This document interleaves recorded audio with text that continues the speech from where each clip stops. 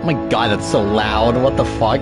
Alright guys, William here back in our live stream. Playing Death Stranding. The game doesn't change category. It is funny how PlayStation games don't automatically change category when it's their own fucking system. Either way, we're here. A lot to talk about. Way too much shit to talk about. I'll probably have to mess with settings here. Again, I'm playing Death Stranding again. I haven't played this since like when I started streaming, which was like 4 years ago at this point.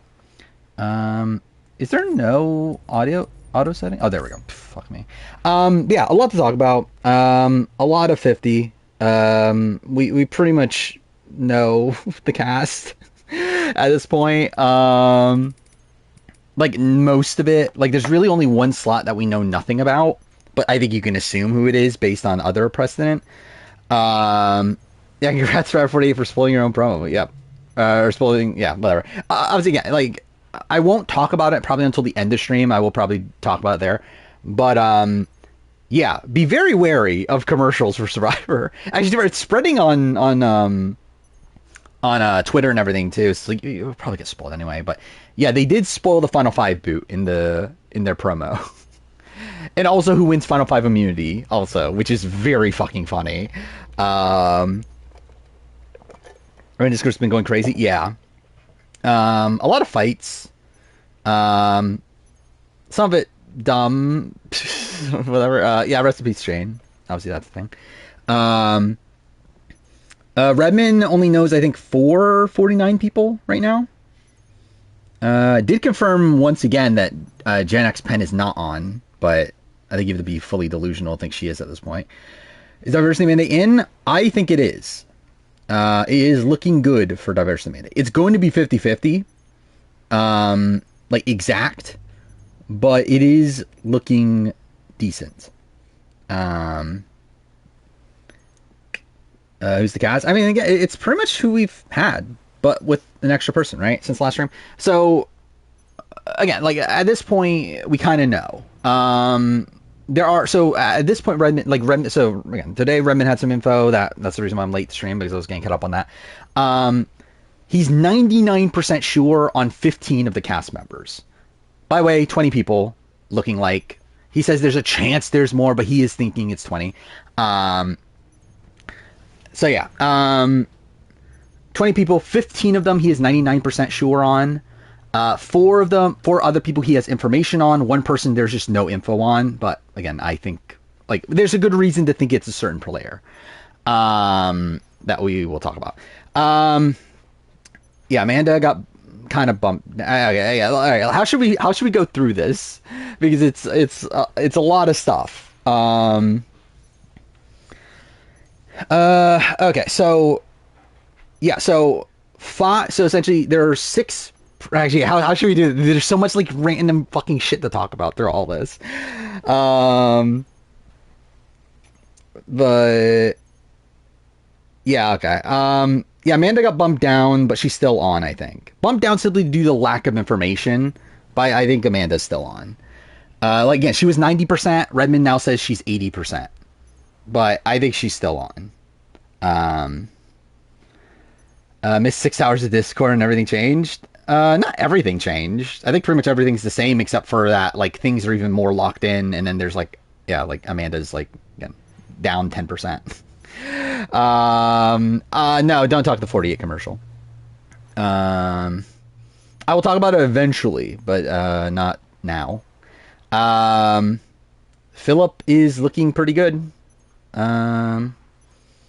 It's looking pretty good for Philip. So okay, last stream. So this is where we were at last stream, right? It was 16 to 26 male.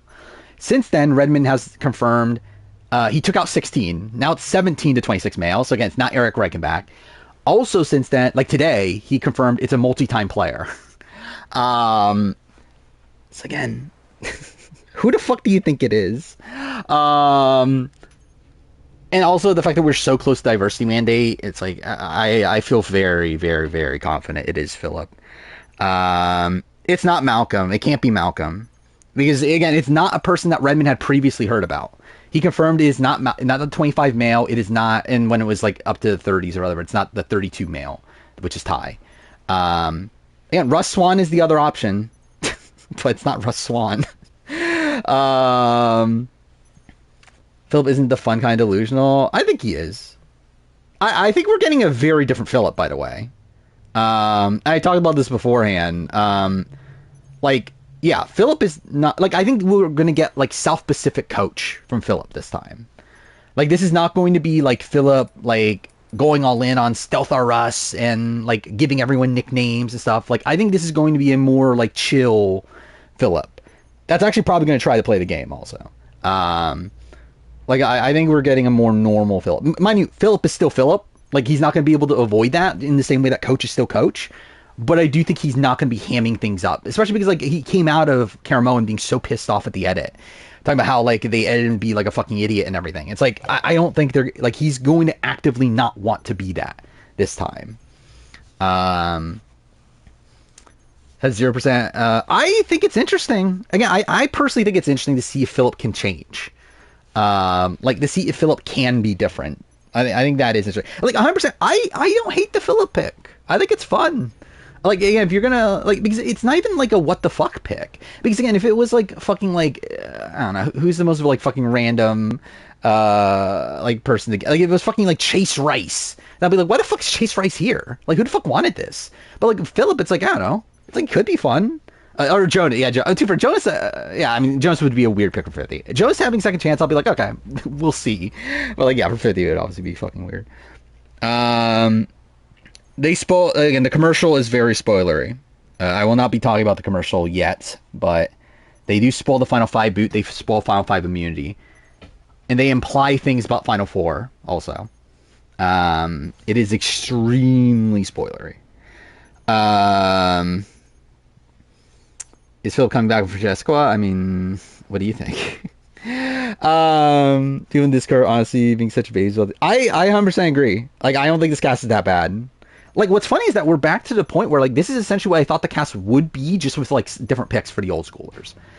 Like, when it comes to the new schoolers, outside of Carolyn, like, this is essentially who I thought it would be. And too bad, actually, I didn't think Emily would say yes, and, like, that sort of thing. But, like, yeah, it's essentially just who I thought it would be. It's just that we took, like, so many detours to get to that point. Why Philip over Sean Rector? I think they wanted a 20s rep, is my guess. Oh, yeah, I didn't expect Chrissy either. Yeah, okay, so to get to that, yeah, the one person, I think the only person that's new is that there is a 47 male that is 80% on. That is not the 47 male that he heard about beforehand, which at the time he specified that that person is not Andy. Because I'm 100% sure it's Sam. Like, he heard, because that was like a week ago or maybe 2 weeks ago, he heard about 47 male that was cut. And again, specified it's not Andy. I think the best, and it's not Rome because he heard about Rome earlier. It's obviously, well, I guess, yeah, obviously it's not Genevieve, it's a male. So yeah, again, like, I think it was Sam. Now a new 47 male is on. Or again, is 80% on. Again, it's Andy. It's Andy. It's just obvious. There's no way it's not Andy. Crash on Love It, imagine. But yeah, so that's new. We got a lot behind the scene, like people that got called and that sort of thing from Survivors Unite. I don't know, again, there's a lot of info to run through. There really is a lot. Who's Andy replacing? He's not replacing anybody. He was just always on. I had Ty on my cast before that, to where Andy's on it instead of Ty now, if that's what you mean. But in terms of like the actual cast itself, it's like it was like Andy was always on it. And again, that's the thing. It's like, yeah, the last slot is likely Jam Jam. The question mark with Jam Jam is that, like, he's so out there that's like, how have we not heard about Jam Jam? Like, Jam Jam's not been in the rumor like at all. And I feel like that is weird, but he just perfectly fits this cast.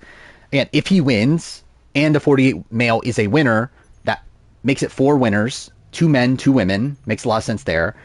He is also LGBTQ representation in a spot where we are in dire need of it. I think all we have is Ozzy and Andy, who are bi. To where, like, I think it's like, again, Jam Jam makes a lot of sense in that light. Obviously, he was very popular, part of the Patika 3. Would be a rep from 44, a season that they love.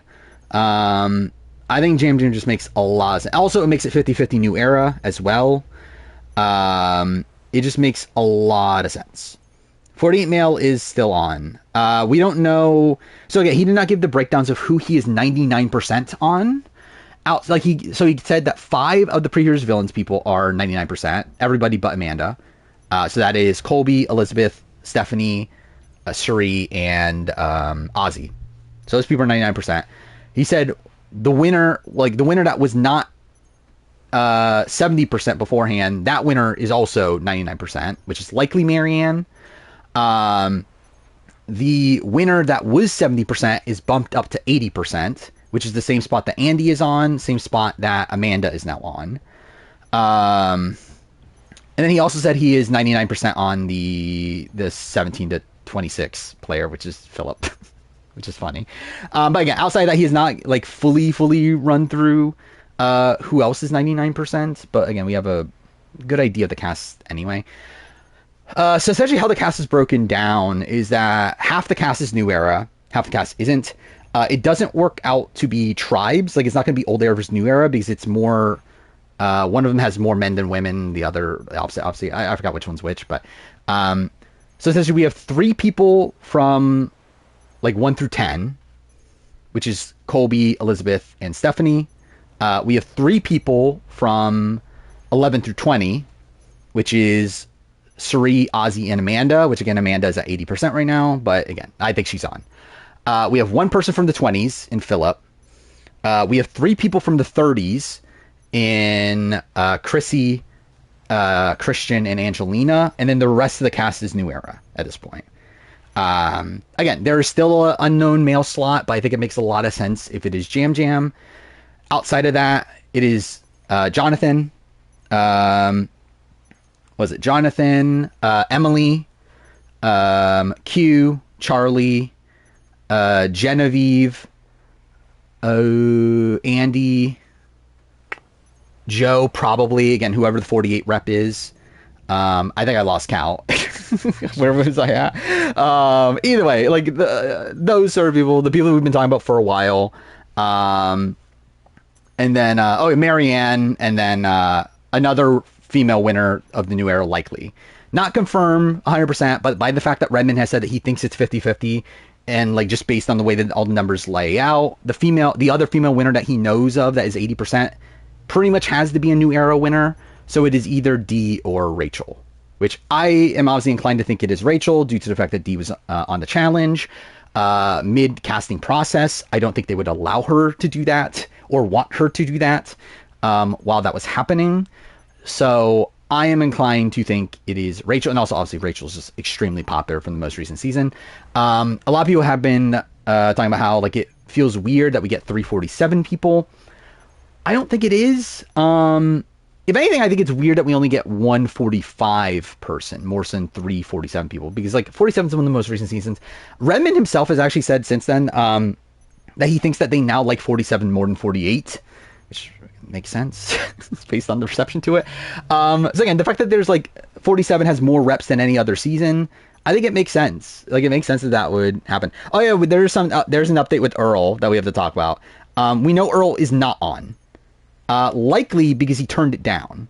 So Earl posted on his Instagram or whatever that he's filming a movie in Fiji. Like, essentially he said, what's better than getting called for Survivor 50?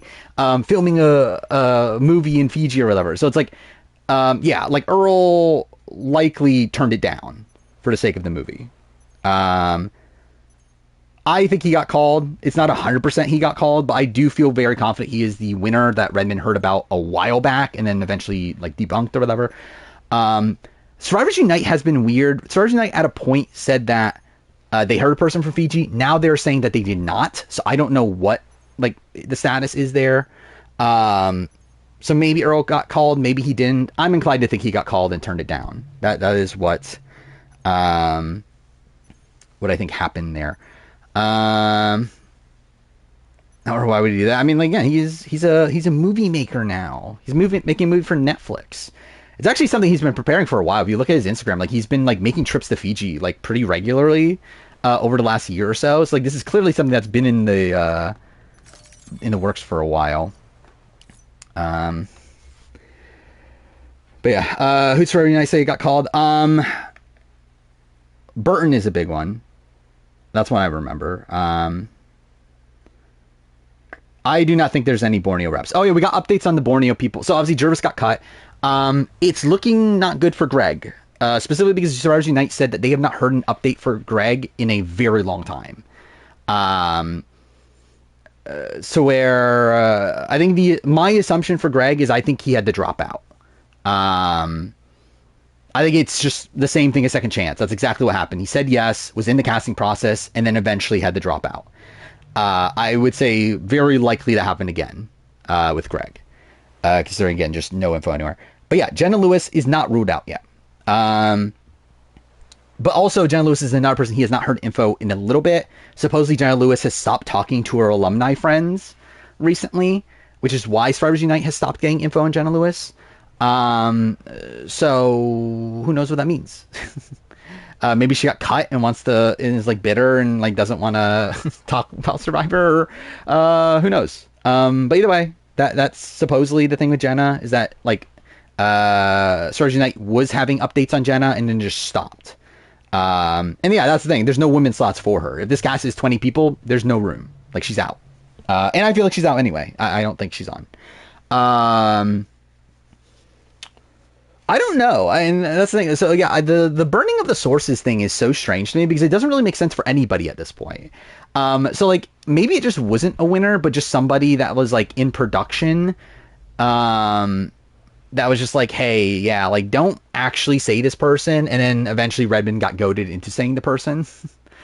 Where's Survivors Unite? It's on, actually, I'll post it here. I've,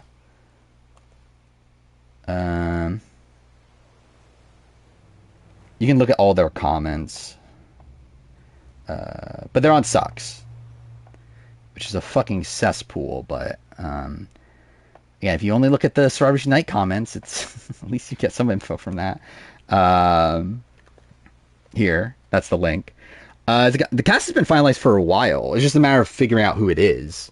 Well, again, it depends on who you ask. Redmond says that it has been finalized for a while. Survivors Unite is still under the impression that this is a clusterfuck and they're changing people left and right. I don't tend to believe that, personally. Yeah, I really don't. Like, I just don't think it really... it doesn't really make much sense. I think maybe they kept some people, like, hanging for a bit. But I don't think this is a world where, like, they're still, like, left and right making changes. Like, it's not like Andy just got called and said he's on or whatever. It's like Andy's been on for a while. I don't think those things have changed things. How like is Gabler on 50? Very, very, very unlikely. Is Vesepia cut? Yes. There's just no room for her on the cast. She's not out entirely though, but again, it's not looking like considering Redmond thinks it's 50-50 new era, doesn't make sense if he has Vesepia on. Actually, I just realized, yeah, Vesepia can't be on Redmond's list, to clarify. Because he specifically talked about how he knows 6 pre-heroes villains people today, didn't he? Unless, again, obviously, like, he could just be leaving out the winner anyway. But, yeah, he was, like, very openly talking about how he knows 6 pre-heroes villains people. So, yeah. Likely she's not on. It's possible that they would move forward with 2 female winners, no male. I mean, again, it's possible, but, like, I would be inclined to think there are male winners. We'll see on Wednesday. If Joe wins this season, like, I think that fully confirms that, yeah, there's male winners. But we'll have to see. We'll have to see how it turns out. Scott from Asia 3 says comment in my review. Is that a thing? I did not see. That's kind of insane though. Who are likely alternates? I would say Ty seems very likely just from the fact that he was cut and then called back. Other person I could see being Sydney. Which I guess is like 2 wrong people, but like Sydney is somebody that like has like she opened up her appointments for June, then closed them, but she's also someone that is not back in the rumor mill. So like I could see it being a world where she was cut, then called to be an alternate. She said yes, and that's why she doesn't have appointments coming up. I mean, Say is ruled out. I mean, like, Say is on the unsure list, like, got bumped down from 60 to 70% to the unsure list, and then now also there's no room for her. Again, could Say be an alternate? Like, potentially, but like, Say is pretty much not on the season.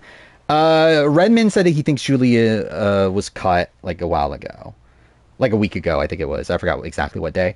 But there was a point where like someone asked him about the other co-wrong female, and he was said like probably cut, I think is what he said. Obviously, again, he doesn't it doesn't sound like he fully knows, but like it does sound like she's kind. Also, again, there's no room on the cast anyway. Does Jeff love Joe? Yes, very much so, seemingly. Video about how I view Survivor is probably my favorite video on the channel. Oh, that's cool. I think I should. I still have some regrets of that video, but I do think it turned out a lot better than the first one I did of the philosophy on the game of Survivor. Where I think that one's a lot more of a which is funny actually, because I mean, this one I actually like fully like that one I actually scripted, the old one. This one I did not script at all. But I do think I do think I'm better at like explaining why I think the way I think now, even though I'm still not perfect at it. They are flying out May 28th. That is departure day. They are flying to LA May 27th. They're flying to LA May 27th. They sequester for 1 day. They fly out May 28th is what is happening. Likely we learn about the cast on May 29th. There's a world where we could have on 28th, like later in the day, but Redmond supposedly is out of town for that day. Going to a concert, thank God. But yeah, it's looking like we'll probably get on 29th. Especially if Redmond is, again, Redmond is there's like 99% sure on 15 people in the cast. I think right away we will know a lot of these people. Also, I would not be shocked if people are at the airport like taking photos too of the people being there. So it's like I very much expect this cast to be spoiled. Yeah, really early. I don't know the exact film date, but it's around there, like early June. Next on Firehouse, probably Xiaoheen. I think, or no, maybe Kyle, or Camilla. Could be Camilla too. I mean, like, it could be Joe, but it's like also, it's like, I don't know, do I need to see a fucking like, I don't know, like hearing Joe talk about Survivor 49? I think I'm good. I think 100% people will be taking pictures of the 50 cast. Will Survivors Unite post the cast on the 28th? I don't know. I don't know what Survivors Unite is doing. If I remember right, with what happened with Winners at War is that Survivors Unite and Redmond shared their info, and then once they got all the info together, Redmond posted it on Inside Survivor. So I don't know if Survivors Unite's going to do that on his own or on their. I believe it's a she. Anyway. Yeah, Xiaoheen does make sense. I think the qualm with Xiaoheen is the fact that he's a final 6 boot. Like, he didn't make it to, like, final tribal. This is the last chance for Earl to come back? No, I don't.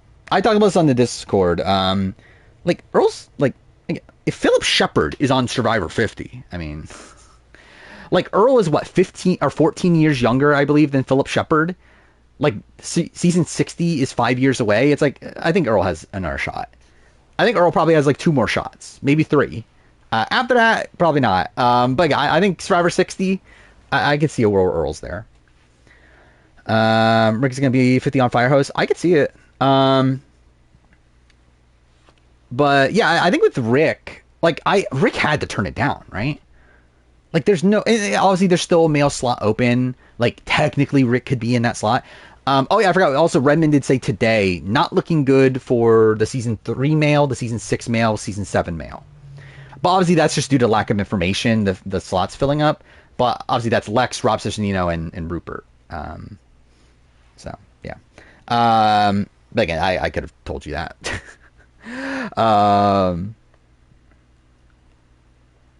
Again, Survivors Unite said that Malcolm was cut like a while ago at this point, and then Redmond still has no update on Malcolm. So again, Malcolm is not on, in my opinion. He said that literally like a few hours ago. Actually, he did not say it. He liked a comment. He like thumbs up the comment saying, "Is it like, is it not looking good for season 3 male, season whatever?" Yeah. I think Rob is on Dondi either way. I think he's on a show either way. So yeah. Um, Again, Malcolm can't be the 17 to 26 male because it is a new person. It is not the, again, he clarified he has not heard new information on the season 25 male that he heard beforehand, which is confirmed to be Malcolm. Um, he actually even like accidentally essentially confirmed it was Malcolm a while ago. Um, so again, it's not Malcolm. How the fuck do you pick Charlie over Cecily? Again, Charlie's one of the most popular. This is the thing that too that like annoys me with the Discord, and like to fair, it's not even just the Discord. It's like the overall Survivor community. Like I think so many people are so like stuck in their own point of view, to where it's like the casual. Like when you look at this cast from a casual perspective, everything makes like not everything, almost everything makes sense here. Like Charlie being on makes a lot of sense. Jonathan being on makes a lot of sense. Like that was never a doubt to me if we were getting a normal returning season. Like the only reason I doubted it is because we had the New Era massacre and all that stuff. But it's like now we're at the point where we have 50-50 New Era. It's like, well, obviously they're on. Like I don't think that's like a question. Like they're two of the most popular players in the last few years. Like people are still commenting all over the places like, oh, where's Jonathan coming back? It was just never in doubt. I do think Andy is someone that is interesting, even though like Jeff, like again, Jeff, like obviously on Fire last season was talking about how like Andy's the type of player we would bring back and that sort of thing. The fact that it took this long to get Andy in the room mill is a bit surprising. But I talked about this in Discord earlier too, is that like Andy is the only New Era male here that is not that popular with casuals. Or like the other ones we have, again, Jonathan, extremely popular casuals. Charlie, really popular casuals. Joe, very popular casuals. If Jam Jam is on, Jam Jam's, again, not as high. But again, still liked. Like, Andy, like, was not liked. So again, like, I think that is, like, an interesting aspect of Andy being on. Even though, again, I think, like, Jeff definitely wanted Andy. So, like, it was never a question from that point of view. But it is interesting in terms of, like, the casual perspective. Andy being on here. It's looking like Andy's on. A 47 male that is not the previous one he heard was cut, which he clarified at the time that person was not Andy, is 80% on. So I think it makes a lot of sense. So essentially, it's like, I'm pretty confident that person was Sam. It's not Sam, and it's not Rome. So yeah, I think it is. It's just Andy. It's not Gabe. Again, and generally, like, I'm getting no offense to people in chat because like this is obviously like a Discord thing. Like people in the fucking Discord ask the same fucking questions over and over and over fucking again. It's so annoying. To see like everyone say, "Oh, what if it's Malcolm?" Even though you have to fucking like people have explained it like a billion fucking times why it's not fucking Malcolm. Anyway, but yeah, it's not Gabe. Gabe's been openly talking about 50 spoilers, or 50 rumors. Give him he's not on our recap. I mean, obviously he could be lying though, but yeah, like I don't think he's on.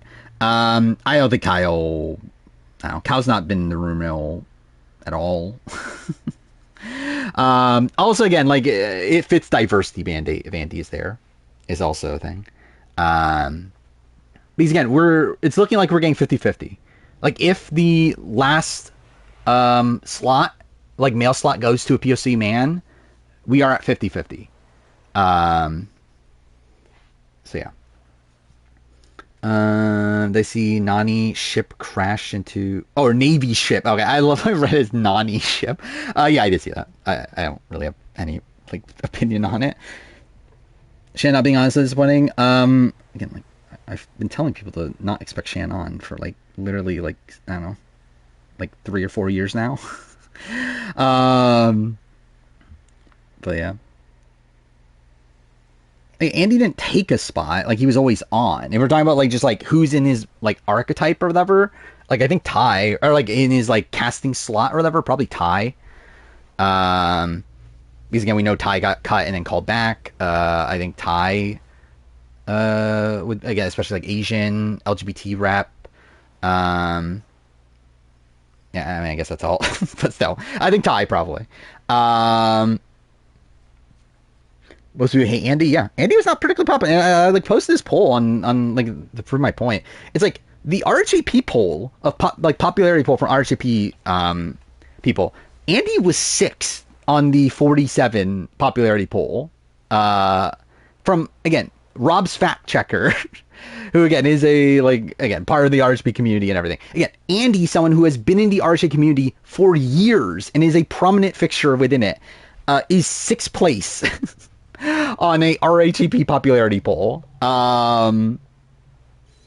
Again, Andy just simply is not liked by the like casual audience or like really like seemingly any audience. And again, I like Andy. I've said this before. If I were to play Survivor, I would probably just be Andy. Like that is literally how I would be on Survivor. But again, like also it's like people just don't like him. Yeah, Caroline was higher than Andy. Mind you, again, the way the poll works is that like you vote if you love a person, like a person, whatever. Like it's like love. There's like 5 different tiers or whatever. Andy actually had more people that loved him than Caroline, but had way more people that hated him than Caroline. So that like bumped him down. But Caroline was 5. I believe the order was Rachel 1, Genevieve 2. Was it Sam 3, Saul 4? It was something like that. I'll start going crazy on day 1 also. Probably not day 1, maybe like 2 or 3, yeah. Of the Bad on the Island, probably, yeah. What do you think this cast looked like before CBS Sippin'? I think probably like 13 new era, 13 to 14. And also probably like different old school picks is what I would assume. Like I think obviously like Carolyn, Jesse would have had better shots. Maybe like even another 48 person, like maybe Say or something. I think in terms of old school picks, I don't think they pick Ozzy. I don't think they pick Colby necessarily. I mean, they could, but like I don't think he was like top of their mind. Elizabeth also definitely is not on because like we heard from Survivors Unite that part of what CBS did was like tell them, hey, call up Elizabeth and offer her like a whole bunch of money. It's like Elizabeth is not on, I don't think, if it was not for CBS. Also, Amanda would not have been called if it was not for CBS. Is also something. Oh, Caleb. Yeah, Caleb could be on. I'm surprised Caleb's not in the room at all. Like Caleb was literally never mentioned the entire time. I don't think even Brian Hikes Wiener had Caleb on his list, right? Like no one mentioned Caleb ever, which is so strange. Do I think Rob was one of the old school picks before CBS stepped in? I think there's a shot. It's like when it comes to CBS, I think CBS wanted Ozzy over Rob. I think they wanted Colby over Rob. I think they would have wanted Rupert over Rob, who's not even on the cast. So it's like, yeah, I don't even think Rob is like the next pick. CBS intervention was just them cutting Jesse Carolyn, adding Amanda, throwing cash at Elizabeth. I think also putting on Ozzy. I feel very confident Ozzy would not have been on had CBS not told him to. Again, Colby's like a question mark. Like maybe he would have been on, maybe not. Not entirely sure on Steph. Like I could see that being like CBS forced him. Suri was going to be on no matter what. Like I even made this joke, which is not even that much of a joke. But like someone's asked, oh, what would have 50 been if it wasn't for CBS intervention? I said like second chance plus Suri. Because like I think that's pretty much what it is. I mean, like maybe like I think the winners probably would still be there realistically. Like it probably isn't actually second chance, but like I think it legitimately probably is. Like, hey, a lot of new era people, and then like a couple token like. Again, probably a couple token, like old school. Like I think Sean Rector might have made that cut. Sri was just on no matter what. I don't know how many other multi-time players I would not expected Philip. I don't think, but you never know. Again, like who knows how the conversation? Because this thing also is like we're obviously not privy to everything. We don't know how these interviews went. Like maybe like Philip was amazing in his interview, and I actually assume he was. Like I assume Philip had a very good interview talking about how he wants redemption and how now the show is different than what it obviously used to be. Because again, like he was super bitter at the time of 40. But now with the new era, now with again diversity mandate, now with like the show actually focusing on telling the stories of the players themselves, yeah, I think that is what convinced Philip to play again. Second Chance plus Suri is just Game Changers, kind of. Not really. I think Game Changers had. I mean, like, to be fair, I think it would have probably turned out like Game Changers. Like, I think, like, realistically, what 50 would have been, it probably is essentially Game Changers. Obviously different people, but, like, same, like, style of casting. Sean and Rob were CBS cast, and I preferred it. Yeah, I don't know for sure. But I think it's more likely that production wanted Sean and Rob than CBS wanted Sean and Rob. But like Philip is on. No, I think like probably Christian, maybe. Who are the white men? I mean, like the white men is extremely tight, right? It's Colby, Christian, Jonathan, and Charlie. It's like I don't know who they cut of those people. The casuals still remember Philip? Probably not. I don't know. It depends on who we're talking about. Like realistically, like most people that are watching Survivor now probably don't even know who the fuck any pre-New Era people are. Like I think the majority of like casual fans are people that just started watching the show in the New Era. I think a lot of the people that are from back in the day stopped watching, and that's why they're casting some of these people, because they want them to come back. Like even fucking like I was listening to Laura's deep dive from Australian Survivor Brains vs. Brawn. Like this last season, like she was talking about how like, oh yeah, I haven't watched the New Era. Like she's like some of that again claims to be a Survivor super fan and everything. She hasn't watched the fucking New Era. Like she just watched 48 like now after her season aired. Like she literally has not watched 41 through 47. Which is again like I think that's indicative of, like just again I think that's the way a lot of people are. I think a lot of people just like stop watching over time. So I think a lot of people that are watching now again are probably people that just started watching New Era, probably binged the show during COVID. Towards yeah, it's like I don't know how many people like most people remember anyway. The guys know Elizabeth for her being on Survivor. Probably. I mean, I think some, but yeah, I think there'll be more people that know of her from The View or whatever. Is Laura a sinner for not watching New Era Survivor? Obviously. Grant's first season was 42. That's something. Short Philip compilation. Do you have to? I don't know if you have to. You know what? I could have started this game a while ago, considering it's like almost all cutscenes for like the beginning, like 3 hours or something. Yeah, let's actually do that. Why not? Should I do I think I might do very easy because I'm streaming it. It also, it's like I'm not even gonna be paying attention like half the time. I don't even remember why I played it like originally. Whatever. Is Q still on? Yes.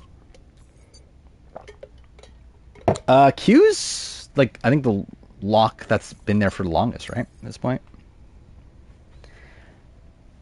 Sexno 41 people wanted Ricard Shannon or Tiffany back. What's funny is that we don't know about any of them getting called.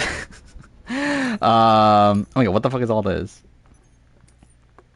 The 41 people that we know were cool. Oh, why is it asking me my birthday? I'm just gonna put January 1st. Cool. I don't know why that happened. That was so fucking weird. Like, why does it need to know my birthday? I generally don't remember if that's like a thing in this game. Shaheen's exit press was really weird, by the way. Which again, it leads into like spoilery talk, I guess. But Shaheen's exit press did make me feel more confident in a Joe win.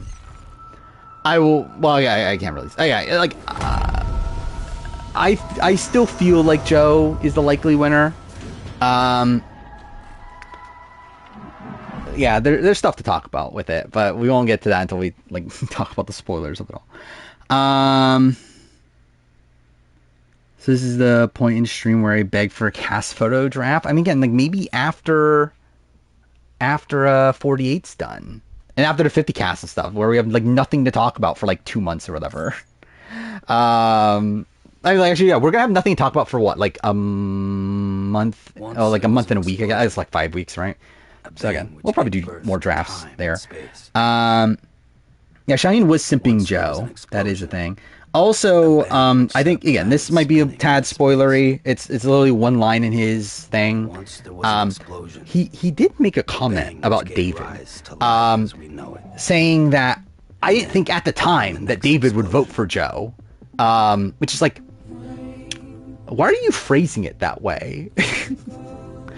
Like, I feel like that's a very weird phrasing of that statement.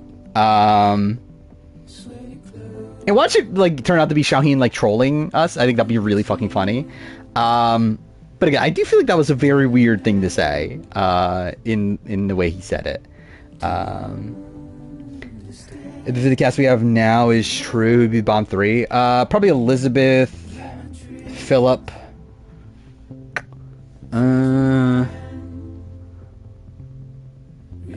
I don't know. There's a lot of high variance people. Like Andy and Rachel are just so high variance.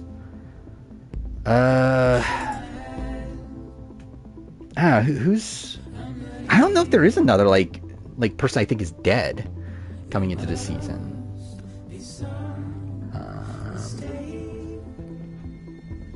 Like possibly. No, even Emily. I feel. Yeah, I don't know. I don't know who the next person. Maybe Ozzy. Q. Yeah, actually no. Maybe Q. Yeah, Q might be. Yeah, Q might be a good pick actually. I mean, we can do like a full like cast assessment at this point, right? Like if we were like assuming this cast is the final cast, like how do I feel these people do? Colby. I don't think it's looking bad for Colby. I don't know who's targeting Colby. Also, Colby, like, considering the fact that he is, like, he actually wants to be there this time. Like, I don't think it's, I don't know. I think there's a shot. Like, I don't think it's, like, dead. So, yeah. I think Colby's, like, fine. Like, he's not going to be a winner pick.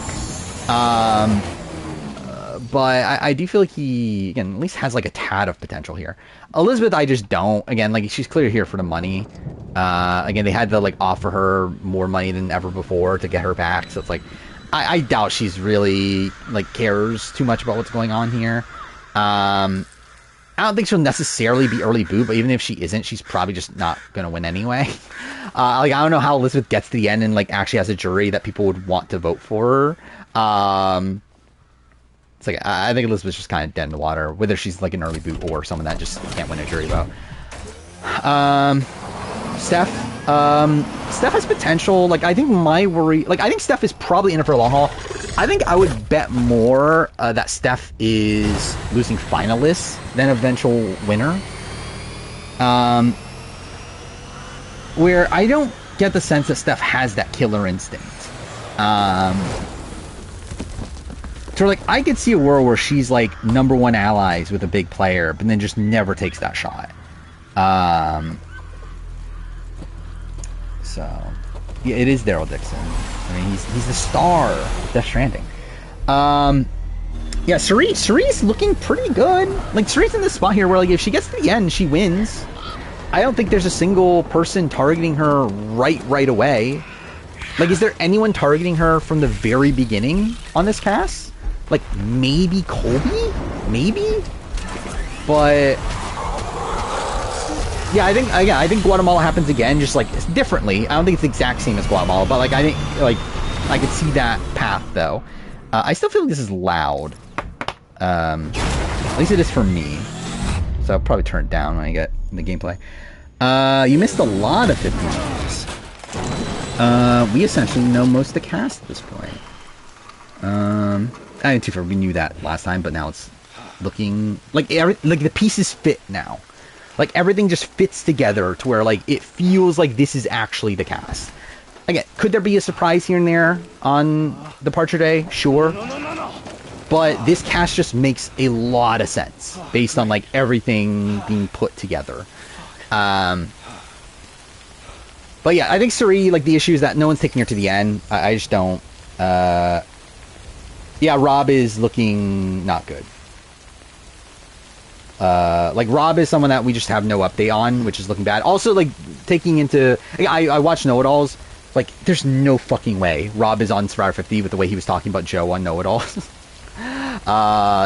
Joe's definitely on Survivor 50, and like, Yeah, I don't know. It's like the amount of 50 talk there was on the last know-it-alls, like, very much screamed out to me that he's not on. I do think he was in the run. Like, I mean, he clearly was in the running. He was called. But, like, again, like we saw, like, he's been practicing fire making. He's been practicing his grip during his Charlie interview. By the way, the Charlie interview is the most boring fucking interview I've listened to in my entire life. Like, the RCP interview, Charlie. But... yeah, like I think Rob was clearly in the running at a point, but I do not think he is on. From Hello Herman, what is Hello Herman? I don't think he's trolling. Because it's like, I don't know. It's like I think the things he's doing is just like what he naturally would be doing at this point.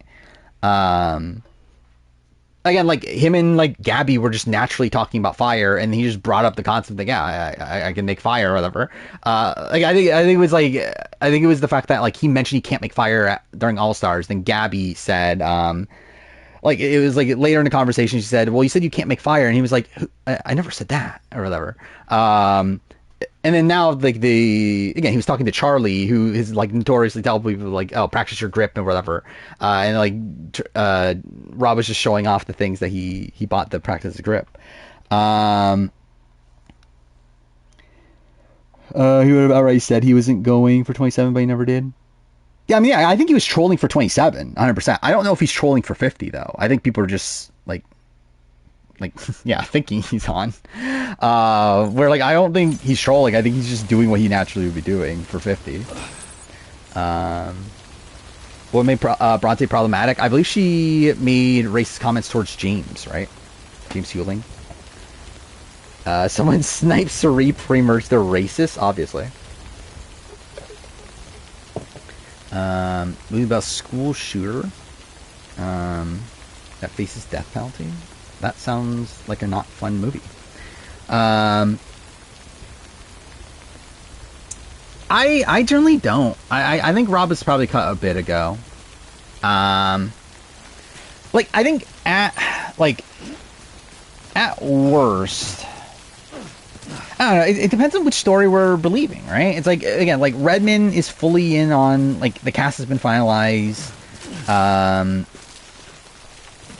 Again, like, Stars Unite is saying that it's a clusterfuck. They're cutting people left and right, calling people back. It's like, maybe it is a middle of the two, and maybe Rob was one of these people that was put in limbo, and he was just recently told that, yeah, like, don't expect to be on. I don't know.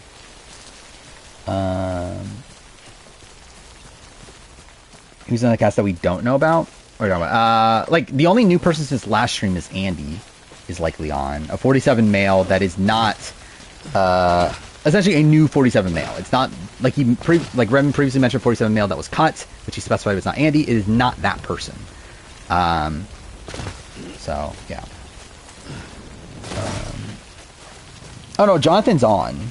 Jonathan's on. Malcolm is likely cut. Redman has not heard anything new about Malcolm, but Survivors Unite has said that Malcolm is cut. So Malcolm's likely cut. Penner, Redman since last stream has downgraded him. He was at 60%. At this point, he says not looking good. Penner's likely on. Earl looks like Earl turned it down. So like since last stream, Earl has posted a thing that he's filming a movie. Like he said, like what's better than going to Fiji for Survivor 50 or whatever, like filming a movie in Fiji or whatever. It's like it seems like, and again, this is something that if you look back on his Instagram, like he's been in Fiji a lot recently, and he has a deal with Netflix and everything. Like he is filming a movie in Fiji for Netflix. So yeah, he's not on 50. I think likely he just turned it down. So yeah, that's the updates on those people. It looks like, so again, where we're at right now, again, Genevieve is pretty much on. Like she is the person rumored. Yeah. Andy, again, like if this male, 47 male is Andy, again, it's looking good for him. He's technically only 80% right now. He's not part of like the locked group, but again, it's looking good for him. And then Rachel is technically still not locked. With Rachel, well, to be fair, even like whatever winner that is, it's still 80%. But even then, it's Rachel or D. Or Erica, theoretically, because people keep on fucking wanting to mention it could be Erica. But But again, it is a female. It is likely a female New Era winner. That is not Marianne, because Marianne's likely the one that he knows. But again, the problem with Dee is the fact that Dee went on the challenge mid casting process, where I do not think they would have allowed her to. What the fuck is happening? I do not think they would have allowed her. And again, that's why I'm playing them very easy. Yeah, I don't think they would have allowed her to go on challenge, knowing she would be on 50. And also, I don't think she would have wanted to either. Yeah, I think Rachel just makes a lot more sense. Again, there's just no room for Vesepia. I think Vesepia was called, but yeah, there's just no room for Vesepia. Oh, by the way, actually, I forgot about that. That was the thing, too. Survivors Unite confirmed they have heard of 4 more cases people that got called. Adding up all the people, Rob, like Boss Rob, Sean, Nalia, there's one more person. Makes a lot of sense that person is Vesepia. So I think Vesepia got called. I do not think she's on at this point, just because it doesn't work out.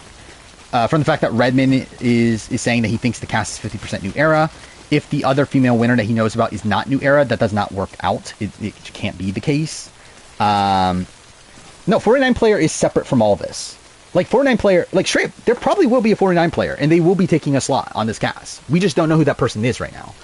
And also, like, they don't probably even know who the person is. Right. Again, 49 just finished filming. More than likely, the person probably knows by now. But, like, in terms of, like, the actual cut on the cast, they usually do that last second. Like, we know Troy Zhang got cut, like, right before flying out or whatever, for Malcolm. We know Shane got cut at last second for Russell. It's like, this is just a thing they do. So, like, I don't think the person that is going to be cut knows that they are cut yet. But very likely there is going to be a 49 person, in my opinion. Again, no actual credible information out there saying anything about 49 person. I personally fully believe a 49 person will be on the cast. And again, I think it will be a New Era person. I do not think it will be Philip. Because again, I think Philip is simply there for 20's representation. I think they want to say that they've represented every era of the show. So again, like, based on how the cast is broken down, it is 3 people from 1 through 10, 3 people from 11 through 20, 1 person from the 20s, 3 people from the 30s, and then half the cast is New Era. So I think if you take out Philip, there's that massive gap there of players. It's like, what, from season 15 to 35? It's literally a 20-season gap. I think, like I said before, and the thing, I think Andy and Genevieve make the most sense to me as the 2 that would be picked, or would be cut. Even though, again, I think I think Jeff very much likes Andy and wants Andy on, but also it's like, again, like, it is the only cast that has 3 people. Sorry, I just think it makes sense. Again, I definitely see a world where if it's a woman, that Genevieve gets cut. Like, I definitely see that. Charlie seems like a wasted slot. I mean, I think Charlie was one of the biggest locks on the board. There are 4 heroes. I thought at a point there'd be 5. I thought at a point that Rupert would also make the cut. And I was thinking it'd be just like a spot where, like, they don't give a fuck. Which, to be fair, I don't think they actually do. But yeah, it looks like Rupert's not on at this point. Again, simply just due to lack of slot. There's only 1 slot available at this point. If they are keeping diversity mandate, it has to be a POC man. Oh, by the way, I've been rewatching. So I've been watching Will Neff's watch through of Pro Islands, and fuck, Rupert is such a great character. And obviously, Rupert, like, coming back would be like a much lesser version of that anyway. But still, he was so great on Pro Islands. Hopenner's on. He's not. I feel very like again. There's so many clues to the fact that he's not. Both in the fact that Redmond is now less secure. He is on. Also, he himself is talking about how he's going to be at a film festival. Like, he said, like, meet me at like, I think it's Tribeca or whatever. Like, he said, like, meet me at Tribeca Festival on June whatever. Like, during filming. It's like, I don't think Penner is on. Same thing goes with Lex. Lex is probably not on because he has a concert mid filming. So that's the thing. Where am I meant to be going? I generally haven't been paying attention. Cool. Yeah, just kill me. Should have brought the whole Heroes tribe. I mean, that would have been funny. Oh yeah, we didn't even fully going through this. Like Charlie might be a winner pick at this point. Like this is a very good cast for Charlie. Like again, I thought Charlie would be fucked coming into the season. I thought he would, especially when we were looking at like predominantly old schoolers. Like at this point, Charlie's looking pretty good. Charlie's too high profile. Again, I think Andy is a bigger threat than Charlie. I think Rachel and Marianne are there as big threats. Also, I think there's people that want to work with Charlie that are going to be there. Like Christian is also there, also as a big target. Again, like he's not even like the biggest target on the board anymore. And also, I feel like this is a cast that has a lot of potential allies for him. So yeah, I think it is looking pretty good for Charlie. I think that's really the main reason why he's here. It's not looking like yeah, it's like Amanda would have been my winner pick before. I think at this point, probably not. I don't think she's fucked, but she is like very disconnected from the community in a spot where like it is looking like a pretty connected cast at this point. I mean, the list is on Redmond's Discord. Again, clarifying, Redmond has not said any names, has never said any names for who is on. It is just, like, we know, based on clues, who these people are. Can I not climb this? Cool. Can I quit the main menu? Oh, wait. Let's do this.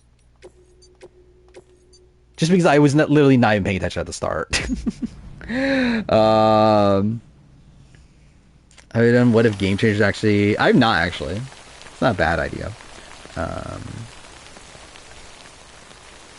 yeah, Sabaya was cut a while ago. Like, Sabaya was cut, like, when the New Era Massacre happened. Like, back at the end of March.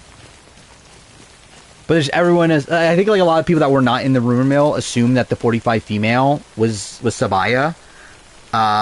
It was not. It was Emily the entire time. Sabaya is the 45 female cut. Like, she is on the cut list.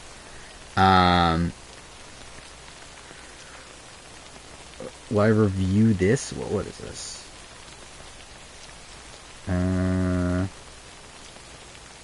I forgot about this. This is insane that this is real. Fucking Department of Homeland Security is pitching a reality show about immigrants to give them citizenship. It's like, what the fuck are we doing? Elizabeth has to place the most dominant game. I can't wait for Elizabeth to be the best player in Survivor history.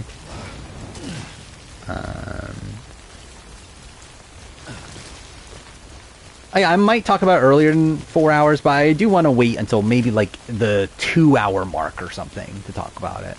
The 48 spoilers. Joe's the worst winner in D if he wins. Maybe, probably. I think right now he's definitely lower than D. We'll see how smooth his last 2 rounds are. But, yeah, I think he probably is lower. Actually, I don't know. It depends. Again, like, D's final 5 rounds is so bad. How do you... Wait, okay. No, that's not what I wanted to do. Is there not a map yet? That's not what I want.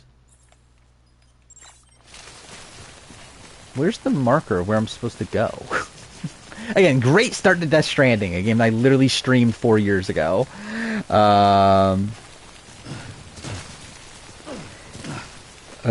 Joe wins. This most recent episode bumped him from 21 to 29. He's not that low. I think it's insane. Again, if you are assessing the game the way I assess the game, I think it's insane that he's in the 20s.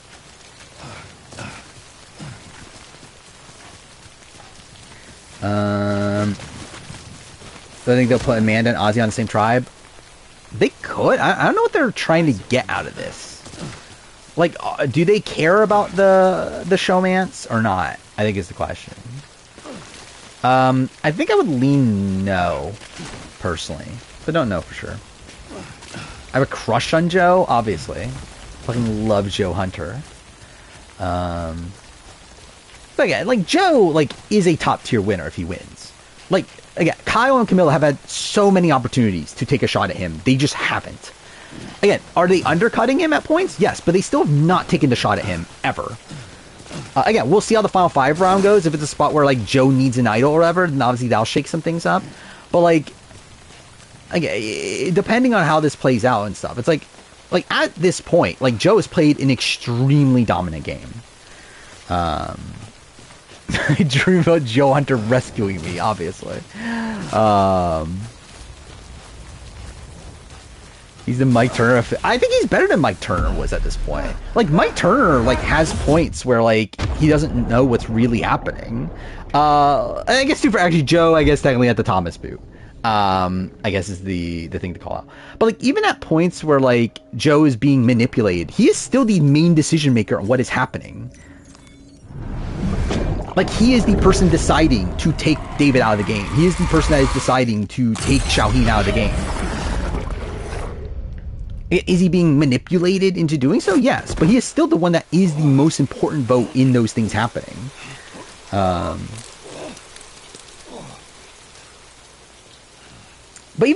again, this is also a situation though with Mike where, like, Mike was not in a alliance that ran the show though.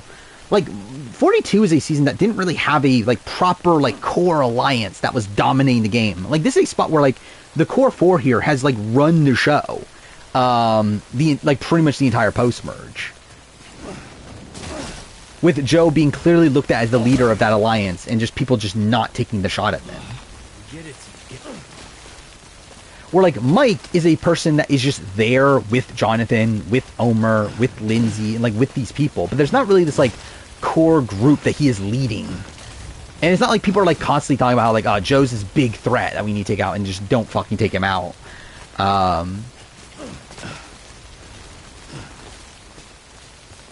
Where am I? Okay, that's the direction. But, like, how do I get there?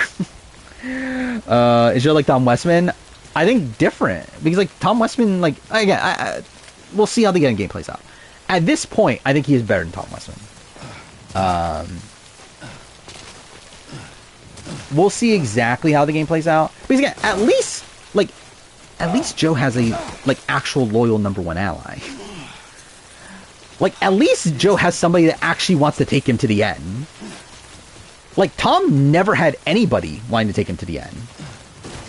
Like, Ian and Katie were always planning on cutting him. The entire, like, concept of their alliance is based around the concept that they will cut that Tom and Ian will cut each other. Like, they literally, that is part of their agreement, is that we get to 3 and then we take Katie to the end, whoever wins final immunity. Karen was not taking Tom. Karen would probably been the most likely to take Tom, but I don't think she was actually taking Tom.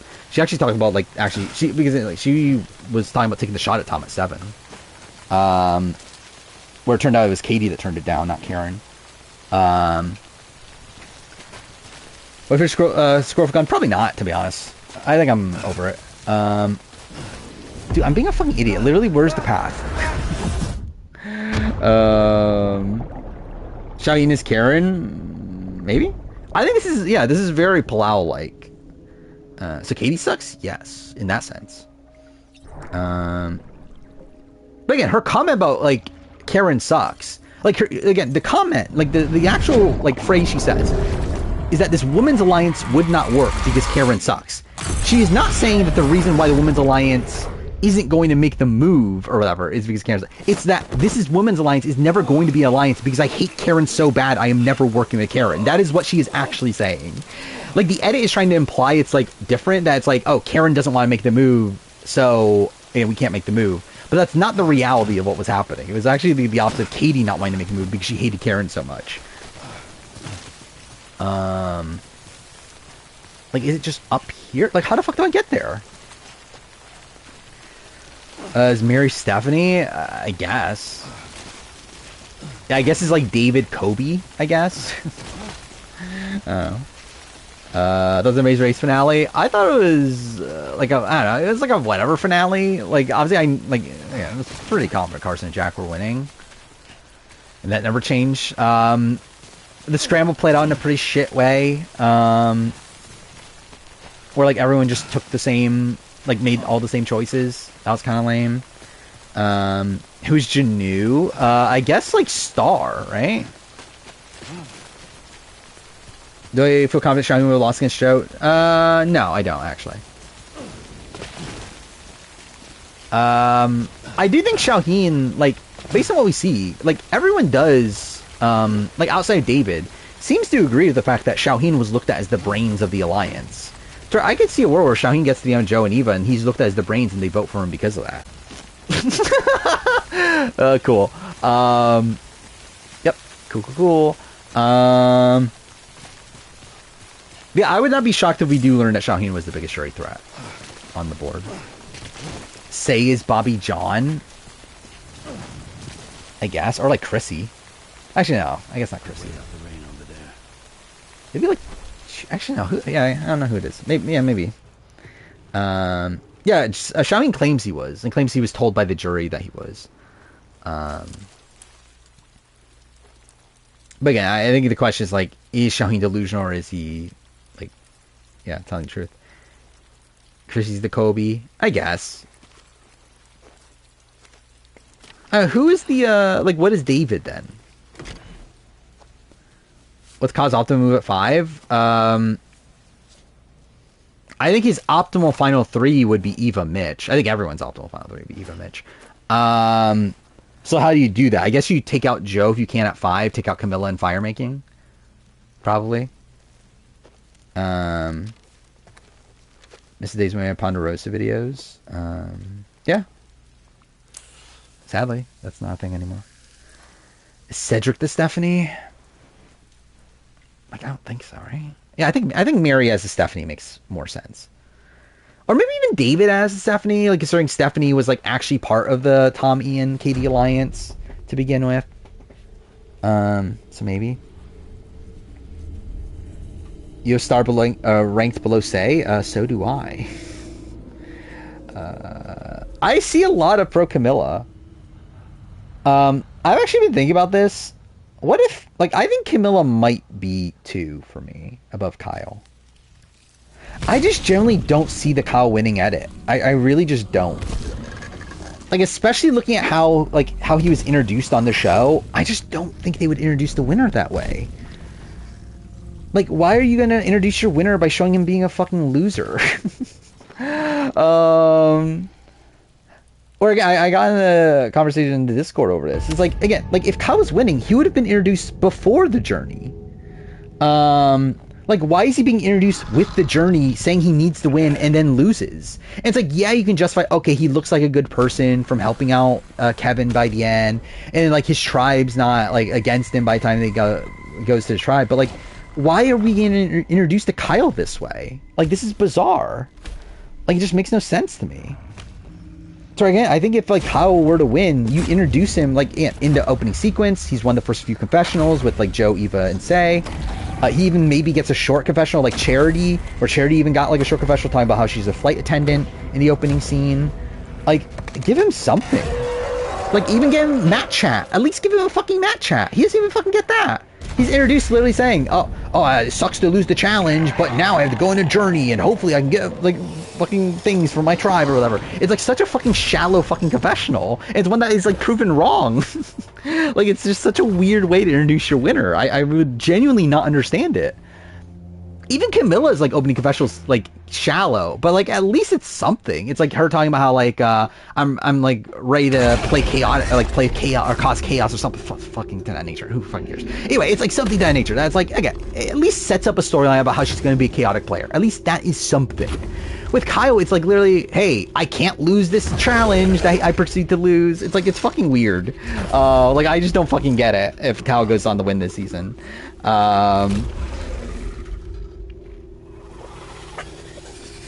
Oh, is that a thing? I didn't even notice that. I saw the Amazing Race cast. I genuinely did not even see Ghislaine there. That's really funny. I knew Ike and Dimitri. I just like looked at everyone else. I was like, yeah, I probably don't know who these people are. It's like whatever. Like my top 10 worst new era player video. Yeah. I think I still stand by that video. Like, it is tough. I think it is very difficult to rank worst new era players just because there's so much luck, like even more luck involved in new era. So it's like, I think like a lot of people that go home early in New Era are kind of screwed to begin with. Or at least have things to justify why they go out in the way they do. Sort of, there's no one that's like just all bad. I mean, kind of. But like, I don't know. I think it is a tough like ranking in my opinion. Maxwell? What was Maxwell? Camilla win? Like practically, yes. Edit? Like, kinda? I don't know. So I have been thinking about this, and it's like, is Camilla the modern Erica? But I think there's a few, again, there's red flags within that. Like, it's like, okay, is she the under the radar woman that would win? Kinda. Again, like, she does have, and like, she is consistently on the show. She hasn't had a zero confessional episode. But like, I think the issue with Camilla is the fact that she's so overshadowed by Kyle at the merge. Like, at the merge, she's barely on the show. She's barely in the merge episode. That's so bad. And, like, even the one confessional she gets is, like, a very shallow one, if I remember. It's, like, about the reward or something. And throughout the entire early merge phase, it's, like, it just feels like Kyle is just overtaking everything she does. I've heard of you. That right? Rachel actually did not have a quiet pre-merge, actually. She had a shallow pre-merge. She did not have a quiet pre-merge. I believe she's actually in the top half of confessional getters for a lot of it. Definitely in the middle. I'm trying to look up my confessional count. But she had a lot of confessionals, actually. She had 18 by the time of the merge episode. I guess she was bottom half in episode 5. But she had 14, though. She had the same as Annika. She had more in the premiere than Annika. Annika had more in episodes 2 and 3, but then they had pretty much the same in episodes 4 and 5. Okay, cool, I hit the mic. Yeah, Camilla was not quiet pre-merge. But I do think she was... so I'm looking at it now. So like she had a quiet episode 2. I believe her only confessional there was her helping Kyle with the idol, if I remember right. Yeah, like solid premiere, 6 confessionals, 5 and 6 for episodes 3 and 4. Obviously 6 is the like Operation Guana, whatever. So a lot there, and yeah, I mean really actually yeah, she's in the top half of confessional getters the entire pre-merge. But then like she just kind of dies. Like merge episode she has 2 confessionals. Episode after that she has 1. She gets a lot during the Chrissy Boot episode, then also only 1 confessional during David Boot. Oh, also, yeah, like David Boot. Like, her only confessional the entire David Boot episode is the opening, talking about David's an idiot. Like, she gets no credit for David move. Which I think is very bad. Yeah, it's like, I don't even know how you say her name, but yeah. Watch yourself. Those things never stay gone for long. I don't know. I do still feel it's Joe. Like, there are a lot of red flags with Joe as well. But, like, it doesn't make sense to me. Like, I just don't see it with Kyle and Camilla.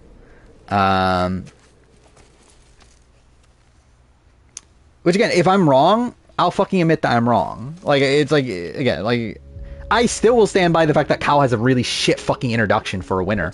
And again, if Camilla wins, like, again, fair. Like, I think actually fair. Like, yeah, I think there's a lot of red flags there, but again, that is fair. Joe, but I just feel it's Joe. I just don't think it really makes sense for me personally how I view the season otherwise. Yeah, I did move Eva down below Shaheen. Why should I have such low confessional count if he wins? Again, confessionals aren't the only thing that matters. He gets a lot of screen time outside of confessionals. Also, it's like we're saying he's low confessional count. He has 55 confessionals. Like, he's only been the bottom half confessional, like, he's been, yeah, like, literally, episode 3, he got 1 confessional, he's in the bottom half there, episode 5, he has 0, obviously, but again, that's the big Eva episode, and also he tells his backstory about his dad, and then the Mary Boot episode, he has 5 confessionals, he's on the bottom half. Every other episode, he's at least in the middle or above average, so again, it's not like he's, like, actually, like, I don't know, like, not getting confessionals. He's probably gonna get, like, I don't know, how many did, like, Rachel get last? Oh, I guess last finale's weird. 46 finale. Oh, okay, actually less than I thought. I thought like Ben and them got more. Yeah, I would say maybe 15 is probably fair. Yeah, Ben and Charlie got 11 in the 46 finale. 45 finale. Austin and Jake got 14. Jam Jam got 13. I thought there were higher numbers, straight up. How long is the 48 review? It is going to be shorter than the 47 review. By like, I don't know. Like, my estimate is, I think, was it 4.5 hours? Is this probably what it's going to be? It's shorter than the 47 review for sure. I believe it's at this current point 45 minutes shorter than the 47 review. Like at this point in the 47 review, it is 45 minutes shorter. So yeah. I'm saying 48. Like in terms of like would I like to see her on the scene? Yes. Like I think it's yeah. I think her not being there has definitely led to why the season's so boring at this point. Yeah, that was pretty insane. That Jane Bright passed away so abruptly. Because I mean, she was like literally during 47. She was going to she went to that North Carolina watch party or whatever what was it called, the event where they showed the pre-screening, like the episode screening. And again, like Rob was like telling stories about how like, oh yeah, she says that she watched every episode multiple times or whatever. It's like yeah, that was very abrupt there. Yeah, I see Joe Biden has cancer, which yeah, I mean, you'd expect it around now for him.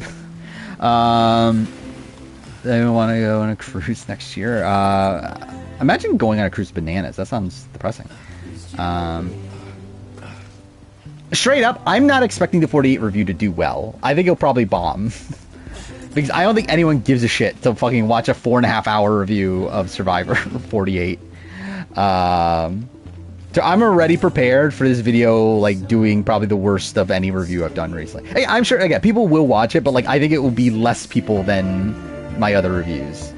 Now, what is there to say shut the fuck up to Joe about at this point?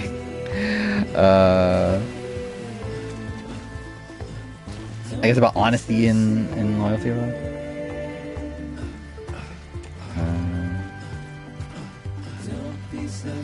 Again, that's just not me, though. I'm not the type of person that would create titles like that. That's literally part of the initial, like, I don't know what you call it. Like, idea around the channel is to make the video titles as generic as possible. Again, if I had no morals, I would be making so much money right now from making, like, a whole bunch of fucking 50 videos. Like, I'll be making, oh, guess who just got, added to the Survivor 50 cast? Or like, what Survivor 47 male got added to the Survivor 50 cast? Like, literally, it'd like, be like a fucking video for, like, every person. Like, for every update. To be fair, I probably would be kicked. Like, I would assume I would be kicked out of Redmond's Discord if that happened, right? But still, if I had no morals, this would be a very different world. Yeah, just a silhouette of Andy's cast photo.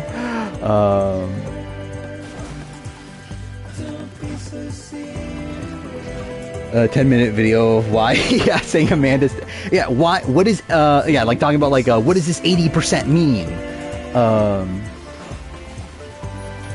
It's like, why not 70%? Someone started doing videos so that he'll stop giving updates. Maybe? I don't know, though, because, like, obviously he still did it once he got, like, it's being leaked on Sucks. And he's still doing it. But I guess, like, this is, like, expanding it to an even bigger audience. So it's like, I don't know. Like, I actually thought he would stop. I'm actually shocked that he didn't stop. Once the Sucks stuff happened. Or not, the stuff spread to Twitter and everything.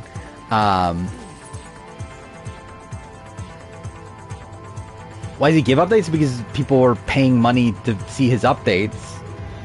Again, I was not a patron of Inside Survivor until he was giving away 50 updates. I know he's actually talked about he might stop doing the Discord once 50 finishes.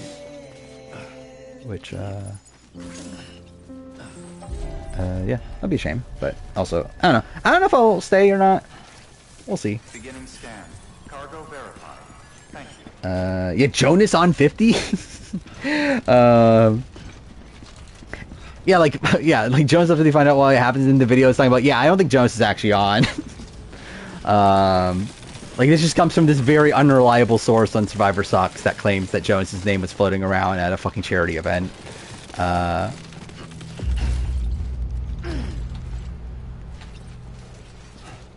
Stay so I can endlessly debate Ben. I mean, maybe. I haven't really actually debated with Ben as... I don't think actually Ben has been normal recently, shockingly. Like, I feel like Ben has, like, finally come to terms with the cast. There's actually other people that have not, which I think is funny.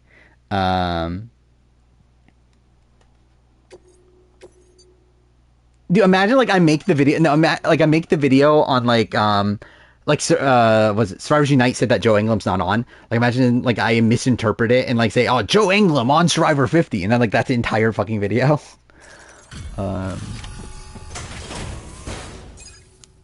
I don't, like, what's Burger been saying? I know he got, like, he said eat my ass to somebody. What was that about again? And he got banned or he got timed out or whatever. But I didn't see what he did. What took you so long? It's not like the legend to come in late. I'd be willing to stay. Like, it's more so just, like, what is there to talk about? And also, like, I shouldn't because, like, time. Like, I've been wasting so much time in the Discord recently that, like, I need to be actually working on the channel. Like, it took me so long to edit that Big Brother Second Chance video just because I kept on getting this. And, like, really all the videos I've edited over the last week or so. Oh, by the way, I didn't even talk about that. I started watching Genius Grand Final. I watched the first 2 episodes this morning. So, that's something. It's still good. We'll see how I feel about the rest of the season. He still believes Say is on... Oh, yeah, that's what it was. It was that he posted the thing about, like, Say's hairstyle or whatever, right? They're like, oh, Say's on 50. And it's like, you're wrong. But there's still people that don't believe it's Philip. Like, despite the fact that it's been narrowed down so much. Like, it's literally a 17 through 26 male that is a returning player that isn't Malcolm or Coach. And again, is likely POC based on the fact that we are likely having mandate. Again, not guaranteed, but likely. But still, like, still people do not believe it's Philip. Which, even in the world where Philip is not on, you are still wrong to not think it is Philip at this point. Like, there just simply isn't another option that makes sense considering the cast we have. Can I come to the realization Jung Moon's actually a terrible player? Actually, not so far. Actually, I'm actually surprised at how in the loop Jung Moon is. Stephanie's not Hispanic. She is Italian, from what I understand. Yeah, I'm fine with Philip return, personally. It's like the perfect, like, mix of, like, it's what the fuck, but it's not, like, actually what the fuck. Like, it's not Haley Ford what the fuck. It's more so it's like Ethan Zahn what the fuck. It's like what the fuck, but in, like, an interesting way, in my opinion. Of like, oh, I didn't expect this person actually to be on. Post Toast from Romania, and imagine I had it actually done. Dude, if I actually made Toast from Romania now, it would be very different than what it was initially intended. Because I know what I would do with it now, but it is certainly not what it originally was. Not the touchy-feely type. Episode 3 is where she gets her downfall. Bridges corpse disposal. I don't remember what she does in episode 3. We'll We'll have to see. As we go. But yeah, like, first 2 episodes, like, she's, like, in lockstep with Sangmin and Kyungran and them. Did half of Ometepe get called for 50? Well, like, 3. Like, literally the final 3, right? Like, outside that, we don't know. Like, again, you could assume Andrea got called. Again, who knows about Wyatt Nash? But the only people we actually know got called are Rob, Natalie, and Philip. How long since he flatlined? I'm not going to talk about arguments with Ben. I am gonna be piecing that video together somewhat soon, though. This is a suicide. I was combing through my notes recently, though. It is insane. Like, looking at this, like, the timeline. Actually, something I did not even realize is just how much shit has happened over the last, like, 2 months. Like, because, like, I think we've gotten so used to, like, updates, like, every day from, like, a certain source, like, saying something. Where, like, there was a long period of time where we got nothing. Like, we were getting, like, like, one piece of information a week. Like, it is kind of insane looking back on that. Can't do it. Better that than. It's like looking at my, like, really, it's like every day for this last week, I have at least, With dooms. okay, outside of one day, I have at least 5 things, like 5 things of information. But like looking back on it, like first time, like Redmond announced availabilities calls started on October 25th, which turns out he was wrong. It actually started in August, but that's when he first heard about it. No update until November 6th. That's what, like 2 weeks later. Purchase hereby enters into a contract with Sam. And that was when he said, okay, I have only heard one-time players. I assume it's second chance. Had a couple updates the next few days, but then like, I don't know, it's like there's not really a big update again until what, like the 19th. Bridge baby. Huh? Even that's more so just confirmation of people who are not on. One step ahead of him. It's like, it is funny, like just how slow it was to where like now it's like just like left and right, like things happening, and like it's like yeah, it's obviously like just been that way since like the end of March. Actually, really even like mid-March. Yeah, I think March 16th was probably, yeah, the day we got like a lot of shit. 'Cause that's the day that we got confirmation, like Chrissy being called. Obviously, that was before the cast was finalized. I don't know. I'm really excited to make this video. Hopefully it's fun. I'm still unsure on how exactly I make it, because there's going to have to be a lot of visual components to it, right? Because like a lot of it is like, so I'm literally running through the entire timeline of information. And through that would essentially also be running through who I think these people are at points, and like, again, like what the cast is like based on what we know, what the cast is looking like at certain points and stuff. Couriers like yourself. It's I don't know. I'll have to figure out like the logistics of the video, but I think it would be interesting. You could even visit other countries. I mean, I have. Hard to imagine it now. There's a bunch of 50 Stranding news. poked us full of holes. My most edited video to date, probably. I also have video game videos and that sort of thing. But even then, yeah, maybe. We'll see. I don't even know how long it's going to be. So, like, looking at it, I have 313 lines of info. Not everything's going to make the video. Because, like, some of this is even repeated material of, like, okay, Redmond reconfirms that's not Malcolm, and, like, stuff like that. But... So, and like, I think I'll consult, like, I'm already seeing, like, at the beginning of it, it's like, okay, no Kelly Wentworth, then, like, a few days later, no Drea, no Carson. It's like, I'm probably going to consolidate that into one. Like, it's not going to be, like, I don't know. I have to, like, properly, like, piece this stuff together. How much further to the incinerator? This guy's about to I have pop. not watched Last of Us. We're gonna have to cut to the BTs.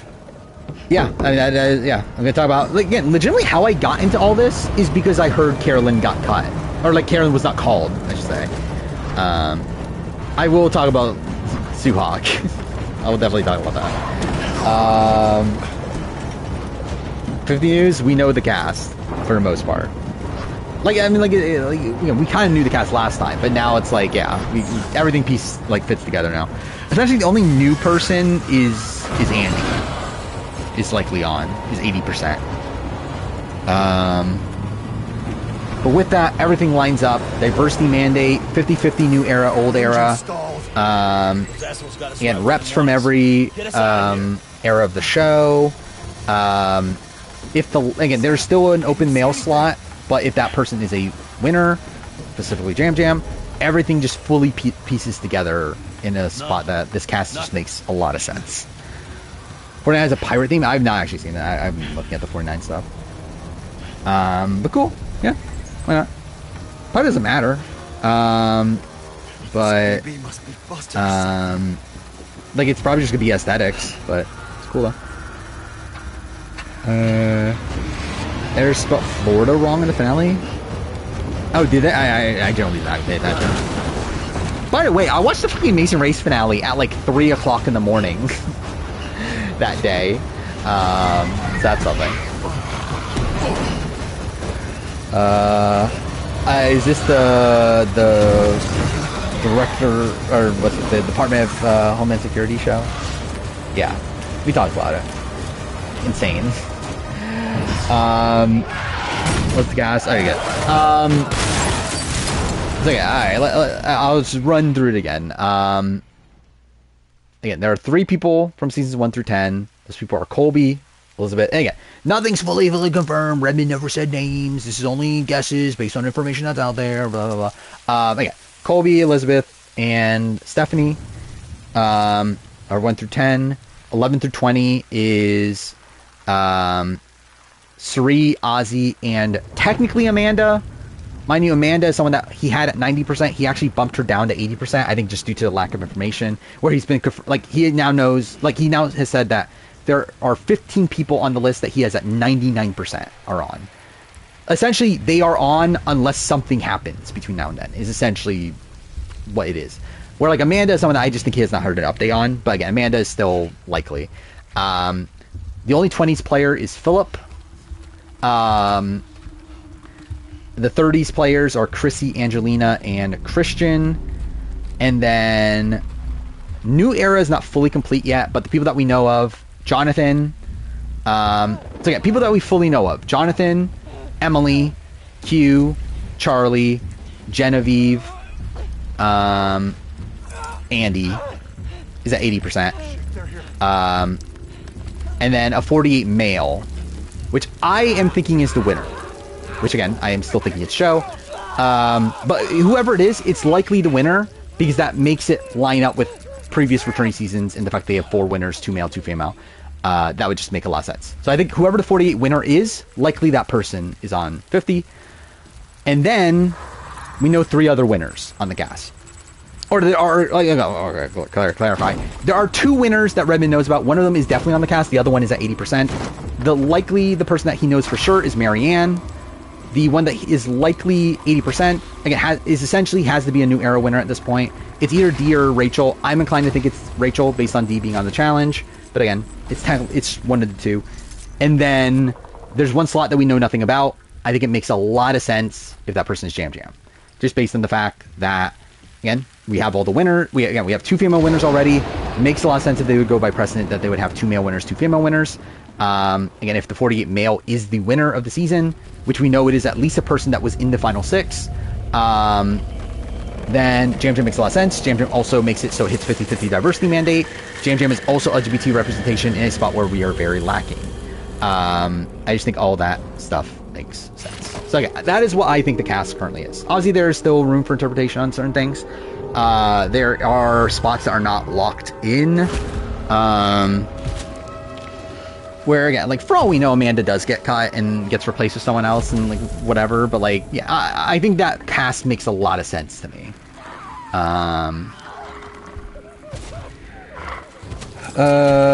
Natalie on 34 had a concussion. Who replaced her? Sierra. That is what happened. Like, yeah, Natalie had a concussion. Natalie was on the cast. It was a few days out. Well, actually, I actually did research into this because this is a big point in the discussion on the Discord. So what happened is that Natalie got concussion a little bit before the season film. Not like right before. It was actually like a week or 2 before. But then they did not want to have her drop out yet because they thought that she would recover in time. But then turns out she didn't recover in time. And then she officially dropped out a few days before. Before flying out, to clarify. So, yeah, her replacement is Sierra. And the reason why I researched this is because there was a lot of talk about how Sophie was the actual alternate, but then they flew Sophie back. And that, like, again, there was this rumor going around about, like, it was Sophie. It can't be. Like, that was not what happened. It just doesn't work that way. Because again, like, Natalie's dropped out before flying out. So, like, why would Sophie not be the alternate? Like, because the story was that Sophie was the alternate, but it was so last second that they already sent Sophie back, and that Sophie couldn't come back. They're like, no, that makes no fucking sense. That's not what happened. So again, genuinely, the alternate was Sierra then, which is insane. That's what they decided on. But again, that does seem to be what happened there. Again, if Jam Jam is the pick, it is insane that he has not been rumored. Like, that is actually insane. Because yeah, he is so like into the community that yeah, you would think he'd be out there. What is happening? I mean, this is Death Stranding for you.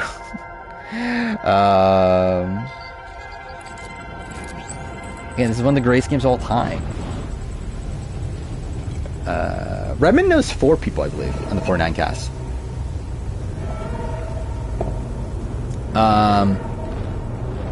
And confirmed that Gen X Pen is not on. Because we needed another person to confirm that after like 3 other people have confirmed that. First boot pick for 50. I think there's a lot of options. Rachel, Andy,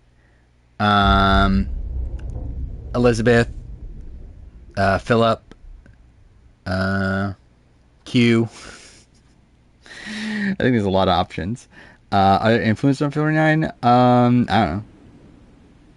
You would think if they... I don't know. You would think they wouldn't be doing the influencer, like, thing that they did, if there were, but, don't know. Is the 49 promo going to be trash because the season just finished filming? No? I don't know. Like, most of the footage is from the first week anyway. Like, it's probably gonna be, like, I don't know, it's just gonna be a normal promo. Like, it's not even like because the season's finished filming. It's not even like 47, where like 47 was even, like, 47 was like week 1 or whatever. Like, they were literally at like day 6 or something at the time the promo came out. Like, the season's done, so it's like, I don't know, it'll just be a normal promo. Yeah, this is, I mean, again, this is Death Stranding. I had nothing to do today, but write a 15-page paper on why Camilla is winning Survivor 48. Sure. Again, I actually think the more I do think about it, I think Camilla is my number 2 right now. Like, I think I can see a world where this is the edit they would give Camilla if she were to win, more so than Kyle. Especially also, like, the thing that the talk about is like the fact that like if Kyle were to win, wouldn't they be propping up Xiaoheen in the edit more? Like, why is Xiaoheen... Okay, cool, I hit them again. But again, why is Xiaoheen, like, being portrayed as, like, a dodo figure if he's supposed to be this, like, big dragon that Kyle took out of the game?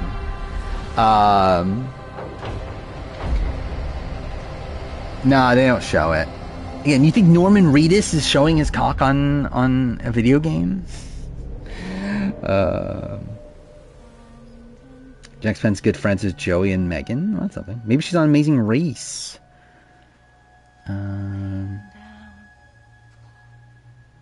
Yeah, I mean, yeah, I guess they could spoil the final 5 again. That would be funny. Camilla had a way better start, but just had a terrible mid-game. Ethically, I agree. Yeah, I had Camilla, what, 3? On my mid-season power ranking? Yeah, this is the opening of the game. Like, it's literally been... Yeah. It's like... This was in the trailer, right? Or, like, in one of the trailers? They showed it, like... I forgot if it was E3 or whatever events they were doing at the time. Yeah, I guess I'll continue doing that. Where did I leave off? I talked about Suri, right? Yeah, Suri, I think, is someone that, like... A lot of win equity if she gets there, but I just don't think she'll get there. But also, I don't think she's an early boot either. I don't think anyone's targeting Suri. I think there's a lot of reverence for Suri, but I just think, again, no one's taking her to the end unless they're simping for her. Which, again, Andy might. Which we'll talk about. Ozzy's fucked. It's Ozzy. Again, like, Ozzy's actually in a spot here where, like... Again, is he as big of a physical threat as he used to be? Who the fuck knows? He is pretty well connected coming into this season. Like, he has been hanging out with a lot of new era people. He also has a good amount of friends with the old schoolers.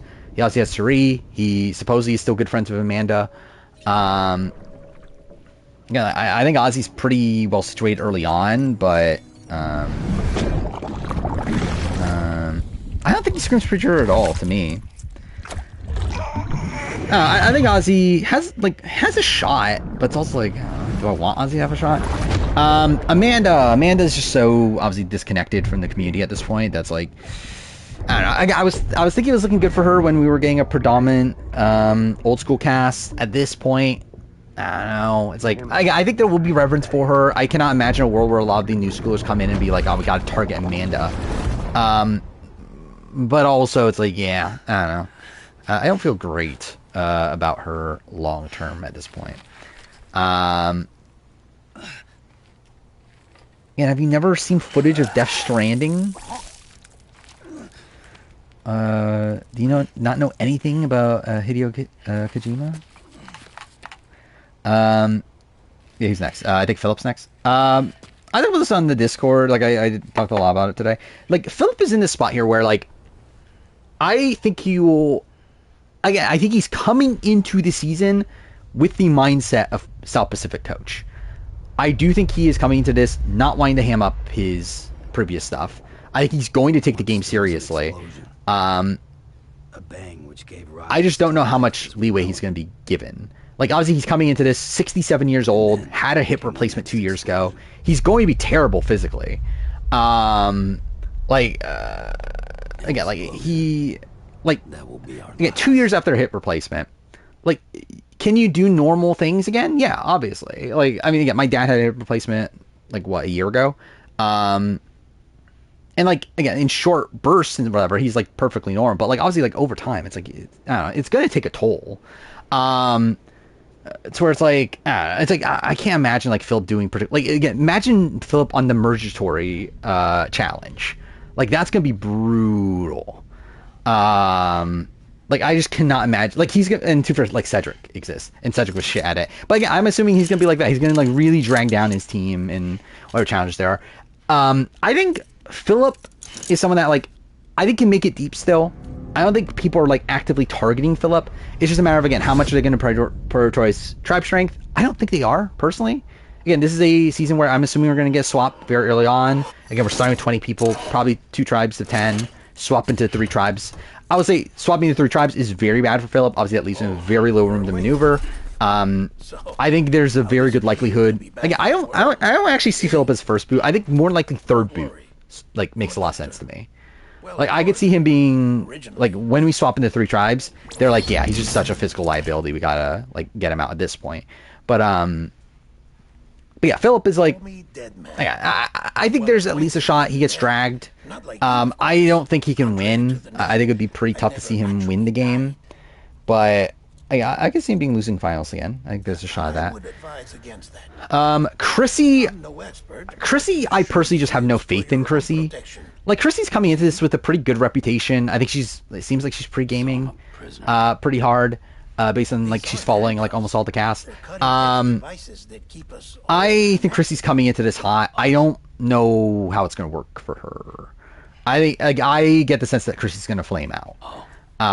Like I could see her like running her initial tribe, but I don't feel confident about Chrissy long term.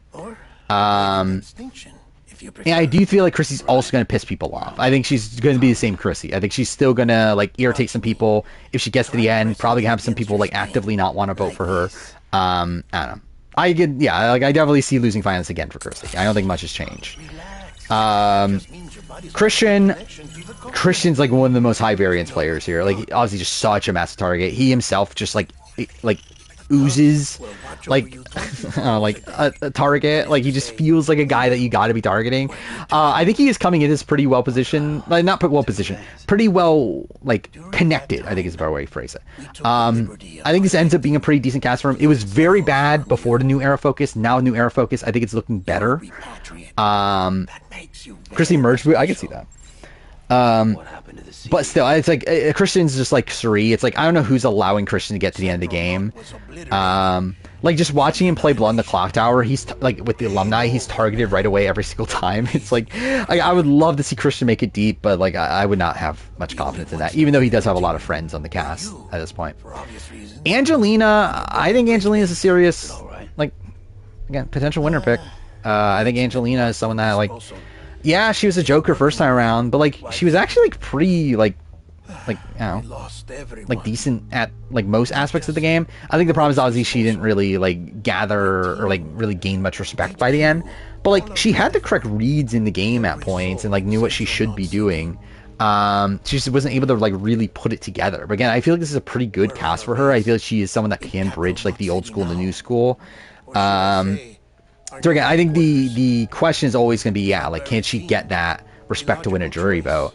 But I think I have more faith in her than other like decent chunk of other players on the cast. So again, I think it's actually like decent. Again, decent chance of a Angelina win. Then who do we got? 42 is next. So yeah, Jonathan. Like I think, yeah, like Jonathan might do well in this season. Yeah, I think this is a good cast for Jonathan. I think like yeah, he's gonna at least have some connection to new schoolers. Mind you, not the most well. Like he's actually probably one of the least connected new schoolers. Which is probably one of the worst things about Jonathan. But also he's gonna have like he's definitely gonna be working with a lot of these old schoolers. Cleaning woman in a cave. Not 0% chance, but scenarios are limited. Yeah, it's like I think he's definitely making it deep. Like I don't know who's targeting Jonathan early on. Like maybe like the vote before the merge or something. Maybe they're like, oh, we gotta like take him out before he gets to the merge or something. But like I think Jonathan's making it very deep on this season. The question is, can he win? Which again, don't know. Like even if he gets to the end, don't know if he can win. But like I do think he is probably going to be in it for the long haul. And I think people do sleep on Jonathan just in general as a player. But he's like again, like a lot of the talk on the Discord is like people being so upset at Jonathan because he's not going to do anything on 50. It's like Jonathan was a very active player at 42. Again, you can qualm with like how active he was and like what he was doing, but like yeah, he did not do nothing on 42. He literally built the majority of like he essentially tried to do what Joe was doing on 42, and even then like flipped. Like he actively flips against the group. Like he actively like creates the plan to take out Omer, and then like goes back on it because like he knows that Lindsay has the amulet and is like scared of the amulet or whatever backfiring on him. But still, like he actively like again like figures out that Omer's against him and then leads a blindside against Omer. So like, again, I think Jonathan's probably a better player than people give him credit for. Marianne, Marianne's making it deep. Like yeah, I think Marianne's in a spot where like this is a good cast for her. No one's targeting her early on. I think she's in that Cerise Sword mold. But also in Cerise Sword mold, no one's allowing Marianne to get to the end. I think again, unless people simp for her, I just do not see a world where yeah, Marianne can't get to the end. And to be fair, I thought that the first time around. Like that was literally my preseason assessment of her. Is that she seems so likable that's like no one's gonna be like willing to take her to the end. But again, I think that's even more now where people know that she's a winner. To where yeah, I think she's very well insulated. She has so many friends on this season, but I don't really see her like being able to fully pull it off. Next up, again, Jam Jam is, again, not confirmed by anybody. This is pure speculation on Jam Jam. But if Jam Jam is there, I think it's looking very good for Jam Jam. But also, similar thing to Marianne, kind of. Like, I think there's less reverence for Jam Jam than there is for Marianne, where I think there's some people that just genuinely want to work with Marianne because she's Marianne. I don't think there really is that with Jam Jam. But Jam Jam also has so many friends in the community. He is all over the place. He goes to all the watch parties. He's just everywhere. So yeah, I think Jam is coming in very well connected. I do think he obviously, yeah, he's just going to be a big target though coming into the merge. I think people are just going to be aware of the fact that he is such a likable guy and someone that is going to be a big threat. To where I don't really see him like fully pulling it off. But I think if he makes it to the end, he probably does win again. But again, he is just kind of a mess strategically, to where like I don't really have faith in him, especially without like a Carson style figure with him. Which again, maybe he finds that in like someone like a Charlie. Like there's a world where that's the case, but like. I wouldn't really bank on it. But again, he's probably one of the more likely winners to win again, for what that's worth. Emily, I don't feel great about Emily, but again, this is a good cast for Emily. Again, like Emily, again, when we were getting a lot of old schoolers, I was looking at, okay, she's probably going to put her foot in her mouth, be an early boot, not very well connected. At this point, it's like, again, she has a decent amount of connections. Again, she's in the RHCP sphere. Again, she's friends with like with Christian, with Marianne, with Charlie. I think Emily's probably situated a bit better still not invulnerable. Like I think there's definitely a spot where like she's taken out early on, but like, I think she probably has a somewhat deep run. I don't know if I would have her as like an actual contender to win, but definitely looking better for her than what it was beforehand. Then I'm just trying to remember who we have left. We have Q, Charlie, Rachel, Genevieve, Andy, Joe, right? So Q, probably the same. Like I think I'm the same on Q, right? I don't think really much has changed. It's still like he's Q, massive character, probably going to be in his like here's your villains coach phase of just like hamming up everything. I could definitely see. I still see the Chappie's potential of like him just like flaming out early on. But I hope not. I hope he makes it deep. But I would not have much faith in Devins I saw Devins in the chat in Q. But yeah, Devins. Like, there's just no word on Devins. Is the thing. Like we're in a spot now where like we know 9 men. There's only one spot open, and it would make a lot of sense if that open spot was a POC winner. So yeah, doesn't look like there's anything like I don't think Devins is on. I would assume Devins turned it down. That something must have come up for Devins to where he couldn't be on. But yeah, Devins is just never in the room now. Again, Brian Huggs Wiener said his name, and like again, alumni have been talking about Rick Devins being on, but like just no one else has talked about Rick Devins, which is very interesting. But where are we? Charlie. Again, I think this is looking good for Charlie. Like this is a good cast for Charlie. Like he has bigger targets ahead of him. He has friends in the cast.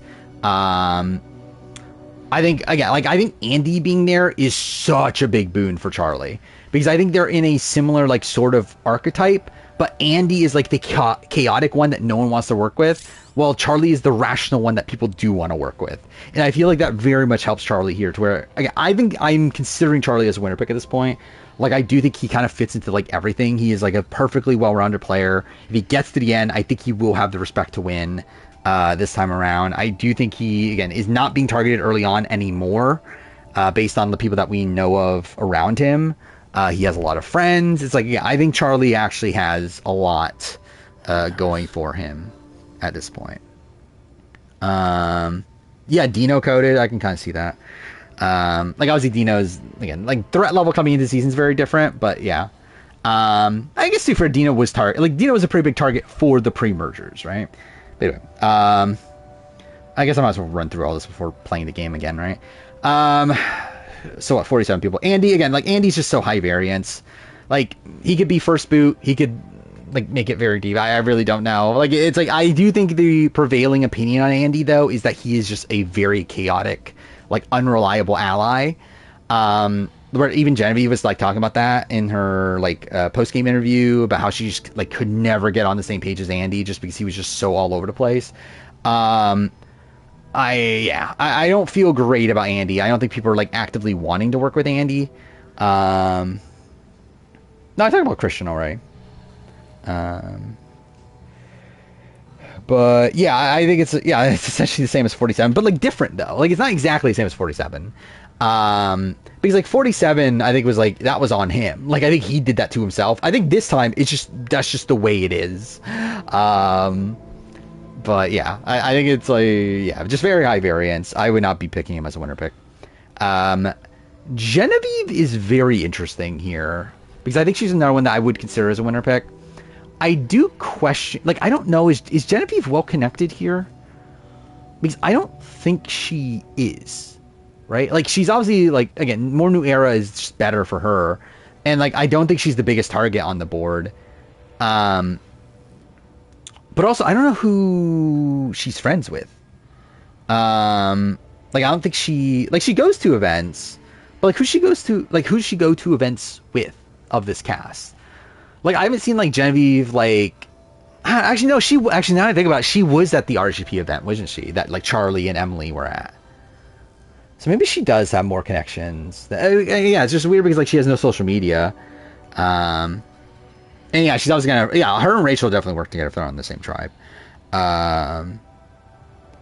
Oh my god, dude, I can't even fucking say it. Sarah Lucina Ing, whatever, to ensure.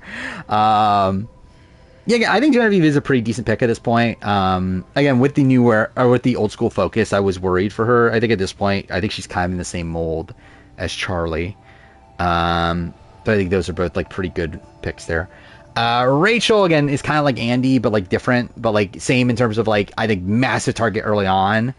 But if she gets her footing, she's probably like gonna do pretty well. I just think she's so high variance though. Like I think Rachel's like one of the prime picks to be first boot.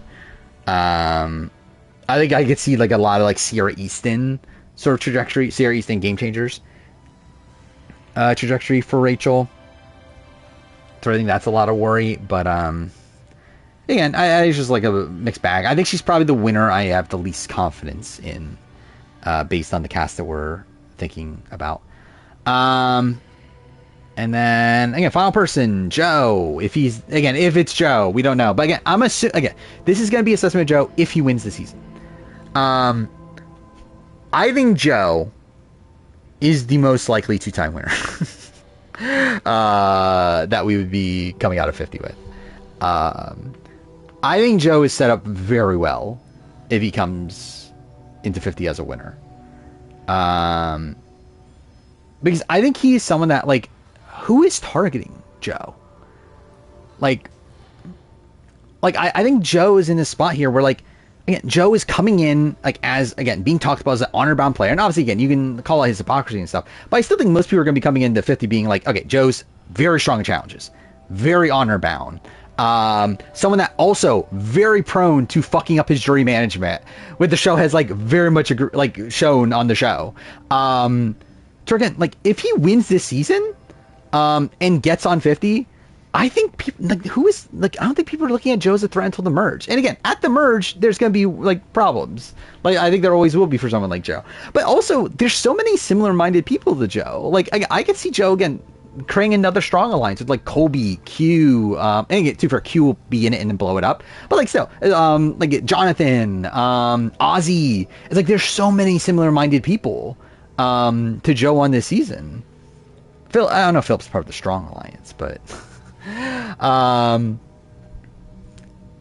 yeah, I think it's like I think Joe is coming into this pretty well positioned if again it is Joe and if he is coming as a winner. And actually, if he doesn't come in as a winner, he's actually in a better spot. But like again, like I'm assuming he's taking the winner slot.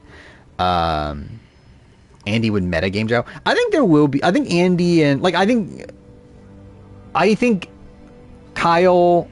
Like so, I think what Kyle is doing with Joe, I think Charlie or Andy will probably do with Joe on 50 and actually succeed this time. Like, I think more than likely they will actually take the shot. Like, it will be a spot where, like, I could see the game playing out similarly for Joe in that he makes it emerge, creates a strong alliance, runs the show for, like, the first few rounds. But I think in this world, the Charlie or Andy, like, essentially the Kyle of this season, of the 50, of 50, actually does take the shot this time. And takes him out. But still, I think he is at least in a position where I just don't think people are going to be targeting him early on. And I think there is going to be like at least some reason for people to think that we can take Joe to the end and potentially still beat him. Marianne 100% will not be working with Joe, right? I think Marianne and like Emily are two people that I cannot imagine them working with Joe. I feel like those are like personalities that don't compute. Mind you, I think they'll probably target someone like Colby before Joe. Or like even like I don't know, they probably have connections to Ozzy though, right? Q would probably flip, yeah. You see Mary and Joe working together? I don't know, can you? I don't know. I don't feel like they blend well personality wise. I don't know,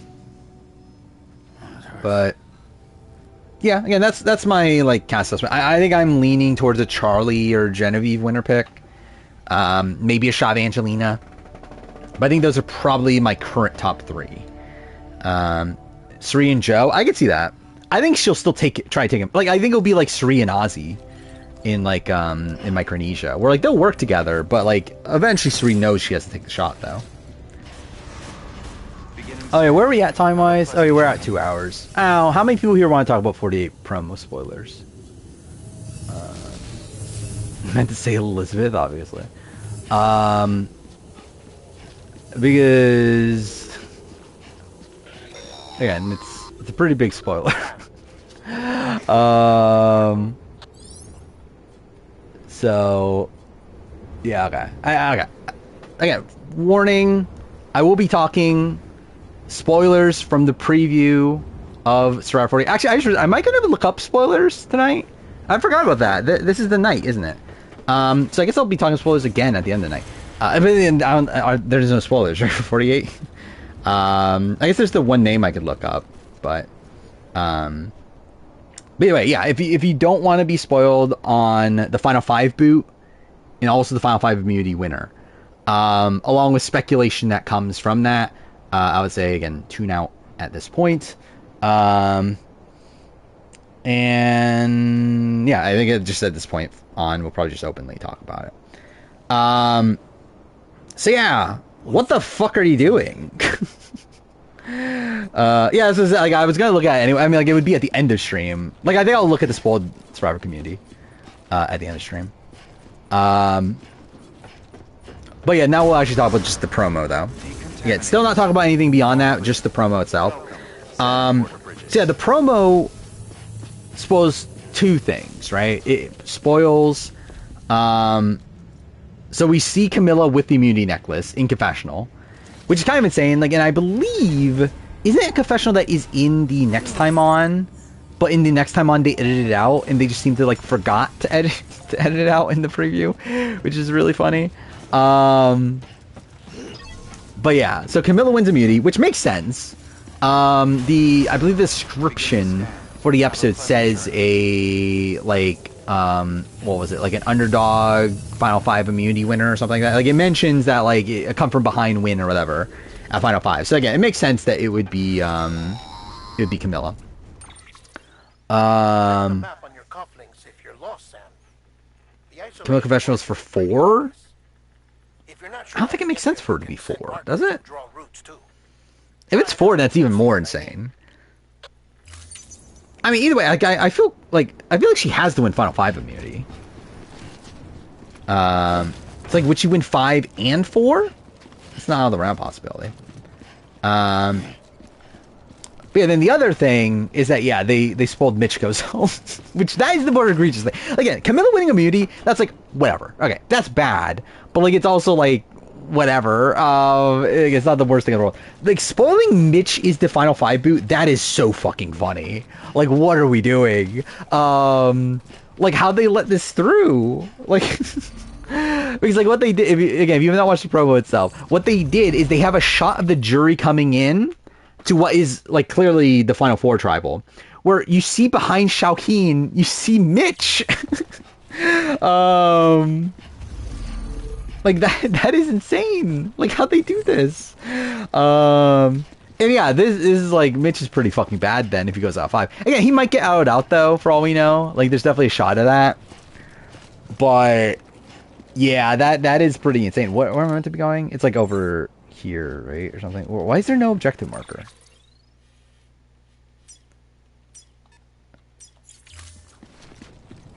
Okay, it's still not coming up. Whatever. But yeah, like, how'd they let that through? But again, going to tribal is different than booting. Like, again, like at the episode 4 promo, we thought Kyle was going home because they like had like a line that felt like it was from Kyle's final words or whatever. That turned out to be wrong. Like, this is actually just them showing Mitch's out. Like, that is insane. Okay, there we go. We're like, again, at least even like 46, they spoiled the Final 5. They didn't spoil the Final 5 boot. Like, they didn't spoil the Final 4. So again, that is pretty insane. That being said, I think it leaves this very interesting for where I thought the season was going, because I've been saying this for a bit, that like, I thought the Final 3 was Joe, Eva, Mitch. And that this entire reason why we're getting the jury management stuff is because it is explaining, or it's like trying to add suspense to a Joe, Eva, Mitch final three when there is none. Obviously, that at this point, that's not the case. That can't be the case. So, I do think it leaves it interesting of where the season actually is going at this point. Which, I still do think Joe wins. But the question is how? I think my current guess is Joe beats Camilla and Eva. I think Camilla, and actually, too bad, I guess this actually lines up with what we were saying before anyway. That I think Camilla wins final immunity. I think Camilla is initially going to put in Kyle and Eva, maybe. I don't know. Or maybe even Joe and Eva. Maybe it is initially Joe and Eva. And then Joe does something to make Eva not go in. None that I can see. And then it's him versus Kyle, and he beats Kyle in fire making. Because I think that would make sense with the previous line from this last episode about Shaheen joking around about you think you can beat fire making in fire. Like to Kyle. I think that makes sense to me. If it is Joe and Eva fire, then I really don't know how that turns out. Like they say it's an emotional fire making challenge, isn't it? Isn't that what it said? The first and last female president of the United States. Practically, I can see Joe getting the respect, but ethically I do. I actually disagree with that. I fully see how Joe wins if he gets to the end. You're not exactly dressed for a reunion. Especially based on Exit Press. Before you come inside. Like, I think Exit Press actually supports Joe winning. Like, Shaheen is super pro Joe. Like, David said that when he left the game, like, they were all about wanting to reward the player that played with honesty and integrity. And again, it's David, so he could be delusional or whatever. But, like, even he was like, yeah, like, they were voting for, like, me or Joe if we got to the end. So it's like, I fully see the Joe win if he gets there. I think it's more, like, to me, I feel like it's more likely Joe is Final Four fire-making loser than losing in a jury vote.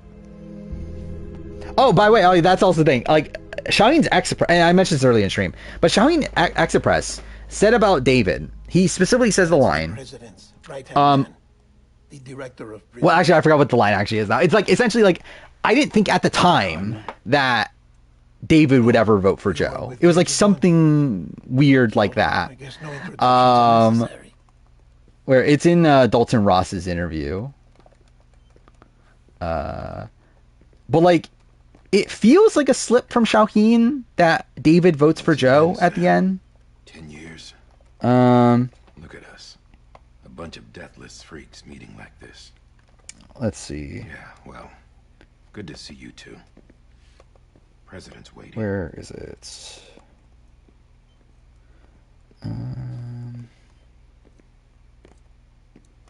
Oh, fuck. I found it and then accidentally clicked off of it. There it is. He said, she'll recognize you. Yeah, I certainly at the time didn't think that he was voting for Joe with how upset he was. Which is like, why clarify at the time? Like, I feel like that's a weird thing to say. Which, like, I guess, like, just always, it's like the interview's meant to be, like, without the context of the later things. But, like, I feel like it's a weird thing to say that, like, I thought at the time that he wouldn't vote for Joe. We'll leave you two alone. Is he breaking NDA? I mean, technically not, right? Wait, stream freeze? Sam. Okay, no. Okay, for some reason it froze on my end. Whatever, it's fine. Joe wins 7-1, voting Mary / Camilla. All right. I don't think 7-1 because, like, I think Kyle. Well, I don't know where. If it's Kyle on the jury, I don't know, but, like, I think Camilla votes Kyle though if she's on the jury. Yeah, I know you hate me. I think Eva's been losing finalists for a while. But I guess like obviously there is still the world where she's like fire making loser, I guess. But it's like, no. Amelie. They see how bad of a shit show Redmond Discord was just because Andy's not. I saw some of it. I haven't like. She's trying to rebuild. I haven't been like doing a full like. I haven't been paying like full attention. Last day or so, but I saw that there was a lot of fighting and stuff.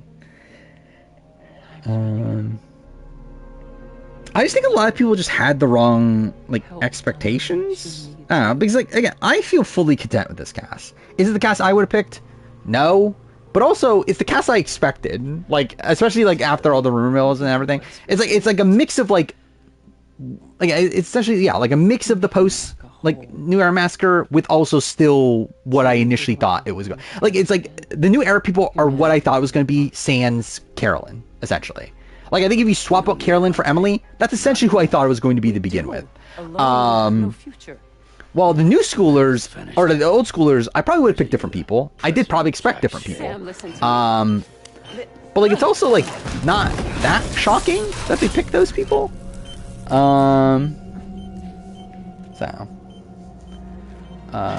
a meltdown Joe loses? No, and that's what I'm saying. Again, like I think if Joe loses, it's like again, like especially to like if Camilla wins, I'm like okay, like I can at least see it. Again, I think Kyle winning, like I think the edit's weird.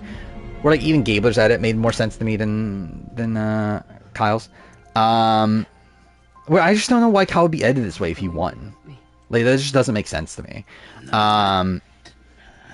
But to be fair, there's other things that haven't made sense to me even more recently. Like fucking Kenzie's edit's fucking weird. Despite the like, I always thought she was gonna win, but I thought she would win differently, and I feel like the way that she won was fucking weird considering her edit.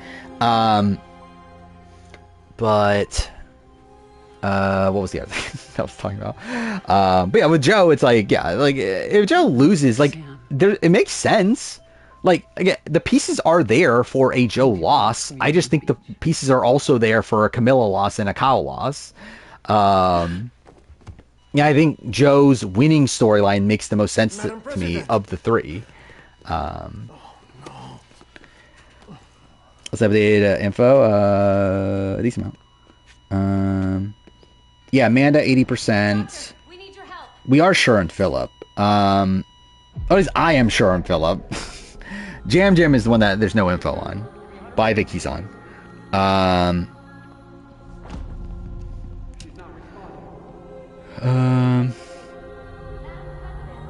Yeah, like I know like Carson is someone that's like Carson on the Discord is like just every single like time he like logs in, he goes on to like complain about like how shit this cast is. It's like yeah, it's not even that bad. Again, did I need fucking Charlie and Jonathan like these people? It's like no, but like yeah, I expect them to be there.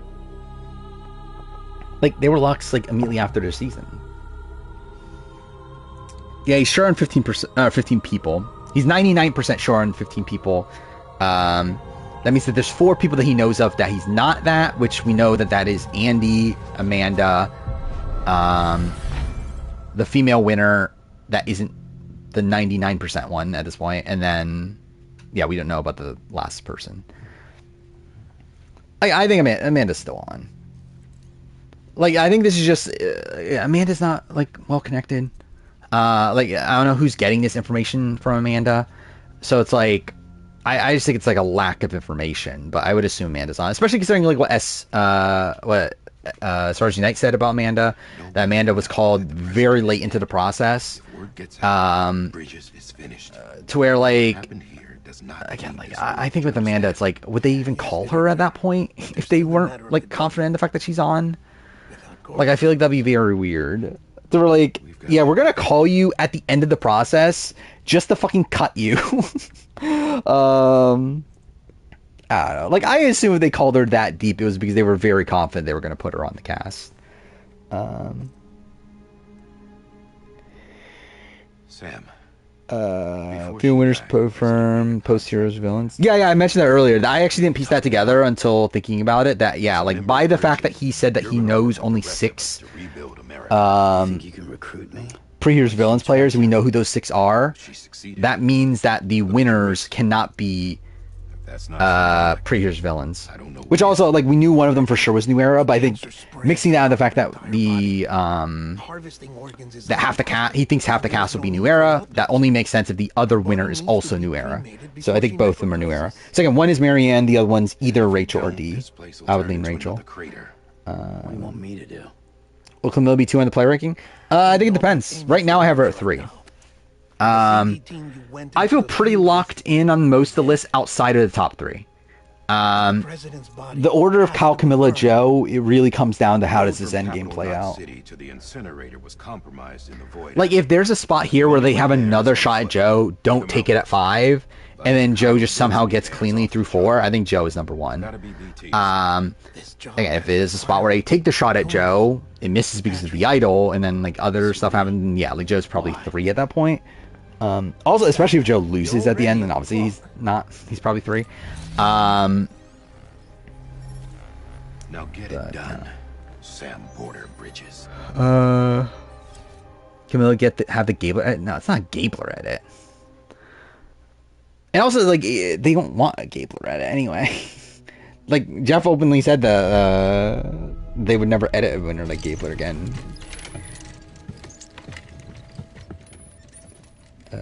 She wants to play? Who we're talking about? I feel like having Marianne and maybe Jam Jam makes the cast better. I agree personally. I don't know if everyone will agree, but I do. Can I have Like 100%. Like, the addition of the winners to me is only a positive, believed in American, especially because it makes, like, diversity mandate possible. But also, yeah, I think it adds prestige to this cast. Like, I think before that, it just felt weird. Now, I think they're also, I don't know, it's like kind of a double-edged thing, because I also think there's a negative to having winners on, and the fact that I think it like, because I talked about this on Discord a while back, too, is that, like, it messes with, like, the direction of this season, right? Because at this point, what is this season? I think is the question. And, like, I guess, actually, like, now that it's, like, 50-50, like, it kind of makes a bit more sense. But, like, I don't know, it's like, before that, though, it definitely felt like just a fucking mess of people. It's just, like, random fucking people thrown in here for the sake of it. And I think now there's a better direction of, like, okay, there's half New Era, half non-New Era. The non-New Era people represent each era of the show. At least there's, like, something there. But I did think before the winners, there's at least this direction of, like, okay, this is, like, the best to never win, kind of. Where, like, now it's like, okay, it's just a random mess of people, but I guess, like, now, again, with it being half and half, it's like, okay, maybe a bit better. So take the first step, Sam, and deliver the president. I do think it would have been better, though, if we had a non-New Era winner, though, because, again, it is looking like all the winners are New Era, which I think that's a little weird, which maybe that's, like, the point against Jam Jam, but, like, I just think Jam Jam makes so much sense. And to be fair, there's a lot of other points, considering the fact that his name's not even out there. But like, Jam Jam just makes so much sense, though. I'll be waiting for you on the beach. But also, to be fair, it is CBS, so it doesn't really mean anything. Yeah, it's essentially a Legend season. Like, I mentioned this before. Like, this is actually, like, the highest caliber cast we've had outside of Winners at War. Like, obviously Winners at War is full of winners. Like, this is a cast where, like, the lowest placing player is 7th place, right? Like, that's pretty fucking good. Like, even OG All-Stars had 2 players that got 10th place that weren't even on the jury. Like, this is a season where, like, worst player here is, or, like, placement-wise, is Christian and Emily. Like, that's pretty good, in terms of, like, that aspect of it.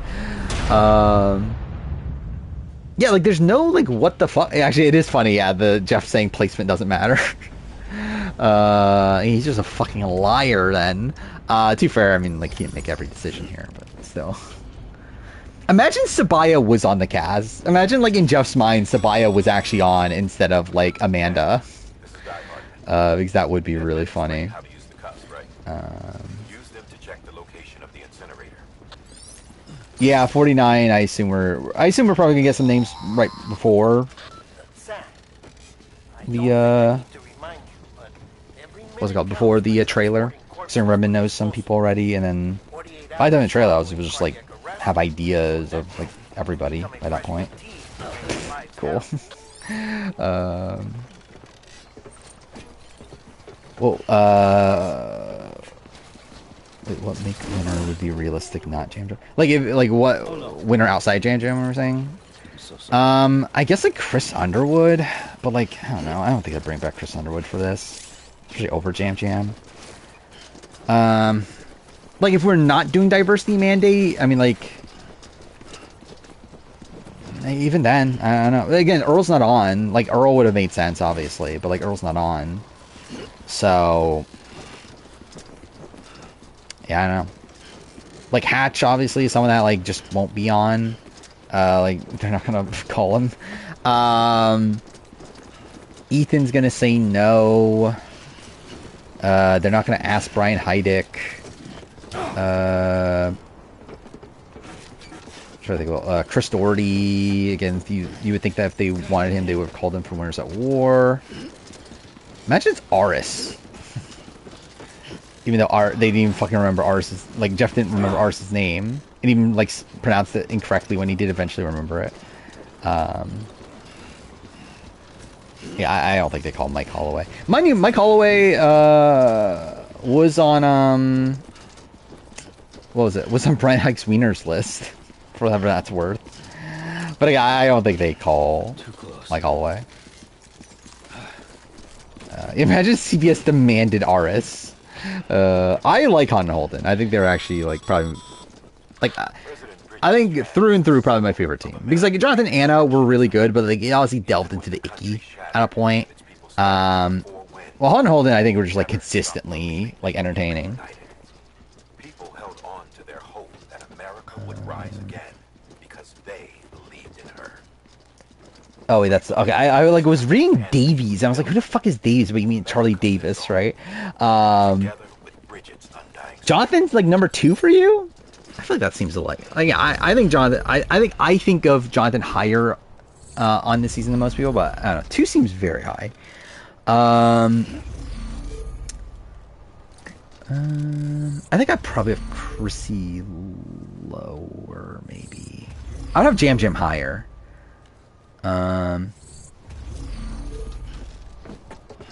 Everything else sounds about right, though. If I watch 36, what, Amazing Race 36 or what? Should you watch the season of Tar? It was fine. It was okay. I don't think I liked it as much as most people, considering I saw, like, I looked at the Amazing Race Reddit, and like, they were fucking glazing this season, like as if it's like one of the best ever. I'm like, it was fine. It's okay. But I don't know. It's not great in my opinion. Tar. You thought it was gonna be worse, really? You didn't? Okay. I hated it, but like obviously I haven't watched it since it aired. But like I assume I would still hate it. Why? Wait, I could like. Why is there no marker on the thing? Isn't there usually a marker? Was Chris Arnold called for 50? We don't know. We know who was called for 40. Kind of sad. See Joe be a 2-time winner. Yeah, again, I think it'd be funny if he's like. I think actually that is generally my reaction. Is I just think it'd be funny if he was a 2-time winner. Like imagine like I would have to have Joe like in my like top 5 of players of all time. Would I actually though? I don't know. I guess it depends on how his 50 run goes. His 48 run, like I think like even if like based on how I assess his 48 run, even if he does go on to win, I think I would still say he's worse than Jeremy, right? Like even if he does win a second time, this maybe. I think it's like yeah. Obviously, his second win though is pretty big.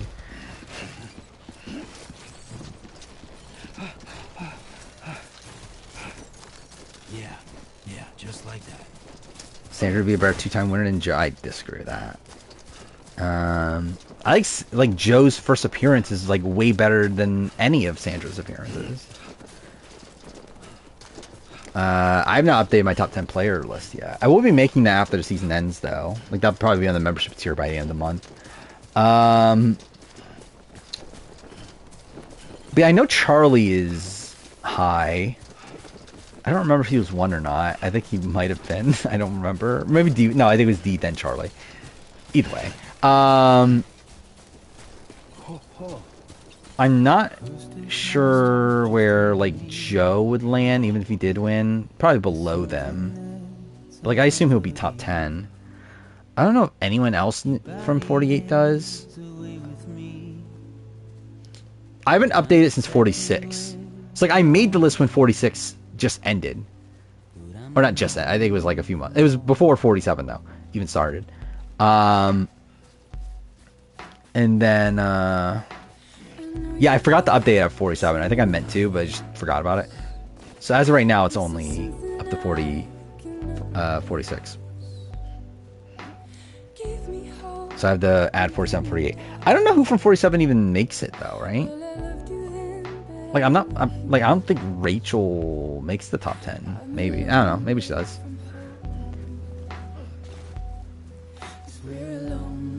And it's like, I don't know, like is Sam making top 10? Probably not. Genevieve, I don't know. I don't know if any of these people are making top 10 for 47. We'll see though. On the player ranking was Andy, but I don't think Andy's the best player of 47. I think he played the best, debatably played the best game. I think him and Caroline. But again, they would not be the best players from 47 though.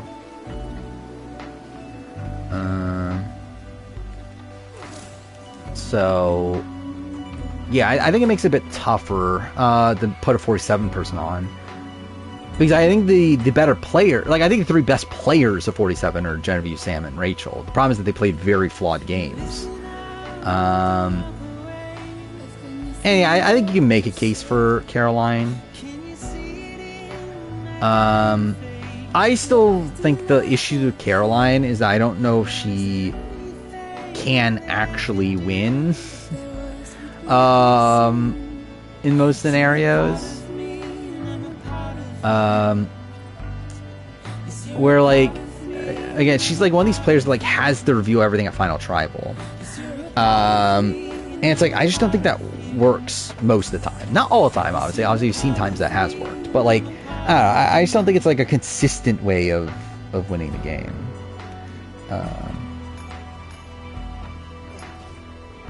Yeah, like I don't like with her and Sam. It's like I think she has the argue for it. Like I don't think she inherently beats Sam, but I think she could have a good enough Final Tribal performance to end up beating Sam. Yeah, it could have been like the Marianne. But she has to get into... Like, she obviously has to not be there with Rachel or Genevieve. I think both of them just demolish her. Everyone else, again, there's the argument, right? Like, I think Sam was the, like... was the natural bigger jury threat, but also Caroline had, like, a serious argument to win.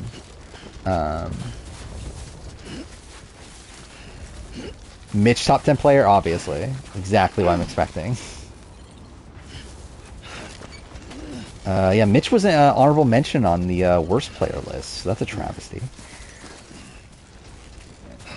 And exciting from 50. I'm excited for a lot of people, to be honest. Like I'm excited for Q. I'm excited for Christian. I'm excited for Angelina. Okay, cool. If Amanda is there, I think it'll be really interesting. If Philip is there, I think it'll also be like really, really interesting. I'm happy for Chrissy getting her second chance. I didn't think it would happen, but I'm happy she's getting it. Who else? Emily, I think will be interesting. Like I think she like definitely has a lot to give. I don't know if it'll go well for her, but I think she'll at least be fun while she's there. Yeah, I mean, there's also like other people though. That, like again, if Joe is there, did I need Joe? No. Did I need Ozzy? No. Did I need like Charlie, Jonathan? It's like, but I think there's enough people that I'm excited for that. Like I don't think it's a like I just think I'm more content with the cast than it seems like a lot of the Discord is. Oh yeah, Mary. Actually, I forgot about Mary. Yeah, Mary and Jam Jam also. Both of them being there will be fun too. So. I generally just like kind of gloss over like the winners when I think of the cast, just because like we don't have like full confirmation on the winners. It's like I just like forget that they're there. Yeah, women's side is pretty insane. Like, obviously, again, Elizabeth is Elizabeth. But really outside that, again, like, you got Steph, you got Suri, Amanda, Chrissy, Angelina, Marianne, Emily Flippin, Genevieve, Rachel. It's a pretty strong grouping. And that's why, obviously, like, a lot of people are complaining about the men, that the men's just shit in comparison. At least we got, like, Joe, Charlie, Jonathan. But, I don't know. I think it's still fine. J Maya snub? Yeah, I gotta... Actually, J Maya never came up at all, right? Like, no one even asked about J Maya. How dare they not? Like, people asked about, like, Jatia. Like, people ask about, like, the most random fucking people. Like, why didn't J Maya ever get a... like, why didn't anyone ask about J Maya? That's a travesty. Remember when we thought Katuro was on, by the way? That feels so long ago now. There was a point where we thought Katuro was on Survivor 50. Like, generally, this does feel like it's been forever. I actually, like, feel like kind of, like, a bit of closure already. That we kind of know most of the cast. Where... Yeah, like, it just feels like it's been a lot. Like, over the last, like, 2 months. There we go. Oh, I just went, like, the complete wrong way. So that's great.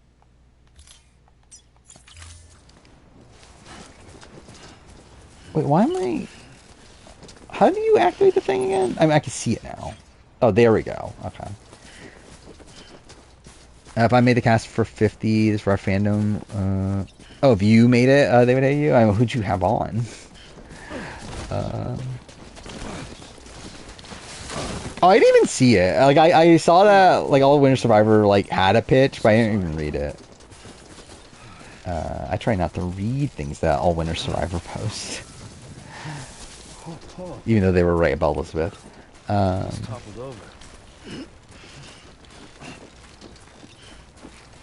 If I for Qatar in the Discord, we're talking about, like, back in the day, or we're talking about now?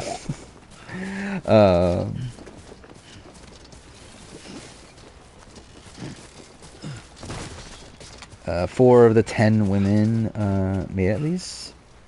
Oh, like, of your oh, what were we talking about? I'm looking back at the previous things. He's the only man that made your Dreamcast. Oh, okay, so you're talking about your Dreamcast. I'm trying to remember my Dreamcast. I remember I talked about it recently. I know Christian... Actually, I believe it's literally... Yeah, I think it's literally just Christian and Angelina, and then one other, right? But yeah, it wasn't many. I think it was literally like 3 people. Still fighting that Malcolm's on? I mean, that sounds about right. Again, that's the thing that pisses me off the most about the Discord, is that people are fucking arguing for things that are already, like, disproven. And it's just like people ask the same questions, like, over and over and over again. Even people that have already asked those questions in the past are still asking the same questions again. Like, people that are saying, people are saying, like, oh, can the 17 to 26 person be a winner? And, like, the same person just ask that question, like, every day. I was been cut for months. I mean, Mucko's not being, like, to us, hasn't been cut for months. Like, I think probably, like, what? A week and a half or so? But still, it's like, yeah, it's like, just give it up already. Like, we know Redmond doesn't know about Malcolm, if he's on or not. And then, like, Survivors Unite has said that he was cut. So it's like, yeah, I think he is fucking cut. But yeah, I at least, like, respect Carson in Discord. Like, even though he's, like, someone that's, like, just constantly shitting on the cast left and right, at least he's, like, rational about, like, at least he, like, recognizes that, yeah, like, I'm a massive Malcolm stan, I'm pissed that he's cut, but, like, at least I recognize that he is cut. Like, at least he is right. Who's a better player, Papa Bear, Papa Smurf? Probably Papa Smurf, right? Like, at least Papa Smurf didn't get voted out. But also, I don't really know if Papa Smurf would have been voted out or not.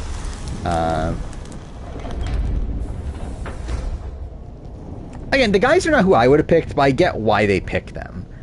Like, the only one that is even, like, a minor question mark to me is Philip. I'm personally happy Philip is there.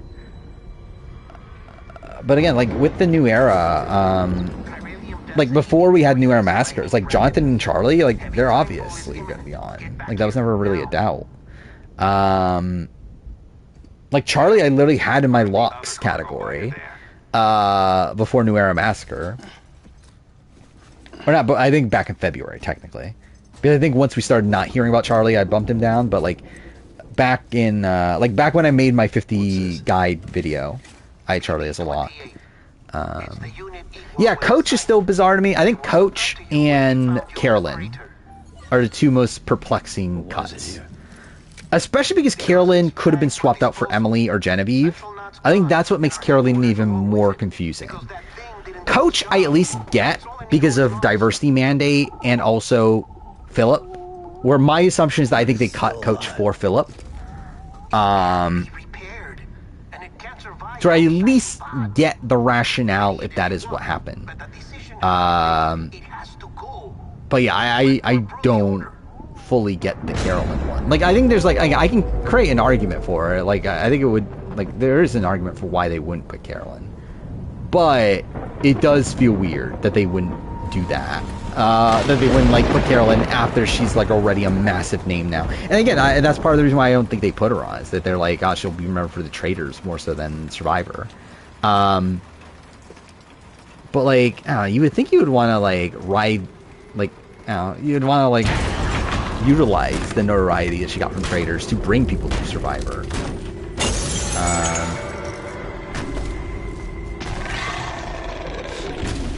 I think they're annoyed with, like, at least from a production standpoint. Again, I don't really know with CBS, but at least from a production standpoint, I think they're annoyed at Carolyn being a one-time player that has already now wasted her return on the traitors. Because I think in their minds, they're like, one time, like, again, if you return to a show, we want it to be to Survivor. Because otherwise, then, like, that luster of you returning is already gone. And that's also why, again, I don't think it's D on Survivor. On Survivor 50. Because I think they likely, if they wanted her, they wouldn't have allowed her to do challenge because of that reason. Especially when the challenge will be finishing airing, like, what? Like, barely over a month before 50 starts. They're closing in on my position. You know, unironically remove Suri. I might too. And again, I love Suri, but it's also, again, we've seen so much of her. Like, I really do not need to see her on Survivor, especially when she's on A vs. the World. Like, I think that's also the thing. Sucks how petty it is, yeah. Yeah, it's like, once they called Carolyn back, like, how'd you not put her on at that point? Which I guess, too fair, is, like, the argument for Amanda, but also Amanda was called in, like, March, while Carolyn was called in November, so there is a big difference there still. But, yeah, it's like, I do think that's still the weirdest pick there, or the weirdest cut. Okay, too fair, actually, yeah, I would remove Ozzy first. Actually, I think I would remove, actually, I don't know, because diversity, right? But, like, Ozzy over Malcolm is pretty egregious, but again, diversity makes it make sense. Like, obviously, I would have wanted Malcolm way more than Ozzy.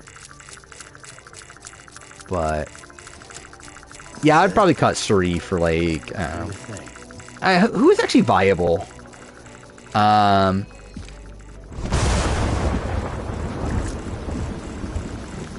Actually, I'm generally thinking, who is viable? That I like a POC woman that was in the running that didn't make it on. Because I don't think there's actually that many. Which I think was, like, the issue to begin with, right? Is that there weren't many. Oh, I guess Sydney, right? Sydney? Yeah, I'll put Sydney over, Suri, I think.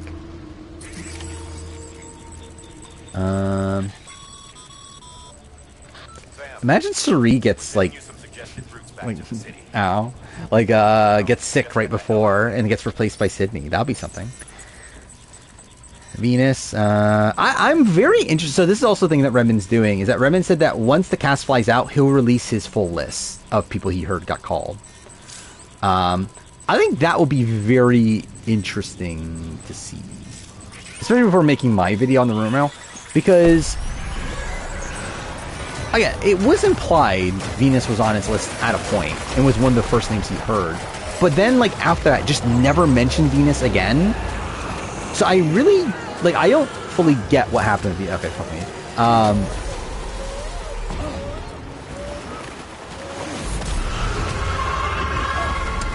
What if Sheree randomly starts to get fear? Maybe, yeah, fear of leaves. That's gonna stop her this time.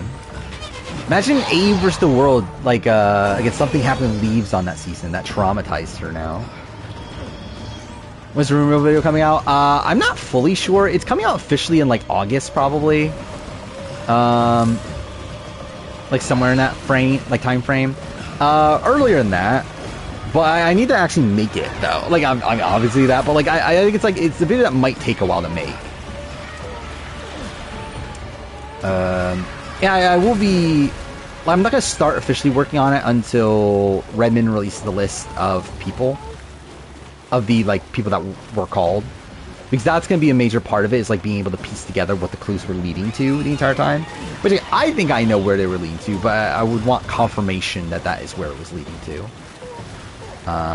There are still some clues though early on that I am a bit confused by, because yeah, I ran through the entire list the other day, and there are some clues that like, yeah, it's like I don't know what they meant in retrospect. 25 males obviously car, obviously. But yeah, there's some like timing things that don't line up. Of like when he said specific, like when he implied certain people, and like when he said, I don't know, like yeah, some of the information just doesn't really work. I don't think. So it'll be interesting to see what he says when he releases the list. Imagine D was on 50 and Bananas was low. Oh, by the way, I did see that D is like working out Bananas in Aviv. It's like, oh, that's just fucking depressing. I feel like that's not a great sign for where she's going on the challenge. Zane got more confessionals than Carter. Yeah, it's kind of funny. I assume more than artists too, right?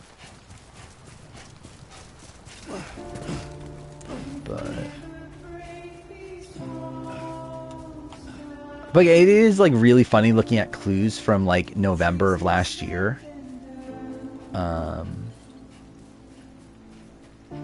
Also, really funny actually how like he actually did not know like any old school, like not many old schoolers until like pretty late into the process. Like, so like in his first batch of people, he heard a dozen people. Almost all of them were New Era. The only ones that weren't were, he heard two people. So he heard from two people from 230 seasons, which we now know are HHH and Davis Goliath. I assume he heard about all the Davis Goliath people at that time. Plus Chrissy. I think he heard about Chrissy early on. And then the only pre-30s person he heard of was what we now know is Sean Rector. But I think it's... So yeah, like what was his initial group? It was... So again, if there were a dozen people. It was Sean Rector. It was Chrissy. It was... Not necessarily all four Davis Goliath people, but definitely more than one, because at that time he did say he would be shocked if a Davis Goliath person is not on the cast. But let's say it's all four, then it's Christian, Angelina, Davey, Gabby.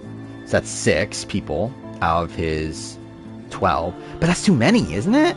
So maybe he didn't hear all Davis Goliath people at once? Because he was very much implying that majority is New Era. Because like the New Era people, by that point he already heard of a New Era person from every season but 44 and 47, which like was still airing at the time. But still, it's like 41, 42, 43, 45, 46 were represented. We clearly, like, so the only person 43 that even got called from what we know of is Jesse. So like it had to be Jesse on his list. He also said that he knew about runners-ups. Runners-ups and pre-mergers, which he later clarified only one pre-merger, which we know is Sabaya. So Sabaya was the 45 person. So, yeah, that's the two of the New Era people. He at least So the runners-up thing, I think we can give 41. He also implied later on that the 41 people were people that he heard early on. So again, I think Xander is definitely one of the first people he heard. I don't know about the Sean. And to be fair, we don't even have like 100% confirmation the Sean is the other person. No Sean Rector cut for Ozzy, sadly. I mean, Davey as the alternate was what my initial guess was. But I think at this point, I don't think he even is the alternate. But you never know. But again, like, I think it would make sense if the 43rd person he knew was not Jonathan. Because there's a future clue that includes Jonathan and like some other people, and he said he only knew like one of them. Even though it was like it was Jesse, Jonathan, and Q.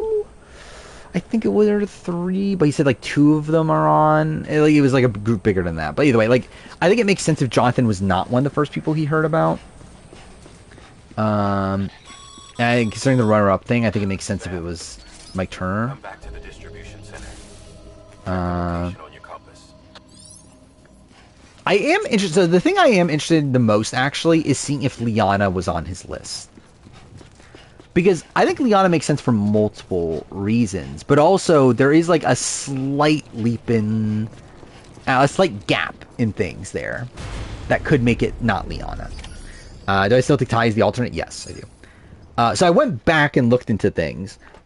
Redmond does imply that the 41 people were called early on, but there is technically like a 1 gap period in between when he confirms the 41 people. Actually, I think a 2-month period. Anyway, it's like a pretty sizable gap, though, between when he confirms the 41 people and says that they were called a while back, and when he last said that Shan is not on his list.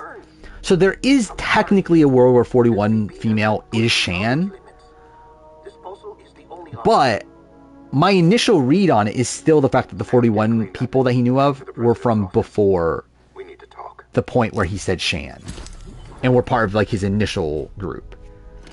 But it isn't a guarantee in the way that I thought it was, so I could have been wrong about that. But I would be interested in seeing if it's Liana. Either way, though, I think it makes sense for it to be Liana, because he also said around the middle point of all this that there are some what the fuck people on his list, and they are from the new era, and I feel like Liana is someone that he would consider to be a what the fuck pick. Where, like, I don't know who else, like, again, like, of the people we know, I guess Sabaya, though, right? Sabaya could have been the person. Yeah, maybe there's a world where it could have been Shan.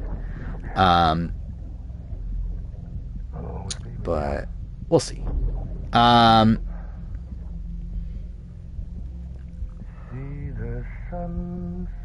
But yeah, like 46 person again was implied, because I think that also shakes up the 46 person, right? Because if it was Shan, then there is, but no, that's the thing that also makes it weird, right? Because like he said that the 46 person, or no, he heard of one or Shan or Venus a while back. Yeah, actually no, I think I realized why I thought that to begin with. Where he did confirm up until like beginning of January, I think, or like maybe mid-January, that he had not heard of Shan. But to be fair, he also is fucking weird as shit like that, of like, because he said that, but that's the thing also that threw me off about Amanda, because like, so initially we got the list of like, he was like, okay, I know like 5 pre-Heroes Villains players that are on the cast at that point, and he was like, we like asked him a whole bunch of seasons. We asked him a whole bunch of grouping of seasons that included China, and he was like, is the remaining unknown person, because we knew 4 of them at that point, is it in this grouping of seasons? And he was like, unsure, but I wouldn't be shocked if a China person's on the cast or whatever. It's like, that's a fucking weird way to fucking say this. Like, what the fuck is this? Like, if you actually meant that, like, again, like, because this is a world where he knew it was Amanda. And like, this is his response. Like, what the fuck is this response? Like, that's the thing that actually makes me more like unsure if Shan was in the running or not. Because like, if he's fucking responding like this to this fucking question, who the fuck knows what he fucking meant with previous questions? I don't think any fucking rational person sees this response and is like, you know what? The person's definitely a China person. Like, again, like, he fucking gets asked these seasons, he's like, unsure, but I would expect someone, I wouldn't be shocked that someone from China being on or whatever. It's like, what the fuck does that mean? But whatever. No, he did not know Lauren Hart. He did not, actually, Carolyn is the only 44 person I believe he ever heard of, ever. Like, even up to now. Huh, perhaps a shower is in order. Yeah, he's still, like, and now he's talking about, yeah, I feel less confident about Borneo person being on. But for a while, though, he constantly reiterated that, yeah, I think a Borneo person will be on or whatever. And then now he's like, yeah, probably not. It seems it owes you its life. Which, again, like, to be fair with that, though, that was always, like, a guess, though. Like, I don't think that was ever a spot where, like, he ever actually knew information about Borneo person. He was just saying that I would expect there to be because, like, you would assume they would want a Borneo person. With the Amanda thing, he had the information. Like, he knew it was Amanda. Or if not Amanda, it was at least season 15 female. He literally revealed it the next day. Like, it's not like he didn't... And, like, he obviously was implying an unknown, like, pre-Here's the Villains player. It's like he knew it was Amanda. He just fucking made the most fucking weird response to that question. Yeah, like, yeah, it's 20 people. I don't think it'll be over. If it is, maybe 21 with 7, or 3 tribes of 7, but I don't think so. It'll be 20 people. Yeah, he might just be fucking with us. I don't know. He just, like, yeah, he just responds to some things weirdly. And again, like, part of it is obviously, like, him wanting to, like, just not openly say things and not be like, oh, Redden said this person's on the cast and that sort of thing. But it's like I think it just leads to being, like, very contrived at points. What do you think we should have got the ability to vote for on 50? Final 2 or Final 3? Dude, that's probably just the big one, right? Like, is there anything else that I felt like I needed to vote for that we didn't get to vote for? Good morning, Sam. Like, obviously, ideally, we would get more votes and more, like, impactful votes. But, like, I don't think anything else is, like, something I'm like, oh, I needed to vote for that. Final 2, Final 3, though, I definitely wanted to. Take a moment to clean up. Wash all that kind Right, would never win a jury vote? I mean, yeah, he would be the Mike Turner.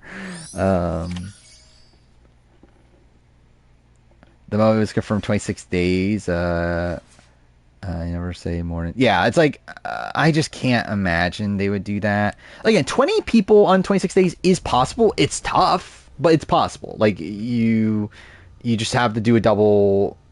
Like, you essentially have to do 2 more double eliminations. Which... Like, I think a post-swap double elimination makes sense. They did it in Winners at War. And then, like, maybe, again, an early on one. Like, maybe, again, like, first episode, maybe it's like a big twist. They do something there. I don't know, though, because, like, would you really want to do that? Would you really want to... Or maybe they just, like, condense the cycles, but still, like, do 2 boots in 1 episode. That's also possible. You're also going to need an extra episode. But I think that's something that CBS will give them. Like, I would expect that to happen. Yeah, like, I expect this to be longer. Like, so normal seasons nowadays are 13 episodes. 47 was 14 episodes. I think the minimum for this is 14. I would imagine they at least give them an extra episode, potentially even one more after that. I am worried about how they handle twists in this format, though. Because, again, already as is, like, obviously New Era, like, the way that the post-merge works is they feel like they need a gimmick for every episode to fill up time, because they're worried that because they're doing 1 round, or 1 episode round, or 1 day rounds, that there's not going to be enough content, so they make all these bullshit twists about separating people into, like, this group goes on a reward, this group goes on a journey, and it's like, I feel like that's going to be even more ridiculous with a 20-person cast. So I am a bit worried about that. Wait, what was going on here? Okay, cool. Yeah, I didn't mean to do this. Was likely to be purple than 50? Sadly, probably Amanda. I don't know, like, who else would there be to be purpled? Oh, yeah, Ozzy. Yeah, Ozzy. And Ozzy's purpled last time. Imagine Joe Hunter being purple. I think that'll be funny, actually. I think it's possible. Imagine Torrance 3 screwed in Split Tribal. I think. Well, I mean, I think it'd be fucked from multiple angles, right? Like more black people going out Split Tribal, but then also it's Suri this time. For fuck's sake. I mean, yeah, obviously it depends on their role on the season. But yeah, I would think that Ozzy, yeah, seems pretty purple-y. Joe's edited like a female winner. Is he though?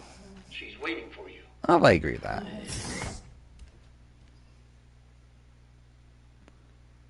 Like he's not as out in front as like Rob or even like. Actually, no, I think he's still.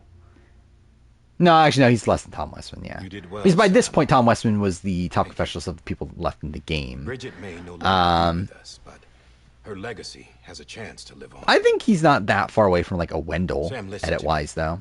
Which is where Wendell was abnormal. America. Like Wendell had a smaller Reconstructionism. edit than Her dream isn't dead. most other male I don't wanna winners. hear it. This is the face of our new hope. Do they think new Auction and or America. Loved Ones will return? I personally do. I am shocked they were not votes though, but also maybe they just like felt like they would do them anyway. But like, I think they will do. Yeah, as much as we will criticize production, I think they're at least going to try to make this as much a celebration as possible to what they are willing to do. And obviously we saw that they're willing to do an auction, and I think Loved Ones, they've been talking about how like, yeah, we're willing to bring it back, we just need like a reason to do it or whatever. I think they will do Loved Ones also because again, like, it's also a filler thing too. It also fills up time for the episode and a spot where they're going to have one day rounds. This just gives them an excuse to add content for that episode. I don't get to grow old. So yeah, I think auction, I think family visit makes a lot of sense. So you're serious then about reconnecting everyone and everything? Yeah, I don't think he's ever been in the top half, Joe. Someone has to succeed Bridget, Sam. What a chance we get the results of the votes? Someone has to carry on her Zero. legacy and see I our think. country Like the percentages and everything, I think zero. And even if we were to get it, I don't think we would get it until after the season ends. a new beginning for our Which I think by that point they'll be just like, who fucking cares at this point? under Emily's leadership. Because like they're gonna leave it as a surprise for us too, of like if we're gonna get forced fire making or not, and like stuff like that. This is how we'll rebuild our So country. yeah. But we'll Dude, actually, they're gonna fucking try to make it a surprise that we're gonna get a live reunion, aren't they? I kind of forgot about that. That was a fucking vote. We never forgot about you. Yeah, that is insane, right? That yeah, returning season has never had an auction before. Like, which I wonder why. Like, it just feels like a circumstantial thing. Like, I doubt that was a thing of like they were like, oh my god, let's not do an auction for returning season. Like, why would we do that? And actually, to be fair, 3 of the returning seasons were post auction, right? Because like they got rid of it after Worlds Apart. So like the only like full returning season they even had the option to do that are All Stars and Here's the Villains. It is kind of surprising they didn't do it Here's the Villains though. Like All Stars I can kind of get it, but yeah, Here's the Villains you would assume there would have been an auction there. I kept them safe while they searched for survivors. Yeah, talking about like full returning Never season. once missed a BT. They've done on yeah Saw like it half coming seasons. miles away.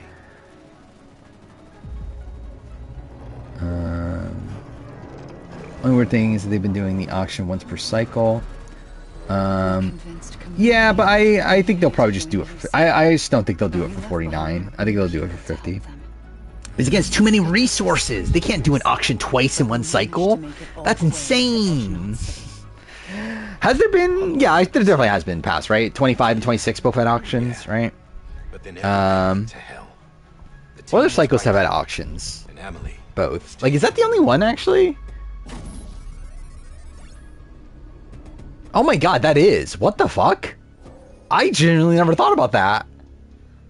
How is that a in thing? a cell or anything like that. Dude, that's insane. I'm allowed to use their Well, facility. no, but it's not the same, though, 5 and 6. Like, by that I'm talking back-to-back Just can't filming. leave the city.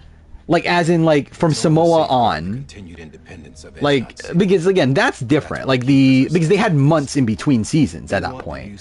Like, pre-Samoa, like, they would have, like, a few months between seasons. So that's, like, a very different situation. Like, Samoa on is, like, back-to-back, as in, like, there's, like, less than a month in between seasons. They run Ednut City.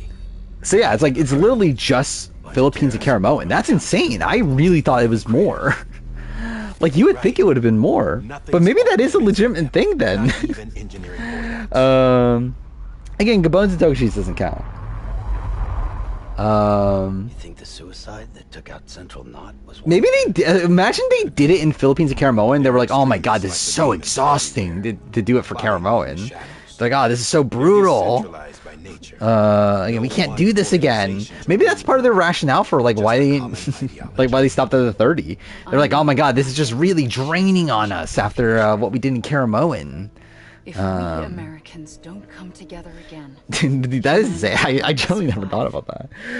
They've only actually properly done it once. I carry this message to people all across the country. The even seasons will be better edited now because they have more time, but no. I mean, I personally think the even number editing team is is worse than the odd number.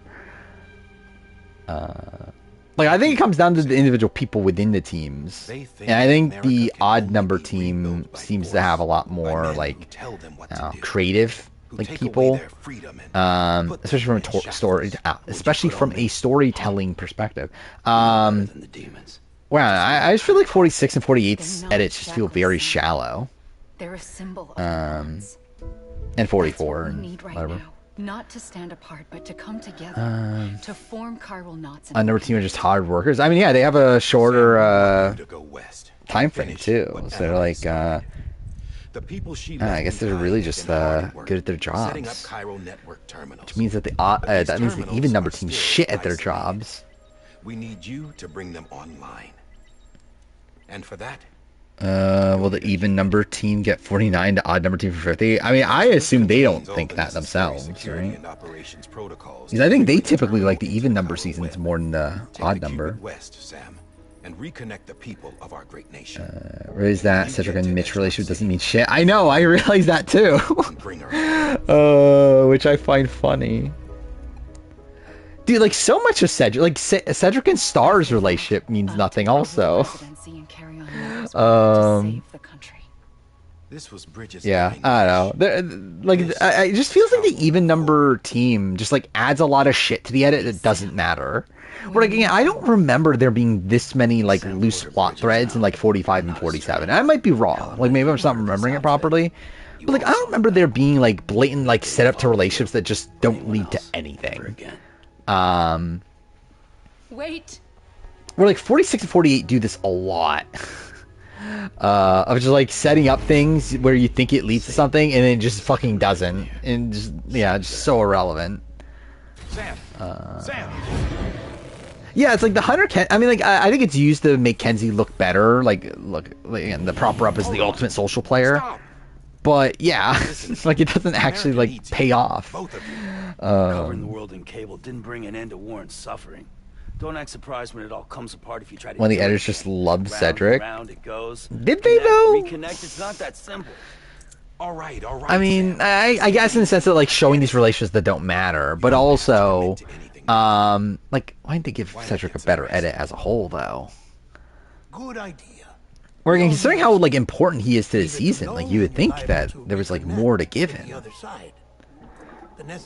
Oh yeah, I did see that someone posted that D followed Cedric or something earlier today. So again, Cedric's the 48 male. I can't wait to see Cedric on. Actually, I guess he fundamentally can't be considering the 48 males in the final 6. But still, imagine he's the 48 male. Cedric back on Survivor. Again, he can make his kids proud, like Joe likely will. I can't wait. Or perhaps the two of you have something of an affinity. Cedric for challenge, obviously. What was his first confessional again, Cedric's? It was like something like, I know he's like, says a phrase that his like son says and he doesn't know what it means or whatever. I forgot what the actual confessional is, but imagine him singing on the challenge.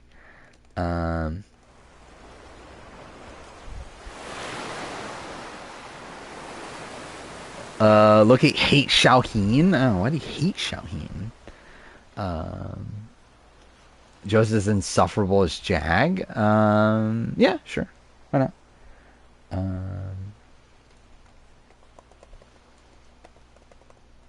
Yeah, I'm looking for Cedric's first confessional because that's obviously very important.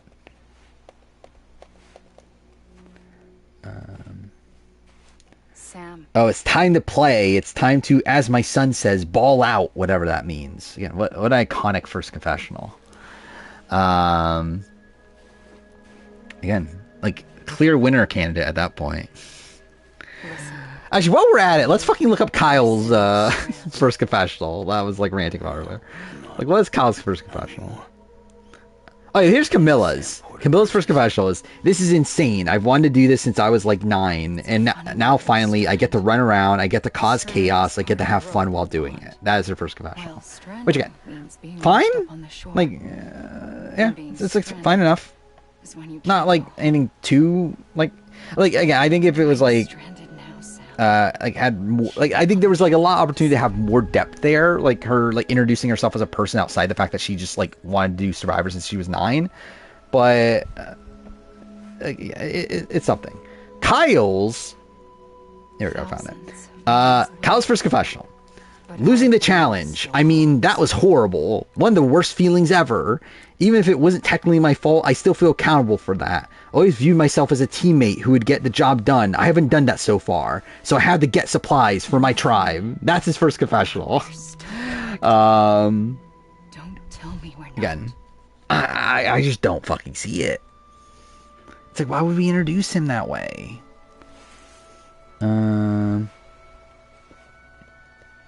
Then, like, he returns to camp. His confessional is, I feel like a screw-up. Usually when I screw up, it affects me, but here it affects everybody that I'm gonna be playing this game with. I let my tribe down. That sucks. Again, it just feels so shallow. It just feels so, like, circumstantial. Like, his confessional back at camp is better. Like once he's at camp. Where, like, he says that I'm a lawyer, but I have to tell him I'm a teacher, which for some reason, why the fuck do you have to tell me you're a teacher? But, like, it still started by, like, coming back to camp mentally. I'm still pretty shocked. I let my tribe down. It's like, I don't know. It's, like, so much of a, like, okay, Kyle's a fucking loser. That's how we're, like, introduced to Kyle. Like, there's a fucking loser that lost his fucking supplies for his tribe. And just constantly fucking mopes about it.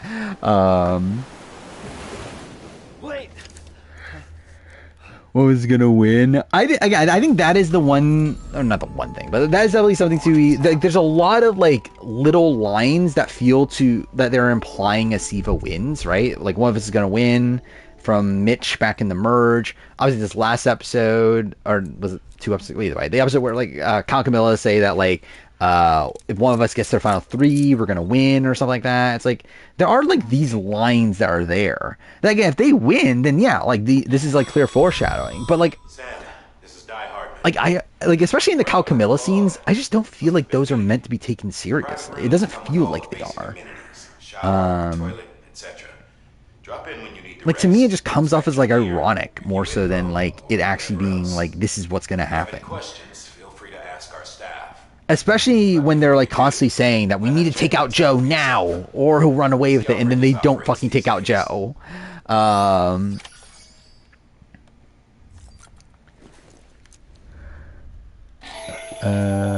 can't wait for him to reveal he's a lawyer. That's gonna be such a great reveal. Research devoted to uncovering the secrets. Ranking every first confessional win. Actually, I would not be against that.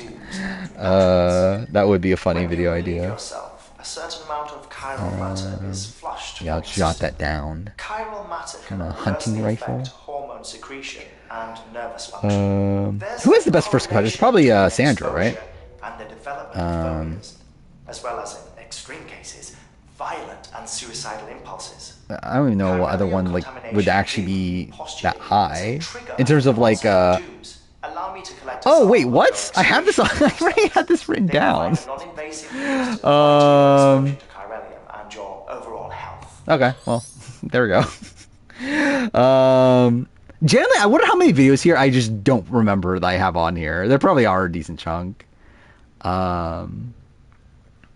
Because actually, I remember that like there was a video I came up with like a month ago or so that like I was like I like came up with it in my head. I was like, okay, I'll write it down on my phone so I remember it when I get home so I could like type it in or whatever. And then like I got home and like typed it in. I was like, oh wait, it's already fucking there. I already made this idea before. So yeah, that's kind of where I'm at now. How many videos do I even have on here for Survivor? I have 279 video ideas. And that's not even everything because it's not including series. Just like the first one in a series, if it's a series. So that's kind of a lot. How many videos do I have in total? Which again, a lot of these I'm never going to do because I have so many video game and scripted media ones. But let's see how many I have total. 1,420. And actually, I've been slacking on video game ideas because I definitely have more games that I would consider doing videos on that I haven't written down. Yeah, I haven't updated that since like December. Again, Expedition 33 review should be on here, but I haven't written that down. But yeah, again, I have way too many things written down here. How many reality TV videos do I have though?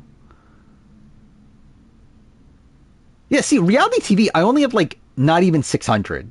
So like literally 900 of those are video game and scripted like movie scripted media videos that I'll probably never make. Like I have like how many fucking Yu-Gi-Oh videos here? I have fucking 11 Yu-Gi-Oh videos written down.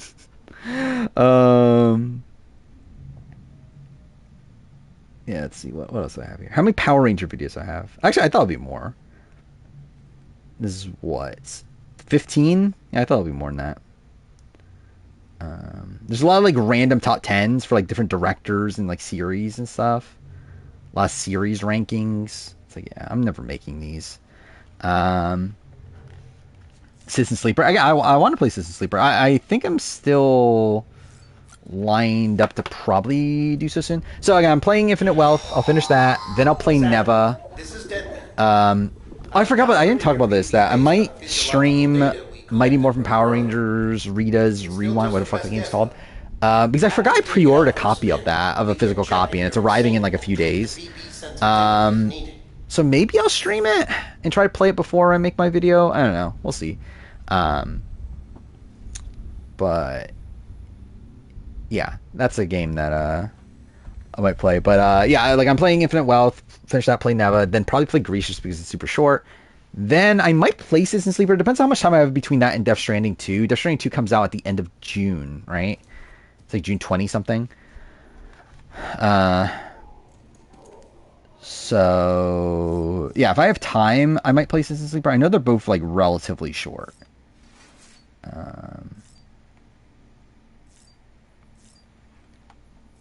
Oh, that's what I meant to. Keenan Nurse Retrospect is right there. That's been there since I started this list. Also, I have I Survived the Japanese Game Show retrospective. I can't wait for that. Citizen Sleeper 1's super short, second one not as much because it's more gameplay. Yeah, I think the last video game video I released... Was it the Last of Us videos in January? There really haven't been much. Okay, cool, hit the mic again. Yeah, I think it literally is, yeah, the Last of Us videos in January. I don't even think I have any edited right now, either. Yeah,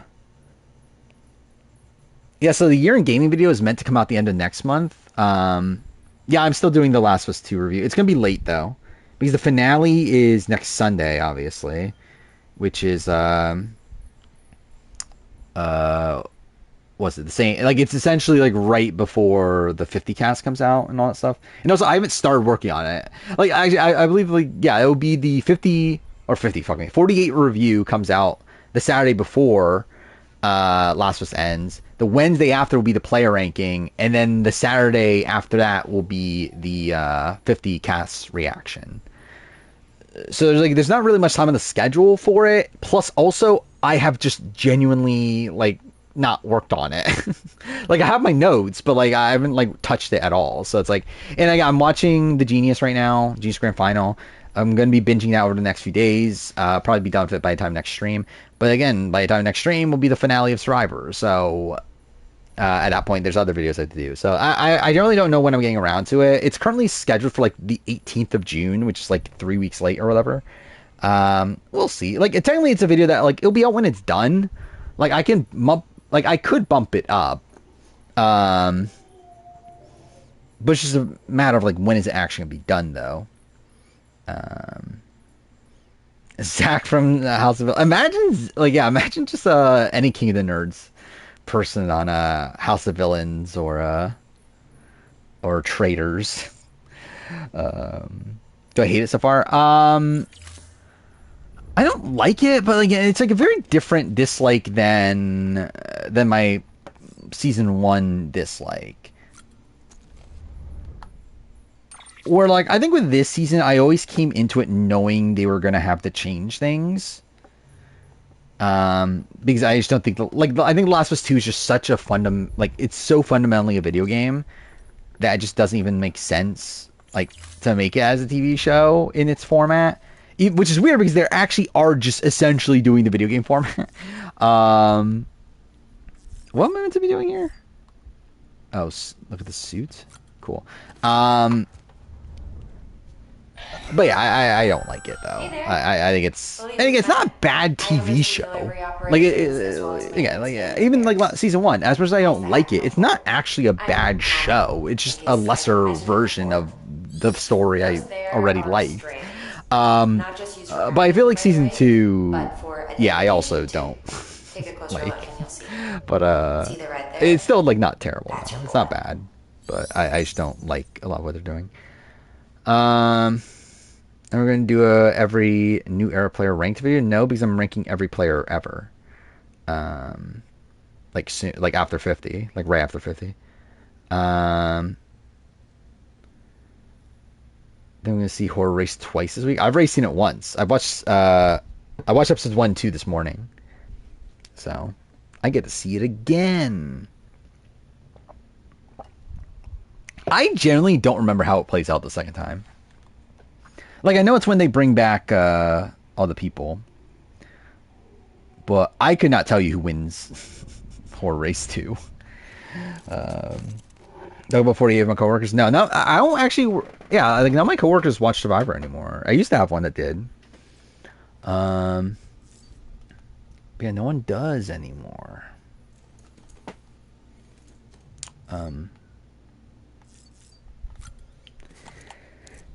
They changed Ellie's personality so much. Yeah, and like they did in the season 1. That was like a major issue for me in season 1. But I just don't think it works for me in the show. And the thing that's so weird too is, so I haven't so season 1 I like listened to a lot of podcasts, a lot of different things about it. Season 2 I've not like at all really. I've just been listening to the RGB podcast, and like I feel like it is so weird for me to like hear like Taryn just gushing over the season. Like Taryn, who is someone that is extremely critical about a lot of things, but just gushing over every little thing Last of Us is doing. And just thinks that this is like the best show on TV, and like has like almost no flaws with like anything they're doing. And it's like, I don't know. It's like it just doesn't work for me, and like I find it weird that it works so much for him. Chock full of chiralium, like considering like like as much as I don't think episodes 3 and 4 of the Genius UK, again, like obviously like they had a lot of flaws, I still had fun with it by the end. Like I obviously like it's kind of frustrating the way that players are playing and like all that stuff. I still thought they were fun episodes of television. You watch Taryn watch it and he fucking just criticizes every little thing and fucking hates it. So it's like it's weird to see that person watch Last of Us season 2 and then be like, you know what, this is a fucking masterpiece. And thinks that everything is better than the game. He has played the game. He hated it. He hated Last of Us 2. Like I remember watching it. Like he streamed it when he played it. He hated Last of Us 2, but for a different reason than most people hate Last of Us 2. Listen up, Sam. Which is like the weird thing too, because like it's like he hates Last of Us 2. Because again, most people hate Last of Us 2 because it's like, oh, they killed Joel and Ellie sucks, or Abby sucks. I don't want to play as Abby. His complaint was that he knew what was happening from the very beginning, and like, yeah, it's just like when he saw like you were playing as Abby, his first instinct was, oh, she's gonna kill Joel, and then like we're gonna have to play as her and sympathize with her, and like he just like instantly knew every little thing about the game, like from the offset. Which isn't like the hardest thing to figure out, but like it just feels like that ruined the entire experience for him. Which I don't know. I feel like that's a bit weird, but and bring Chiral communications I think online. it is Genius season or Genius UK episodes 3 and 4 extremely flawed from a game design perspective. But I still thought episode 3 at least made for really fun TV. Episode 4 was again not as good. But again, episode 3 I thought was a really fun episode. Despite the game, like the main match being broken and Ben like completely breaking it. Like bringing a dinosaur back to life from a fossil. But like you watch Taron watch it, it's like as if it's like the worst piece of television he's ever fucking watched. Like where like he came out of the episode talking about like, yeah, I don't even know if I'm gonna continue watching. It's like was it really that bad? Like, is that bad? Will be ours again. And that, my friend. Bang Rock Paper Scissors plays out well in Grand Final. I'm surprised they didn't use it in Genius UK. Which I guess maybe they think it's like it's too complicated of a game. Maybe. And like one that takes like too much time on the show. But obviously what they did do is shit. Yeah, Amavi. Yeah, Amavi I think was definitely my favorite character on the show. Just copies. So I think losing him, it was a pretty big blow. Before and after we're made whole. Favorite grand final episodes? From memory, 1. No rest for the wicked, huh? Rewatching it, 1 is still very, very good. I could see it being overpassed though, but we'll see. I think 1 and 4 are probably like the top 2, and 3 is good on its own right too. Like 3, Details at the dispatch terminal. like obviously like kind of disappointing results, but I think like the downfall of Sangman is still like interesting. Shoes look like they've done some serious miles. From what I remember of the season though, I do think it loses steam, but we'll see. Hold on. There's something I want you to look It's kind of snobby when it comes to quality shows. I know, and that's why I think it's so fucking weird that he just fucking gushes over everything Last of Us does. Or again, I think it's like if he's like fully critical of like everything, that's fine. Like at least it's consistent. But I think it's fucking weird to me that he fucking like loves every little thing Last of Us does, but is so critical of everything else. Yeah, the one. Yeah, it's like the like Vidalia. Like, yeah, so idiotic. The fact that Badalia just like openly tells everybody that like Amafi screwed him over and gave him the black cube and stuff.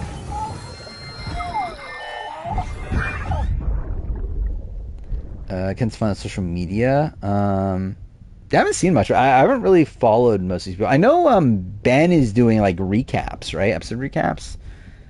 But I'll be honest, I don't care enough to watch a fucking Ben episode recap. Even though I like Ben, and Ben's like probably the best character left on the show at this point, but yeah, I don't need to watch a fucking hour-long recap or whatever from Ben. I think 1 through 6 minus episode 5 are all pretty great. The last 2 death matches are pretty solid. Yeah. I think that's how I remember it. Actually, I'm trying to remember, what was episode 6? Is that Garnet Thief?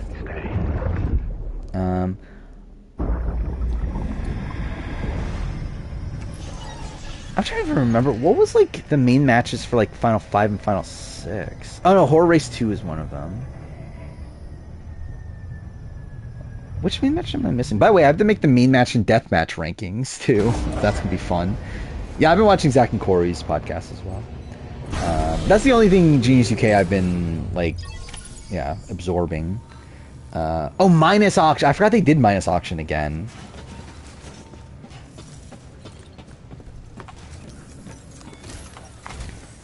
Him and Charlotte, they streamed together, but I never watched it. I mean, maybe I would watch it for Charlotte. So. And Charlotte's very mother. This is like 6 different podcasts. Really? Like, I know they create, like, the showrunner is doing one, right? And then isn't, what are the names? The people from Trader Season 1, I know they have a podcast. They're doing one for Genius, too, right?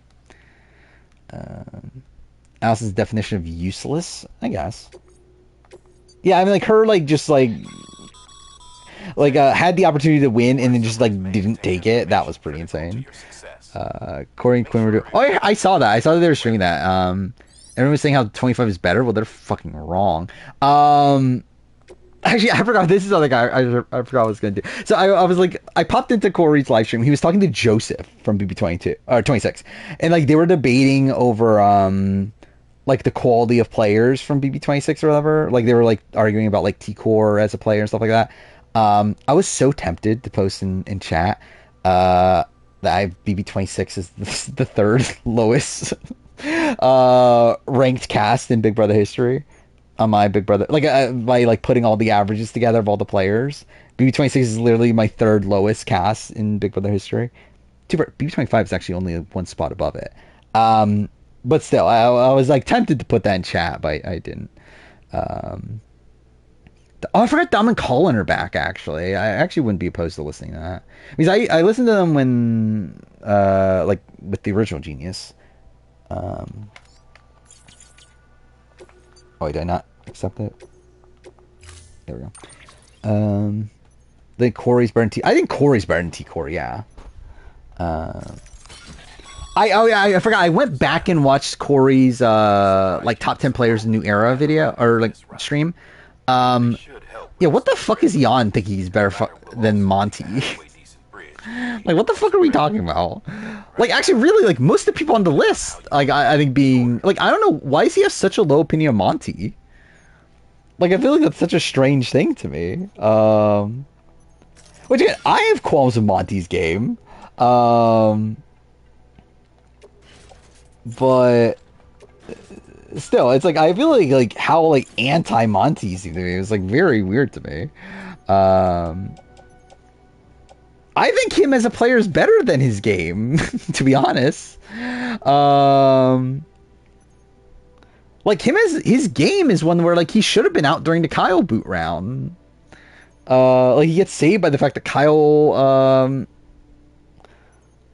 ends up doing what he does. But like I think Monty's like a very like well-rounded like player. It's like he's like very good physically. He's like affable enough, almost always going to be put into the majority alliance.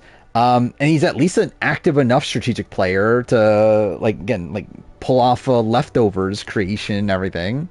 Yeah, it's like, I think Monty's, like, again, like, one of the better, like, all-around players the show's had. Yeah, what am I actually doing here?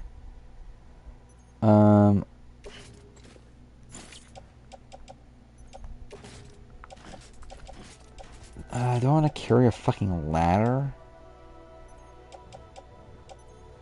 Yeah, whatever. I really don't care. Quinn doesn't like Matt, so he ranks him very low. I mean, I could see that. But again, like, I mean, Corey obviously, like, tries to be assessing these people, like, gameplay. Also, I never understood why Corey is so high on Brittany from BB24. Like, I also don't understand that. Which, like, he didn't put her in the top 10 or anything. But, like, still, it's like... yeah, like, Brittany is... Oh, Brittany's not that good.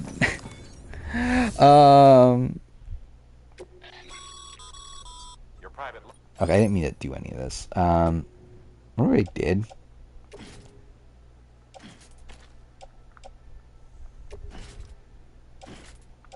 How should I do this? Actually, no, I don't care again. I'm just gonna leave. Monty Lost Speaks is misogynist? I mean, yeah. Kind of. To be fair to Monty, though, everyone thought Turner was the bigger jury threat.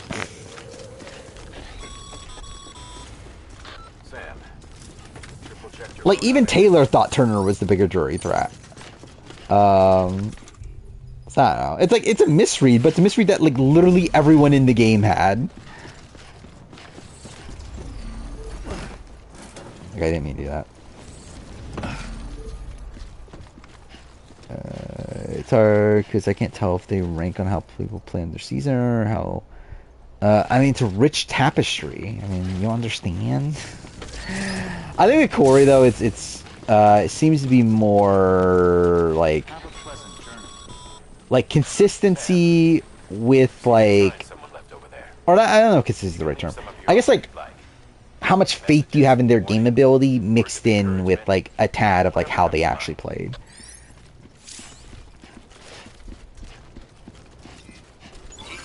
I don't think much of the jury was ever that high on Turner.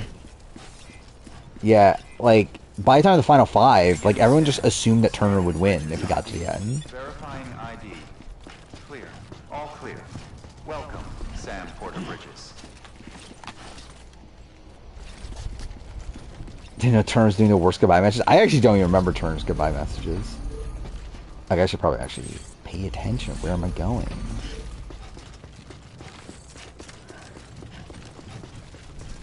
Actually, something I didn't even pay attention to in this.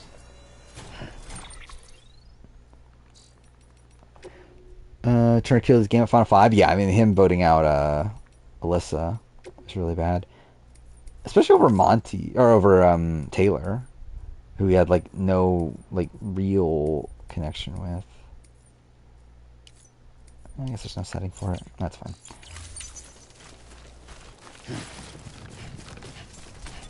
He just didn't take credit for anything, like, specifically the Michael round. Like in his goodbye message we're talking about. We're in a dark era where Kyle Kapner was a favorite to win the game.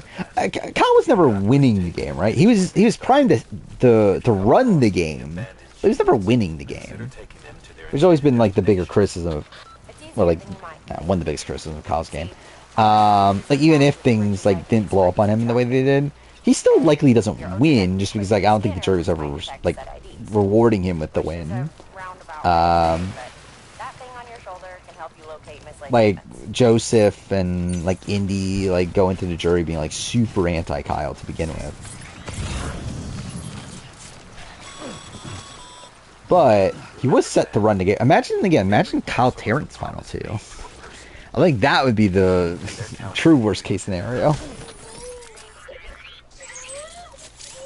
Likely what does happen, it probably is just Alyssa beating Kyle in the final 2, right? It's probably what happens.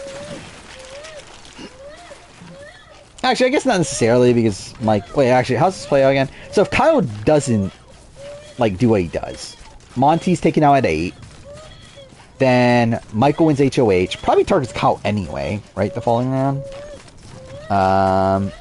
Probably puts up Kyle and Turner.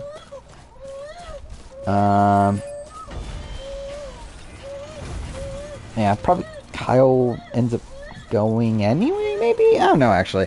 Wait, like, so... Because, like, Terrence probably... Yeah, actually, I don't know. Where's Terrence go in that spot? And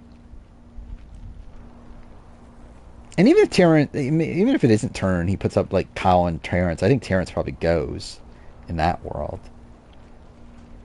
Like, I do think it is... Like, I think if Kyle wasn't, like, doing what he was doing, I think he is probably, like, pretty tough to get out of the game.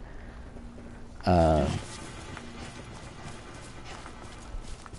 already forgot what button it was to do the thing. There we go. Is it R1?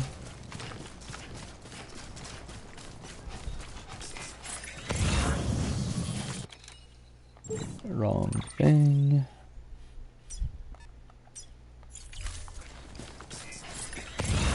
Alyssa being a Big Brother winner would be something. That would certainly be something. By the way, I forgot to, like, so with the Big Brother Second Chance video, I essentially did, like, for my honorable mention people that I mentioned, I essentially mentioned anybody that had done another show. I genuinely forgot Alyssa was on Challenge USA. Because, like, so essentially I edited the video, I got to BB24, and I mentioned Alyssa as an honorable mention. I was like, why the fuck did I mention Alyssa as an honorable mention? I fucking deleted her. Like, I deleted it out of the video because I was like, it's already a long enough video as is. I don't need to be talking about Alyssa. And I forgot, like, immediately afterwards. I was like, oh, wait, she was on Challenge. Oh, well, who fucking cares? It's not like she was anywhere close to being on the cast anyway. Yeah, she did hook up with Tyler. I mean, that was certainly the greatest moment of Challenge USA 2. Actually, I forgot how much they did hype that up in the edit, though. Like, it is funny that, yeah, that obviously just led to, like, nothing. Actually, I forgot that Tyler's, like, married with a kid now, isn't he? Such a good friend. Win for Tyler? I mean, yeah. I think it's a win for anybody. was this certainly a player of all time? She was there. She was a person that you could say played a game. I guess twice. How far away am I still?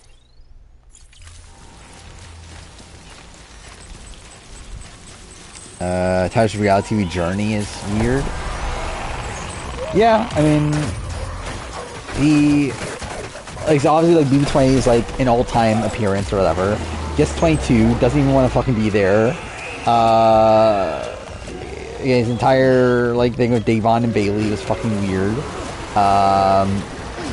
Still somehow gets the final 6 with a chance to win, but kind of, again, probably wasn't going to beat, or was being outplayed by Cody and stuff by that point. Then it's on Challenge USA, and it's just kind of a fucking dud.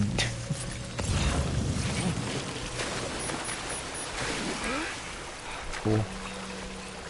I can already tell this playthrough is going to go really shit, but it's like, whatever. I want to replay this game anyway. And I know I can finish it. Like, I'm playing a fucking very easy, and I've literally streamed it before, so it's like, it might take forever this time around, but whatever. How's Taj for Toki's rich again? She's part of a band. SWV, is that what it is? Like a girl group or whatever from the 90s that's still touring.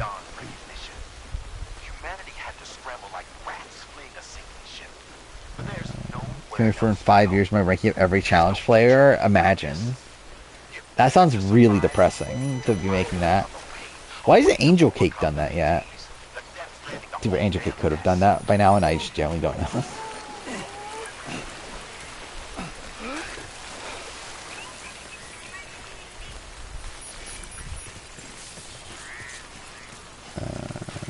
Yeah, and also, yeah, Eddie George is really rich, too.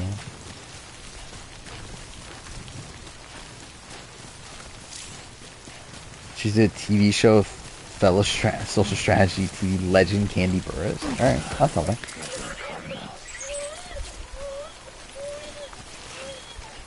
Yeah, I guess those, I guess that Taj thing led to nothing, right?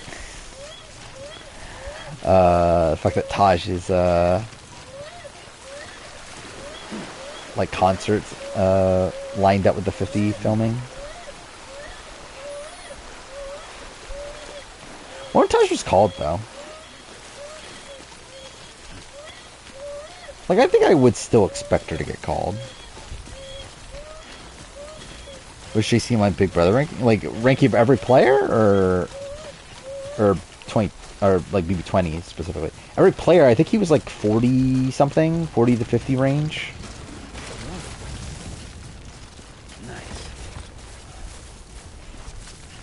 Like, if I were to do a BB-20 player ranking, it's probably, what, like 3? Maybe? I don't know what I do with Casey at this point. Is it possible the Ultras 50 make the final cast if no way before now makes sense? They're not saving slots. I'm very confident they're not. Like, I'm pretty confident it's a 20-person cast, and we already know 19, so I don't think they're saving slots. Because, like, they wouldn't know if it's a man or a woman that they would want on to save slots for. So if they're going to save slots, they would save 2 slots like they did with Game Changers. But, like, I'm assuming they're not. Okay, cool. Oh, fuck me. Okay. Fair. I think if a 49 person's on, I think they take over Genevieve or Andy's spot. Is my current guesses. Thank you. We've all been feeling the loss. I think they'd want to replace the new era with a new era. And I think 47 having 3 people is like a good enough excuse to take out the 47 person. Won't be long before we're back on track. May for luck. I think this game was insane, but I also think they were just morons. Yeah, that's fair. The problem is I think most people are morons on Big Brother, so. Is there anyone that got called pre-winners at War 40 that wasn't in consideration for 50? T-Bird, we know, got called for 40, wasn't called for 50. Twyla also we know wasn't called. Actually, to be fair with that one we don't know for sure wasn't called. It's more so that we know Survivors Unite, who has a lot of sources pre-Heroes Villains, has not heard of a Vanuatu person being called. So it's assumed that Twyla did not get called. Mari, we just don't know. For all we know, Mari could have been called. Caught in the void out. No way. So we can assume those people are dead to return, right? Like, in terms of, like, they're never returning? Probably, yeah. Like, I think if... Yeah, I'm shocked T-Bird was not in the running this time. I really thought she would be. I didn't think she would be on the cast. I think it would have been very difficult to see her, like, make the final cut. But, like, I would have expected her to at least get called. And they sent us one guy. Shit. Calling Mastermind Fessy a moron is questionable. That is true. That is why JC is wrong. Got the Cupid. Because obviously you've seen Fessy be a mastermind since. So it's true. Yeah, I'm surprised we also haven't heard a single thing about Candace Cody. So what are you waiting for? You put us on the grid? Where, like, I feel like I would have assumed we would have heard of her being in the run, or like, at least being called, or at least even not called. Like, we just haven't heard a single thing about her. Is there any time anyone got skipped by production for a season they were eligible for a different season? Nalia, he's in the running for 50, and suppose he's the alternate for Elizabeth in particular. Or like, not, again, alternate's probably a low term, but like at least like the person that if Elizabeth said no or drops out at any point, Nalia would take her spot. Again, Nalia wasn't called for years. Like, from what I know, at least, I don't believe she's been called since All Stars.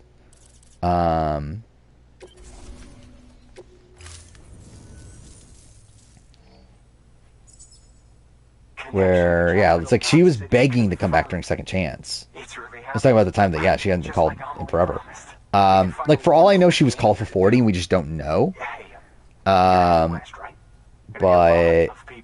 yeah, it's like, I haven't heard. And even then, even if she was called for 40, that would still fit the role. She wasn't called since All Stars still. Yeah, I think she's like, is someone that I was shocked to hear was called. Burton is interesting because we know Burton was called for 50. I don't know if Burton... Oh, wait, Sean also. Sean Rector has not been called in years. But yeah, Burton is also one that I'm not sure. Like, I really don't know. Like, I haven't heard anything about Burton being called in forever, or really ever, really. Like, I genuinely... Yeah, I don't think I've heard about him ever being called. Probably was, but I just haven't heard anything about it. But, yeah, he's called for 50. So that's cool. Did I ever... I don't think I ever did run through the actual information, did I? The Survivors Unite information. I don't remember what there even is anymore. I don't think it's anything that important, but yeah, I never did actually run through with them.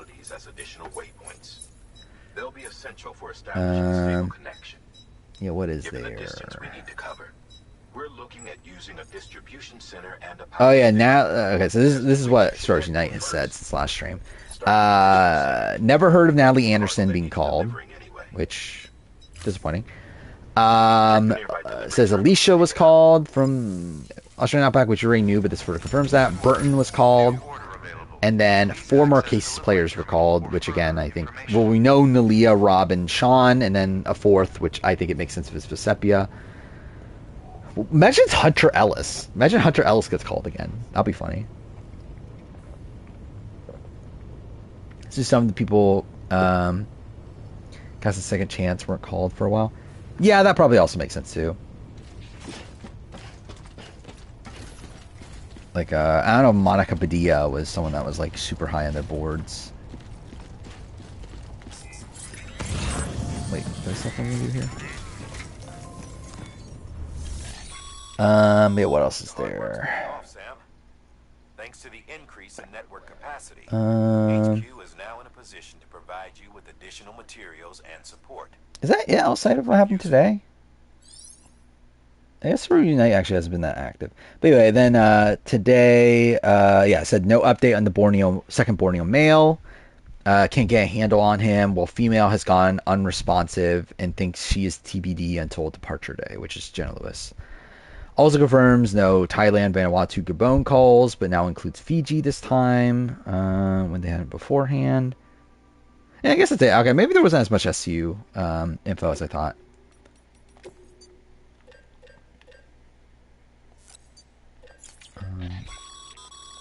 Sam, you can use that PC. Danny was almost on Game Changers. Denise was called for Blood versus Water, I know. I have not heard about her for Game Changers, though. But I know she's called for Blood versus Water. And yeah, Danny was like literally at casting finals for Game Changers. Where I believe she claims that she would have only done it if it was a winner's theme. Because she's so important to do that. Amber was definitely called. Amber was called for Blood versus Water also. Like I know Blood versus Water, they wanted her and Rob, but they turned it down. I don't believe she was called for any other season, though. Like I'm not sure about the status of like, here's villains if they asked or not. But obviously, like Rob was the bigger priority for them.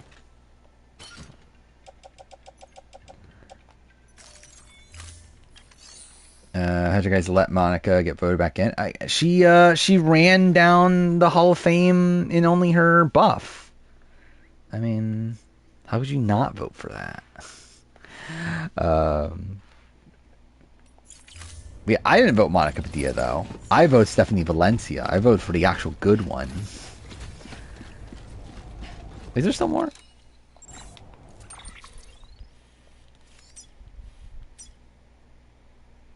Am I just heading back?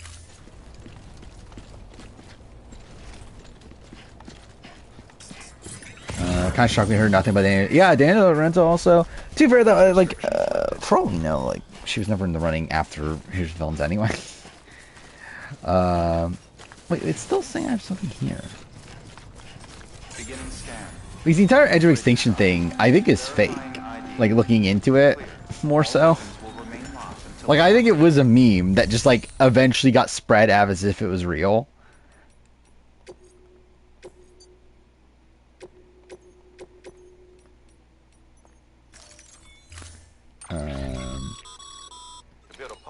Or they would have let Amber be cast if Rob demanded her to be on the cast? Probably. Like, I think it's like, I think they would do almost anything to get Rob. Like, if it's like, okay, he has to be on with Amber, I think they'll be willing to put Amber on for the sake of having Rob back. Sergeant Jack bottom, middle tier, upper tier. I think upper tier, obviously. I think they're one of the best. I mean, they obviously had that one leg that they were really bad, but they recovered really well. Like, I think they're, like, kind of similar to, like, Tammy and Victor, right? Who had that, like, one leg that they didn't really ship, but everything else they did pretty well.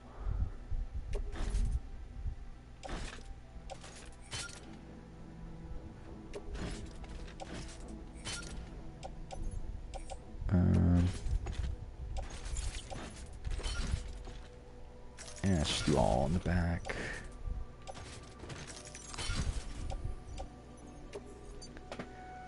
What's part was your first season? Pretty sure I voted for who Archie P and Siraj Specialist told you to. That's kind of funny. I'm pretty sure I talked about it in the video, right? Who I voted for. I really don't actually fully remember at this point, though. Like, I know I voted Stephanie Valencia because she's mother. I can't believe Stephanie Valencia was in the room for 50, even though she said she would turn it down. Head to the site I designated and build that post box, would you? You should have no As Redemption Island was Rob versus Amber. I think that'll be funny. I think Rob wasn't even supposed to be on that season to begin with. Yeah, imagine they were like, you know what? Again, starts off Richard and Russell, and they were like, you know what? We can't get Rich. Let's fucking change it up. Let's get Rob and Amber.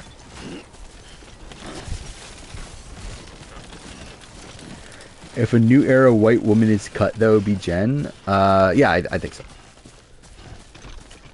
As I said, I think if a 49... I'm really, if any 49 woman is on, I expect Jen to be the one cut.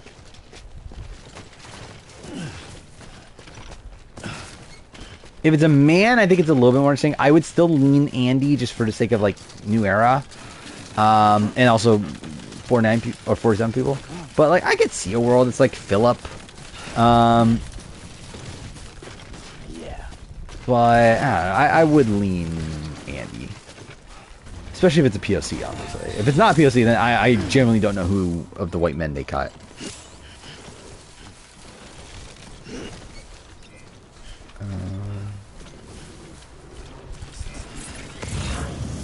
Looks so gross. Was it crumble cookies? What was crumble cookies have this time? Theory Panama woman can be Danny DiLorenzo. I mean, it isn't, but I'm trying to remember, actually. Is there any clues? Actually, imagine the world where it's actually it was never Suri. Because that would be funny. No, POC numbers, right? POC numbers. Actually, imagine it's not Suri, it was Daniel DiLorenzo, and it was Katura over Emily the entire time. That would be funny. Because it's confetti cake, tres leches cake. It's kind of whatever. I feel like I would never go to Crumble wanting a cake. Like chocolate chip, chocolate crumb cookie, banana cream pie cookie. Chocolate Reese's Pieces, lemon cheese. Yeah, all these look kind of just whatever. Or expand the 20s air player up to 29. Who would I put on?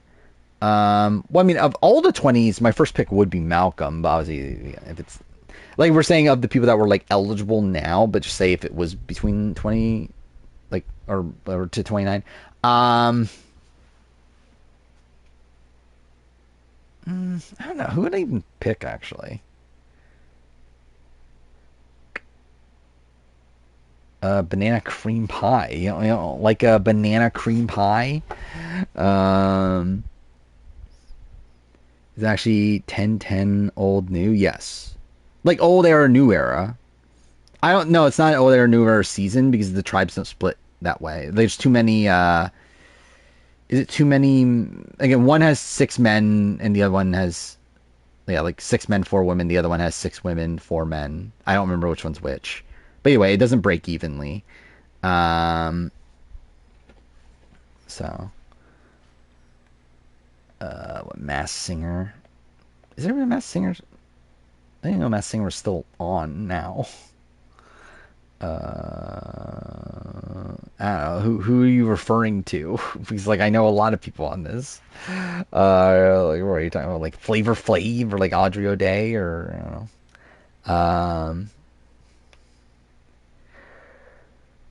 know. But how much of this game should I play? I feel like I've not made much progress at all, but also it's like whatever. I'll finish the game eventually. They try with Jonathan just win everything. Probably. Yeah. I mean, that's probably how it'll work out.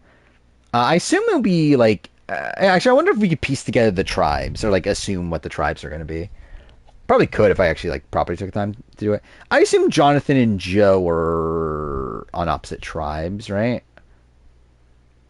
Like who would be the comparable person to Jonathan? I think it would be Joe, right? Of the people we know.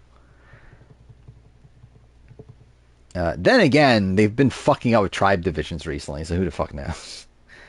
I think Cassandra and Tommy were alternates. I think Tommy probably was. Based on the fact they literally said Survivor Norway. I think Cassandra could have been either way. Like I think she could have been on. Just I don't know. I mean, like maybe it was a world where there were like 2 NZ, and then they decided like last second to not do that. I don't know. I don't know, but Ozzy's not like a big guy anymore, though, right? Like he's like, I don't know. I feel like it's like a different type of physicality. Where like Joe and Jonathan are both like massive guys. They're like really muscular and everything. Where like Ozzy's like, I don't know, I just think it's like a different body type. Yeah, maybe Q. Consider fabricating another. Okay, I keep hitting that button. This is where I'm going now. Maybe I will try to make a tribe division, like prediction. Ozzy's content, he seems pretty big. I mean, I'm sure he is. I think Death Stranding 2, dude. I mean, like, from what I understand, like, the reviews have been very positive so far. Or I know it's a lot more action-y, supposedly, which I don't know if that's necessarily a good thing. What the fuck? Oh, okay, that was the... Okay. I was like, what the fuck was that? The camera just, like, fucked up like that, but... He's like endurance beasts. There's pure strength. Yeah, that's what I'm saying. Like, I think it's different. Like, I think Jonathan and Ozzy are like different types of challenge beasts. Is there an Ozzy equivalent though outside of him? Good thing it was raining. Even they know better than to mess with BTs. Not really, right? There's not really another like challenge beast that is like that kind of challenge beast. The first do well, I think well enough. And I'm making a sequel. I think got mixed reception. It seems like a lot of people are turning around on it, though. I feel like you hear a lot more positivity around it now. Like, at the time, it was like people just complaining about how it's a walking sim. And it's all just cutscenes. But I think nowadays you hear a lot more positivity.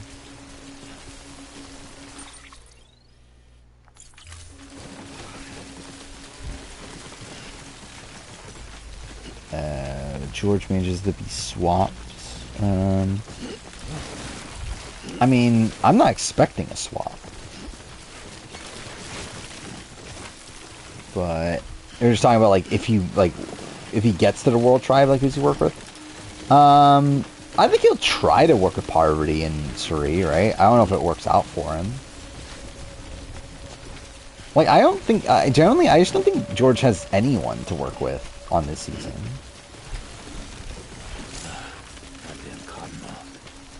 It is funny to think about A vs. World though, because I generally have not thought about A vs. World in like a month now. I feel like really like 50 has been the forefront of my mind for the last like while.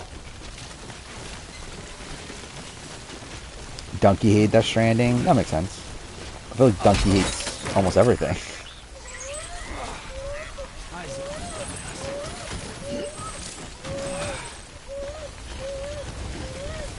Is Ozzy even gonna be that crazy? I don't know. Again, he is older at this point.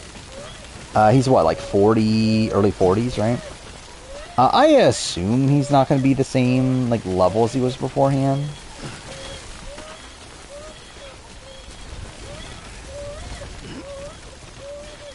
Obviously, Jonathan's like more in his like prime. He's like what, like 31, 32 or something. Oh fuck me.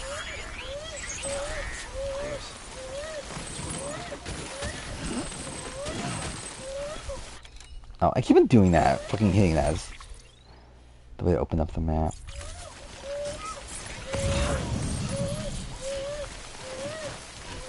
The A vs. World will be entertaining. I mean, like, from what I understand, like, everyone's saying it's gonna be very good. Like, obviously the producers are always gonna say it's very good, but... I don't know, like, Parvati and, like, Shawnee on their podcast, like, well, it's, like, the best season of Survivor ever, stuff. I don't know. I don't think there's like a lot of like hyping up of it. I don't know if the Survivor 48 people would have been on podcast saying this is the best season of Survivor ever. So I think it'll at least be interesting. Oh, it'll definitely be horribly edited. Actually, I don't know. I guess it is like it's only 14 people, so it's like I don't know, how bad could you do? Guess we'll see. See that be put to the test. Oh, yeah, speaking of that, I never even mentioned this. What happened to the Survivor Quebec Google Drive? Because now it's like privated or whatever, or like you go to it and like restricted or I can't watch the episodes anymore. Which is fair, I probably wouldn't have watched it. Like, no, I didn't have that much time to watch it anyway. So, okay, fuck me. This is going great.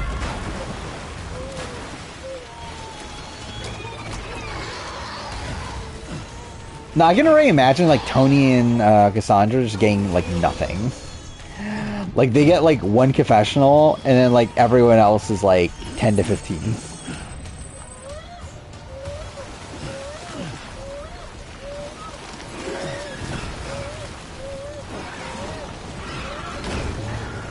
I still find it funny how they did the AU versus the World trailer thing, and only had like 4 of the AU tribe and like 5 of the World tribe. It's like, yeah, fuck you, Cassandra and Tommy. You don't fucking matter. And like, fuck you, Sarah, Talik, and Janine, and one other person. Was it Kirby? Even Kirby, though, had her own thing, so I guess that's fair. But still, it's like 4 people on the cast. They're just like, yeah, fuck you, people. I can't wait for Jope to be on A vs. the World 2. We have favorite player. Like, you go to it, and it's like, restricted now, or whatever. Like, I didn't notice until after last stream.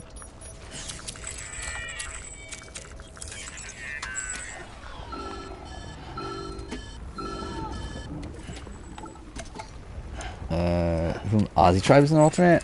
Something wrong, Sam? I mean, like, I know Jordy was in the rumor mill, right? Nothing to worry about. Wow. I generally don't know who was. Suspended, but they can be restored. I can perform the necessary maintenance. All the 50 cuts in A vs. the World 2? Probably. I mean, like, yeah, I would not be shocked if Jesse is on, like, the next AU, like, versus season. Considering he was supposed to be on AU versus US, and then got kicked off because it's part of US production. I think that's the most insane thing, right? Like, the fact that, like, and I guess actually it's not as bad now, considering, like, at least half the cast is New Era. But, like, still, it is funny that, like, Survivor production, US production, shut down AU versus US because they're like, hey, you're taking our people from Survivor 50. And then they just, like, cut, like, a lot of the people that were in the running to begin with. Like, that is kind of insane. Oh,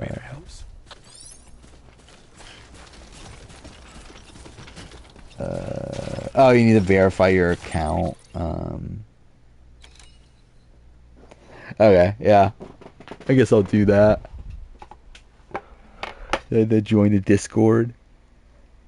Tommy gets a confession on the first episode. Gonna be this means he's winning. Okay, I think he'll get one. No, he's running for US. It was what, Jesse, Omer, like a lot of people that were cut. Like, it was literally like, I think almost everybody is somebody that, yeah, was called and cut for 50. Austin from 45, Austin Lee Kuhn. Katura, I believe, was rumored, right? Wasn't that a thing? Was that it? I mean, like, Ricard is, like, I don't remember if he was rumored to be on the cast. Like, it would make sense if he was. Yeah, I think those were the names. Which, again, almost all of them were called. Like, at least, like, Austin, Omer, Jesse were called for 50 and cut. Katura would make sense if she was called, but we definitely don't have confirmation on that. And then Ricard, I don't think was called, but you never know. Like, there is still technically a world where Ricard is the other 41 male, but I would not bank on it. Yeah, like, I believe the story of Ricard's going to cameo on the season, and he's also hosting the after show. I assume alongside an AU player, because I feel like it would be weird if it wasn't that. It was just fucking Ricard just randomly hosting a after show for AU vs. the World.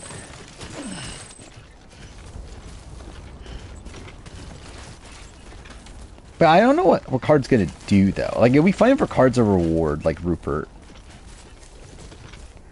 Sure, I thought 41 had so many returns that time.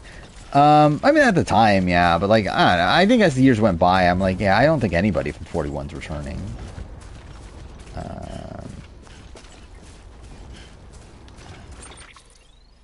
Where, I don't know, it just felt like 41's a season that, like, definitely will be forgotten about over time.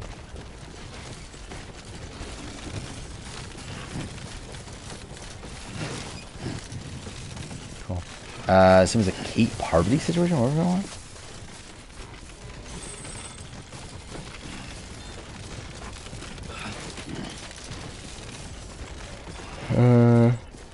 Oh yeah, I assume they'll work together.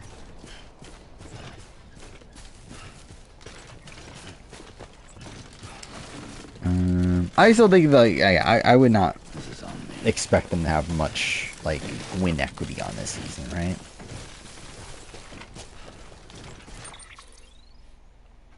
Where's even the thing that I'm meant to be going to?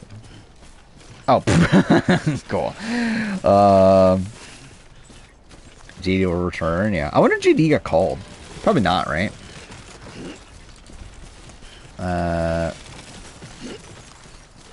Yeah, I think I would be pretty surprised. But then again, a lot of people probably got called. I don't know if we'll ever like fully get the full scope of everybody. Like I have a list of all the people that I like know got called, and it's like up to like 80-ish people I think already. I don't know. It's something like that though. It's like a good chunk of people. Like I would doubt JD would be one of them. But also, again, I just don't know the total number. Like, it was definitely over 100. Because, like, calls went out in August. But I don't remember where Jeff was saying the list was at by that point. Because I know originally the list was 200. But I don't remember if it was 200 at that point when they made calls. But there definitely is a chance of that.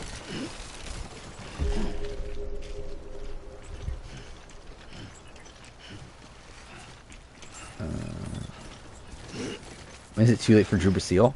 I think he, again, 54 is returning season. I think Drew probably has a shot. Beyond that, it's probably looking rough. IFR's a fucking traitors. Remember, that is the thing. They have party winning reward Ricard coming in the coacher. I mean, yeah, imagine like Ricard is just like a Cochran, like he just coaches the players. That'd be funny.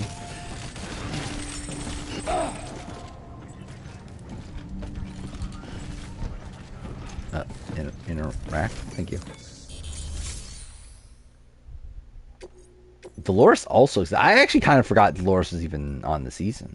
Or at least Ivar, I think, is like the funny meme of, oh yeah, this guy won. But like, I feel like Dolores like kind of gets forgotten about. I feel like she's not even like funny enough to be the meme. Wait station folks told me all about you.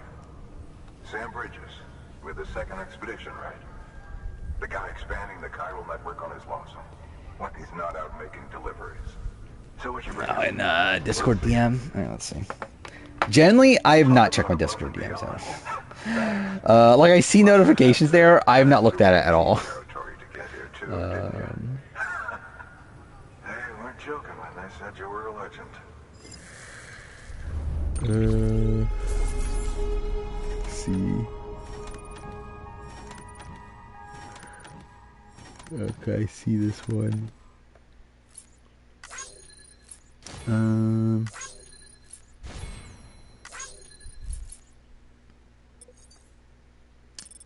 Okay, I see. All right, join the conclave. Thank God. All right, head over to get verified.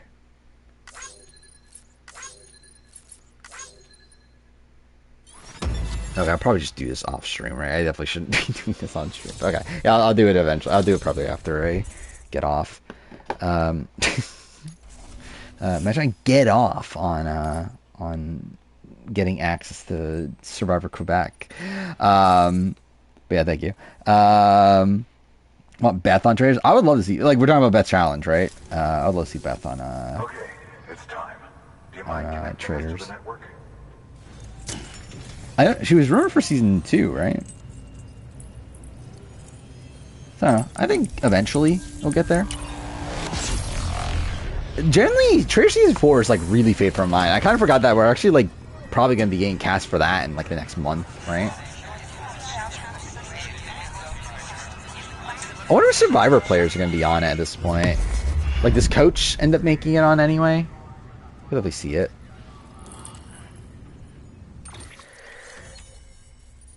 Rob C. I think Rob C would be on Dondi. Oh, would I rather see... You're talking about? Yeah, I think I would rather see Traders. personally. But I think he's more likely to be on Dondi. Aubrey's a lock. Is she? Like, I know she was rumored. Like, I know but like that rumor just got debunked, I believe. Like, as in, like it could be real, but like it's not like coming from a credible source at least. But what was Aubrey, Russell, Coach, and David Jeanette, right? And also, wasn't Yule rumored at a point? I think Yule was there too, right? Yeah. Good. The distro center is on the network. All like pretty big names. Do me a favor. Take your BB to a Yeah, I mean Taylor's still someone that's on the rumored list, but again, I just don't think it's possible. Like I don't know why they would allow her to do that. Like it'd be bizarre if they did that, but.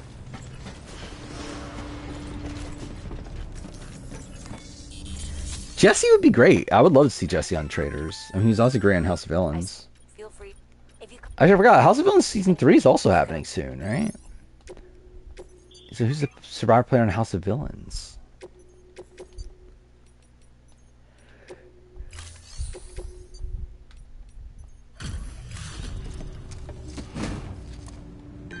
Yeah, Yule, I know it's rumored. Tyson, like Redmond said that he's heard Tyson for both Traders and House of Villains, so we'll see which one he ends up on.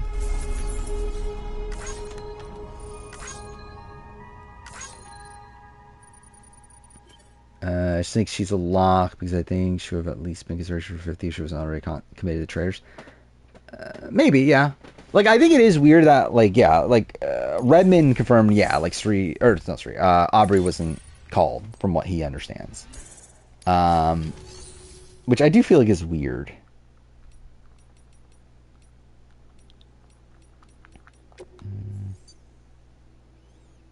Do you going, like, you going to the private room do anything? I think it restores your stuff, right? Your stats? Yeah, I saw that about Russell, which I don't know what that fucking means. But yeah.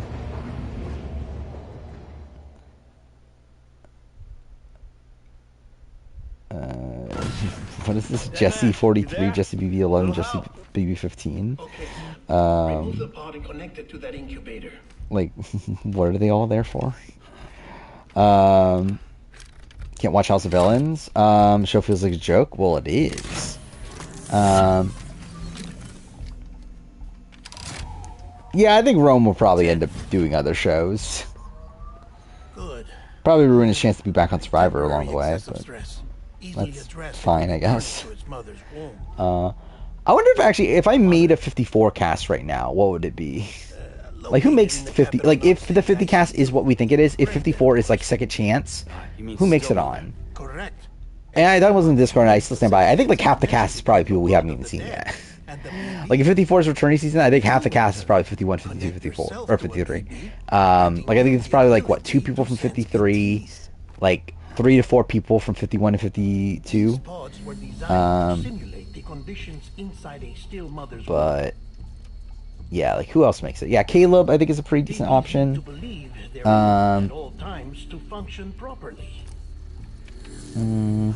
Like, who from 48? Like, maybe like Camilla, maybe? It's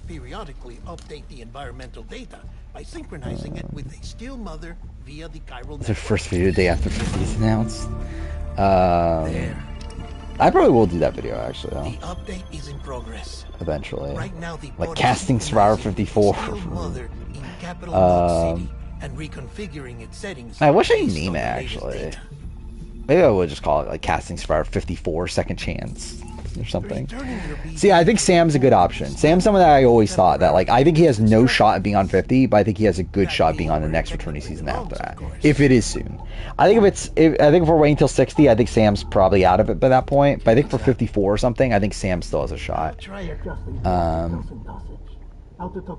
Say, yeah, definitely Say, I guess, would be 48. Thomas, I just think he'll probably be overshadowed by then, sadly. Like, I'd like to see Thomas play again. I just think he'll probably be just lost in the shuffle. Try not to get attached. What other seasons? 46. Like, imagine Tevin on 54. Oh yeah, Ben finally gave up his crusade of thinking that Tevin is on Survivor 50. So that's cool. Finally. Like, thank God he's actually seen sense now. You saying there's no way to keep my BB alive? We won't return to Outcast US. Yeah, it would be fun, but I don't think they'll ever do it. They probably have enough good people to do it, though. But I just think, like, when they do these casts for returning seasons, I just think they... I don't think they prioritize pre-mergers to that much. Like, I think, obviously, a token 1 or 2 here and there, they're willing to do. But, like, I think to have an entire, like, half the cast be that, I just think that kind of, like, ruins the point of returning seasons to them. Anyway, get some rest. Sydney would be cool. I'd love to see Sydney. I don't know if I would say she's a lock, but I would say she's an option. Good night, Sam. Sean Rector, I think, probably has a good chance of 54. If it's second chance. Like, maybe Nalia after all this, and because when she was in the running again here, maybe she would be called again. Kelly Goldsmith was still in the running for 50, like she got called, so maybe. Who are the other... So, where are the second chancers that got called this time around? Like, that would be... Like, Burton, right? Burton may be on 50. Greg, obviously, if Greg is able to fucking stay in the running the entire time. I think it's literally just Greg, Kelly Goldsmith, and Burton for pre-All-Stars, isn't it? Oh, no, I guess Heidi and maybe Christy, if they're the Amazon people. But also, it's like, yeah, I doubt they're making the cut. Can you see me? I mean, Colleen's just going to say no. Like, we know she said no to 50, so... Still not under guard. And she said no to like, every other season. Jones should be a lock. Yeah, Jones would be a lock. I mean, he's obviously on. But if you can keep making connections, if you can get to me, we can go back east. Yeah, Jelinski's funny. Like, he has a shot. I doubt he'll make the cut, though. Like, if they did return the Outcast, I feel like Jelinski probably is on there, though. It's bad. Yeah, there are a lot of good pre-mergers. I just don't think they look at casting that way. Or like, I think to them, it's like, if they're doing a returning season, they want to bring back big names. And I think to them, it's like, well, why are we wasting half the cast on people that, like, people aren't going to remember? And if we as a people can't do that, if we can't reconnect, then, well... Yeah, I'm going to look at this, actually. How many names do I have written down that I've gotten called? Come on.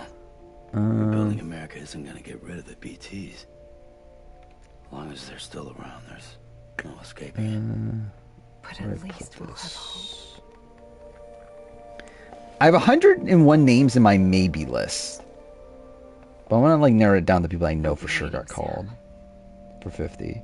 Because I just want to see what number we're at right now. Of people that we know about to some degree. Waiting for you. Come and find me. I would love to come and find her. That is something I would love to do.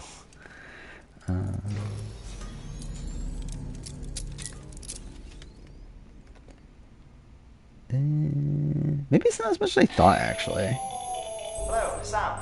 I remember saying so many like people on my my prediction list that like there's no proof to them at all. Why not take a shower? It's good for the body and soul, and also my research as it happens. Including like a lot of 48 people.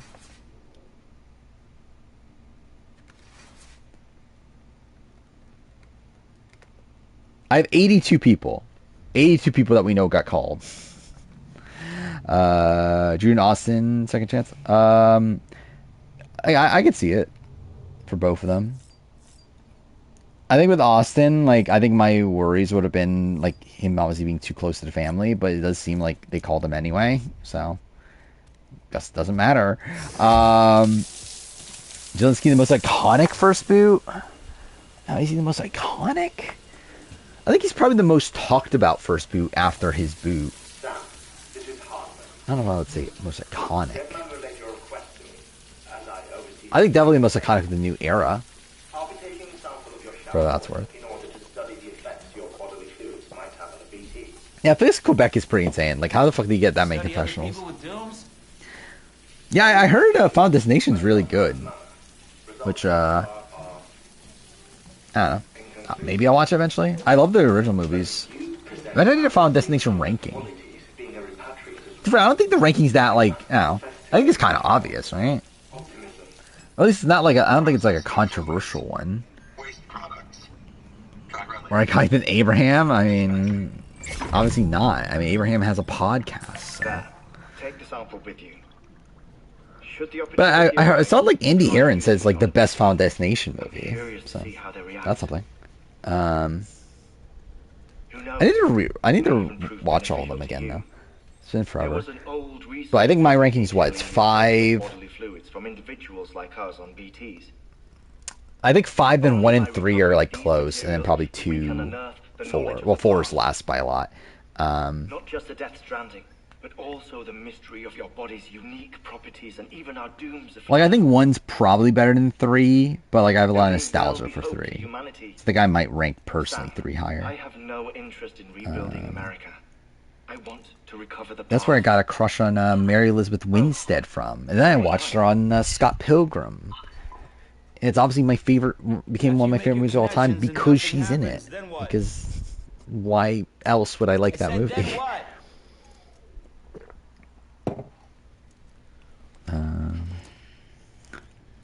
4 keeps it from being a perfect series. Yeah, I mean, all the other ones are pretty good. Like, even 2, again, my second least favorite one's like not bad.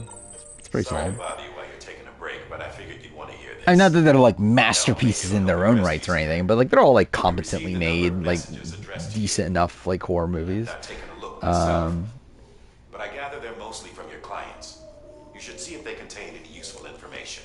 Actually, I want to see here. What is the cast that has had the most calls? From 50. So on my list, I have what? 3 Borneo people, 4 Australian outback, 2 Africa, 4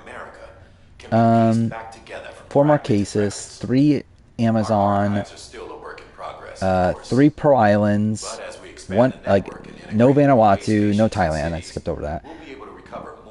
1 Guatemala. Actually, I don't one Palau. I don't have a Guatemala person on here actually, because like Soldiers Unite has said that a Guatemala person got called, but also I don't know if they mean Stephanie is the thing to where like I'm not sure. Yeah, do I just like add like Rafe on here for the sake of it? Because I feel like that's probably the most likely Guatemala person to be called at this point. I don't know. Has a 93%. It's really high. That's kind of insane. Watch Scott Pilgrim for Chris Evans skating. Well, that's something. Tribute. I mean, I watched it because I like the. I read the comic first. Yeah. Then what? 2 people from. Is it really only 2 people from Cook Islands? For some reason, I thought it was more. 1 from Fiji, 1 from China.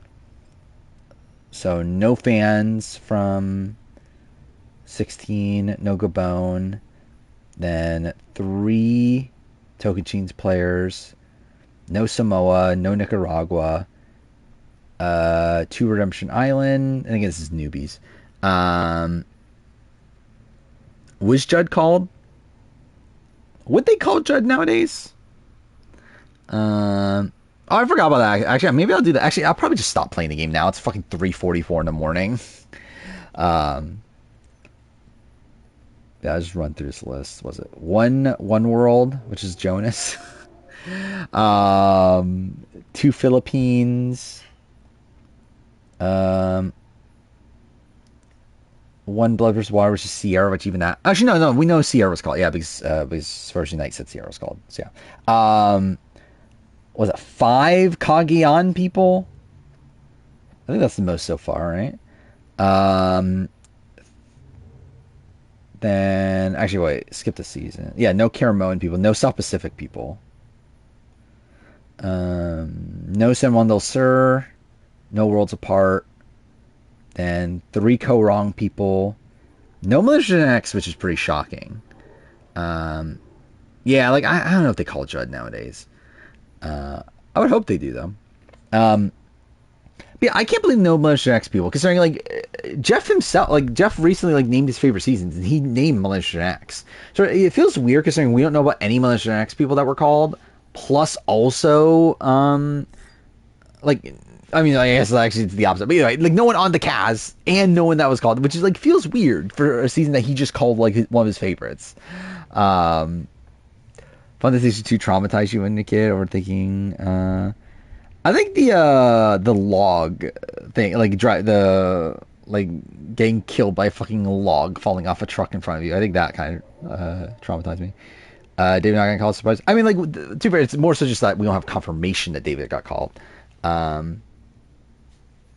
But so we're like, yeah, I think I think it's pretty likely David did get called at some point, but just no one has confirmation on that. Yeah, I have one HHH person. Oh yeah, also Ben finally gave up on Desi being the HHH person. That's something. Again, that's character development. Because Ben found out that Desi just had surgery like a few weeks ago or something. And now he's finally recognized that Desi can't be the HHH person, even though there were so many other fucking clues anyway. One Ghost Island person was just Dominic. Which literally that's only coming from Brian Hike's wiener, by the way. So again, who knows if it's true? But yeah. Then what? 4 David vs. Goliath people. 1 Edge of Extinction, which is literally just Rick Devens, which also comes from Brian Hike's wiener. Plus also alumni, I guess. 1 IOI person in Lorne. Then what? 341 people. 642 people, so I guess that's the new record. I have 243 people, but it might just be Jesse. 244 people that are confirmed that got called, which are Lauren, Harp, and Carolyn. Technically, again, obviously Jam. I also would very much expect Heidi to have gotten called based on the way Jeff was talking about her. Like when he did the Q&A or like the trivia thing, he like talked about Heidi as if he just talked to her. It's like I feel pretty confident Heidi got called at least. Yeah, Christy following the cast was not enough. That was not enough evidence. Also, I believe Christy followed Inside Survivor, right? Or no, Redmond followed. No, it was the other way around. Redmond followed her, and yeah. But either way, I have what 1, 2, 3, 4, 5, 6 people from 45. So that's something. Was it? Oh, also 6 people from 46. I don't know if this was that much. Then what? 5 people from 47, and then 2 from 48. So I guess the most calls is what? It's a tie between 45, 46, and 42, which makes sense. Obviously, just new era. But I'll be interested in seeing if like we're missing anybody from like that Redmond heard about got called. I feel like Redmond, again, like obviously it's Redmond, so who the fuck knows? But like it feels like Redmond's been pretty open when he hears about someone that's been cut. Because like he didn't need to tell us the 47, like he heard a 47 male that got cut. So like I don't know, I would assume we've heard about almost everybody. I was actually that's something too. Early on in the process, I wonder who this person is. So early on, he mentioned like so on November 13th, he said he has heard of his first multi-time player, a 3-time player from before the 30s. Then, when is this? On December 7th, so what was that, like almost a month later, he deconfirms that multi-time player, says that he thinks it's back for a second chance. Who is that player? I don't know who it is. I wonder if it's someone that is on the cast and he like later found out it was like bad info that they weren't on, or if it was just someone that was like completely wrong to begin with. I do wonder that because like looking at the clues in that time, okay, so it's still not a winner, not Kelly Wentworth. What other clues would relate to this?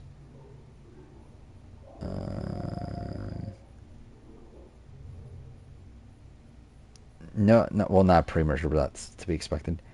Oh, no 10 through 19. It's not a 10 through 19 player. I guess that's literally it. That's all the clues that we have. It's not a 10 through 19 player. So it's not Suri, Ozzy. Well, I guess Suri's more. Well, no, it just says multi-time. Oh no, he says three. Yeah, 3-time player. Wait, 3-time player. Yeah. So who is a 3-time player? Wait. I think it's Malcolm. Right? It can't be Coach, no, because it can't. Wait, is this also a thing? No, okay, it was a few days later. So on the 17th, he confirms he only knows one player from 1 through 9, and that person's from season 4. Did he say it before that?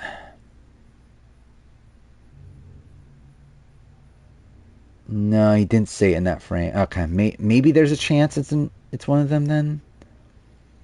I think I would bet on Malcolm though. This is old info. This is I'm talking about Redmond. So Redmond back in the day, there was one a 3-time player from before season 30. He said that he heard about that got called, which is why he did not think it was second chance again. Until later, he deconfirmed that person and then thought it was second chance again. I was just trying to speculate who that person was, because that's something I don't have the pieces together for when I eventually make this video on the rumor mill. That there is this like mystery person that he heard about and then deconfirmed that just never got brought up again. I do wonder who that is, if it's someone that actually ended up being on the season or what. But yeah, if it is an old schooler, then Jerry, Colby.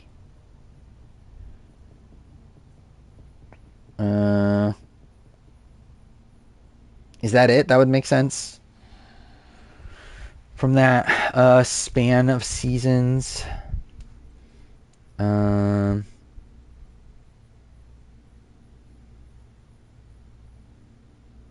Like, because it's not a winner, so yeah, I think it's pretty much them. Or again, Malcolm would be the other one, or Andrea, I guess. But like, no, yeah, I guess it just could be Andrea.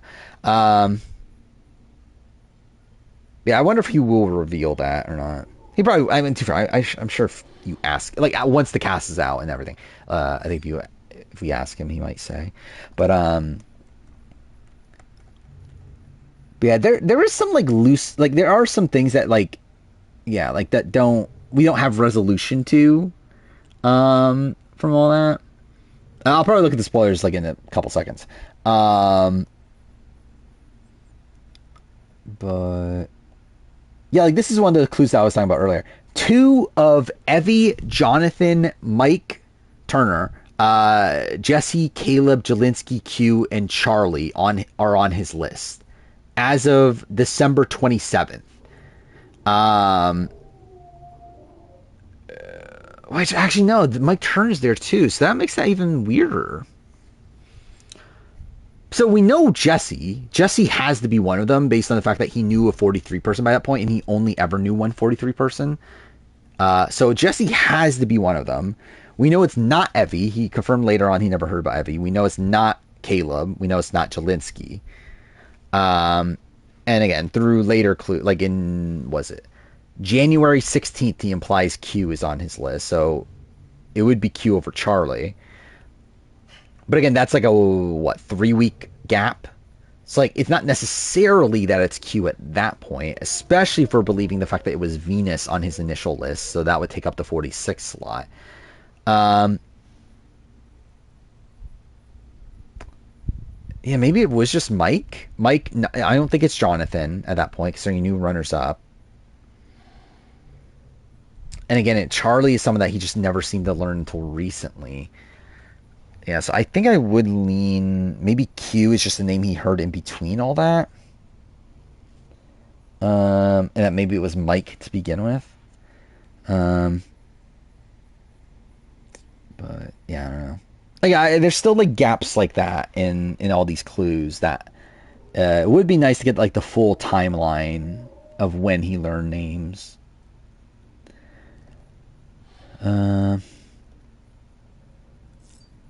Because, yeah. It's like it would be interesting to see when he learned Q. Like Q could have been one of his OG names, but it would have to be alongside Venus. I guess again, it doesn't. Again, that's the thing that's so fucked up about all this is like there is a world where it was Shan, but his implication, but him saying I heard about the name a while back, he meant like a couple weeks ago instead of like months ago, like what I assumed it was. Because Shan is someone that, let's see, when was the last time he did mention Shan? Do I even have it? I don't even know if I have it written down on this list. I looked it up at one point. I think it was like mid January. I think it was like January, like around like 16th or so. Actually, let's just see if I search Shan on this.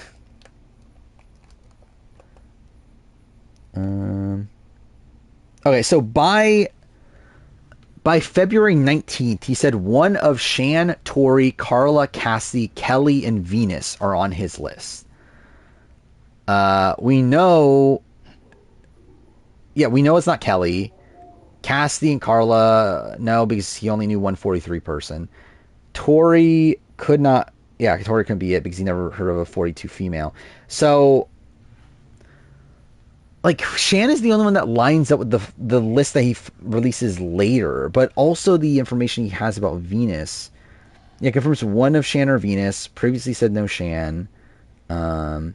Implied name came from the first dozen. So it's like, yeah, it's like if that's the case, then it can't be Shan. It has to be Venus, but Venus is someone that disappeared. So I don't know.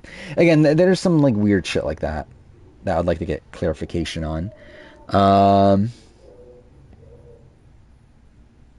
But yeah, I'm excited to make this video. I think it'll be a fun video to end up making. Actually, this is an interesting clue too. I mean, it's actually not really actually. But some of Xander, Deshaun, Jonathan, Austin, Hunter on his list. Which this is on, was that February 16th? So I wonder if he knew Jonathan by that point.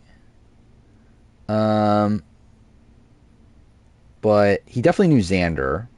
But he said some of, which implies more than one. So maybe that is proof towards Deshaun, but I guess not really, because it could also just be Jonathan.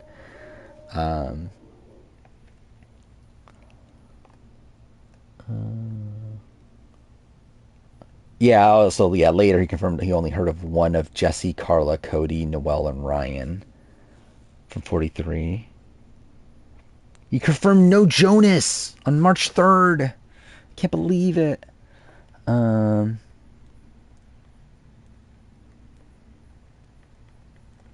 It's actually kind of insane, like looking at some of these clues again. As of March 5th, he only knew 2 people from seasons 1 through 5. Which was Sean and then implied to be Jerry, I believe, at that point. Because I think there's a previous clue to Jerry. Now, where's the Jerry clue? Oh, there, yeah. On February 13th, said one of Jenna Lewis, Jerry, Colby, Rob C. Fairplay. Actually, I guess Colby's even on that one. Wait, what confirmed Jerry? I really don't remember anymore. Because I remember that it was known that Jerry was first and then Colby was after that. But I actually don't remember, I don't have it written down what made it that it had to be Jerry. Considering Colby is on that initial list too. Did he ever say it was a woman? And I just forgot to write that down. By March 14th, he said he had 2 season 2 reps, 1 male, 1 female. So by that point, he knew both Colby and Jerry.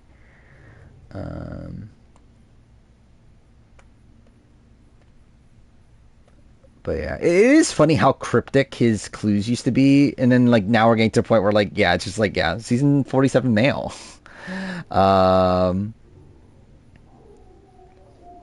Where it's at the time it was it's one of this grouping of fucking 9 people could be it. Could be someone called, not even on the cast or whatever. I forgot that, yeah, like, what was this? Around, like, March 16th-ish, she was, like, confirming, like, genders of players. But, yeah, alright. Alright, let's look at the fucking Survivor 48 spoilers. Again, what is there to spoil, though? Like, I know there was, like, a name that people were saying won, right? But, like, is there anything to actually, like, spoil on?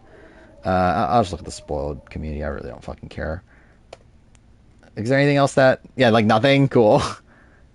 Dude, the number one fucking thing is like a fucking Edric post. What the fuck is this? I got a fucking spoiled Survivor. First fucking post. The case for Camilla. Why Camilla will win Survivor 48.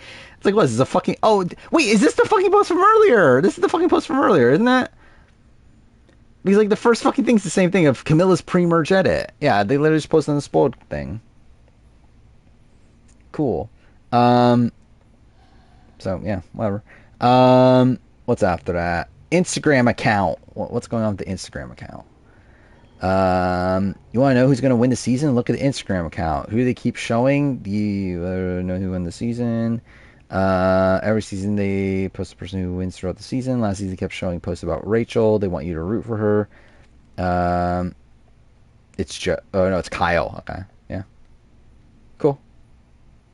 I mean, I don't know if that really means anything, but cool. Yeah, sure. I mean, okay, so here's the immunity winner thing. Which, yeah, I don't know if there's anything new to learn from this.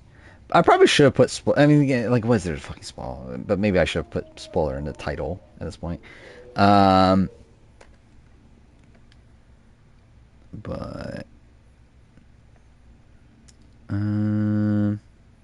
oh, do press photos confirm like Camilla's thing? Oh yeah, okay, yeah, I see that. Yeah, so Camilla having a comeback victory is confirmed by the press photos, because that's what the episode description said, right? People posted the claim they have spoilers, but I think they get deleted because it's probably bullshit. That's probably, yeah. What is this? Would be a wild thing to say if Joe was the winner. David is easily manipulated, says the man who, for 10 episodes, has been used and manipulated. Can't help but laugh at the irony. Yeah. The question is, like, is that what he thought on the island, though? But, yeah, that is obviously a weird thing to say. What does it say? Also deleted a tweet about Star, saying that Star should be calling out people that treat her terribly. Let's see. It's supposed to, so I think Joe wins, but David doesn't vote for him. I think Joe makes the final 3, but doesn't win because of a bitter jury. I mean, like, essentially, the spoiled community is essentially just the Edge community at this point, right? Like, none of this means anything. Like, it's all just fucking people guessing. What is this? No need to believe me, but from NorCal, my grandma is close with the connection to Joe. So he makes the final 3, but doesn't win. Apparently, Jeff loved him so much he asked for him to be involved in some host capacity. I don't feel like they're making that decision already. Anyway, Joe said no to stay close to his family. However, like, they do it over Zoom. Okay. But anyway, take it with a grain of salt. I mean, this sounds like bullshit. If it's on fire, like, this makes no fucking sense. But yeah, the my grandma told me is also funny. Anyway, yeah, I think that one sounds bullshit. Alright, this one says the new promo basically spoils the Final 5 boot, but I'm confused. If Camilla wins Final 5 immunity, why didn't she and Kyle just vote for Joe with me? Oh, this is just, like, idle? Could have happened? Yeah, I don't think that's really anything. Okay. Yeah, I mean, really, it just feels like this is all just speculation. Like, it doesn't feel like there's actually like anything. New promo basically for... Oh, wait, I already read that one. Fucking, I'm an idiot. 50 casts! Let's see what they're saying about the 50 casts. Just heard on the his podcast with Charlie that Rob C has been doing grip strength, popularized by Charlie. Well, it's not looking good. Let's see. Top post. I think Rob C would surprise people how far he makes it. Well, he's not going to be there to begin with, so he's not going to make it that far. Oh, this is sad too.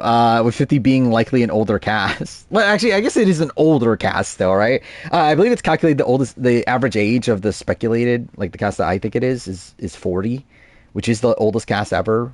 Winners at War was like 37 point something. So this would be the oldest cast. So that's something. Which is a unanimous Mitch vote at 5 for making these be eliminated permanently. I agree. I think this season is a big like thing of like why forced fire making sucks. Where I think a lot of the gameplay around the season is baked around the concept of they still have forced fire making as a backup at 4. Clock Mitch not making Font Tribal a long time ago, especially when he has an inconsistent edit. I guess. Is this edit that inconsistent until recently? The actual spoilers where the people were able to figure out the pre-merge boots via promos. Like what? Just like shots from future challenges? Is that what it was? Peak when they realized a tribe swapped the logs. Oh yeah, I knew about that. I knew about like Xiaoheen like was wearing a Vula buff, right? And they like changed the color. Like you could tell by the emblem on it or something. See, even I saw that one.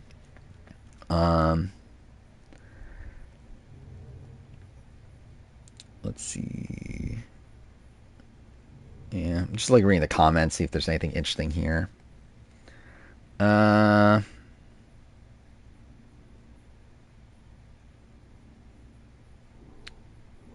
Wait, so people... Okay, so I see someone speculating that Eva crying... We didn't talk about that. Eva, like, sobbing in the preview, and, like, Joel's consoling her. Someone's, like, speculating that that isn't over her going to fire, instead her crying over losing the puzzle, I guess. I don't know. Like, at the Final 5 challenge.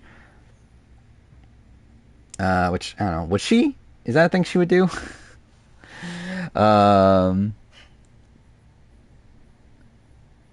They say Joel. Again,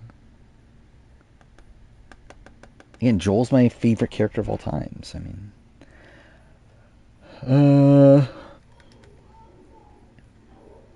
Yeah, is there anything else 50 related? I always am so tempted to like respond to 50 related shit. Just because how much wrong shit is out there.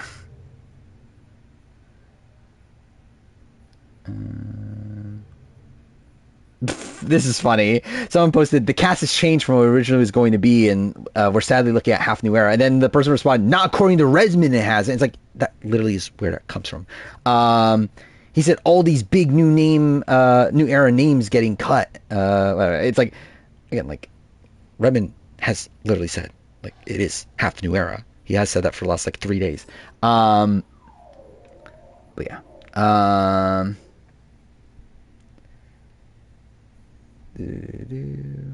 Wait, this is also... this person's just an idiot, then. This is also a person later talking about Redman information. So this person's just dumb. Well, he says, very sadly, Redman keeps finding... This is from 7 hours ago. Keeps finding more and more 80 to 90% confirmed people. So he believes the chances of people like Rob Nino, Greg, and Lex are becoming quite small. They're not confirmed to be cut, but unless the cast is much larger than 20 people, there's no room left for it. I think Rob coming out in the open, admitting that he's been practicing grip strength, demonstrates he's no longer... Okay, so this is actually a reasonable comment, but why did he also make the comment at the same time, like, saying that that it isn't half new era, when Redman has been saying that for days now? So I don't know. It's probably just someone, like, learning about things secondhand, right?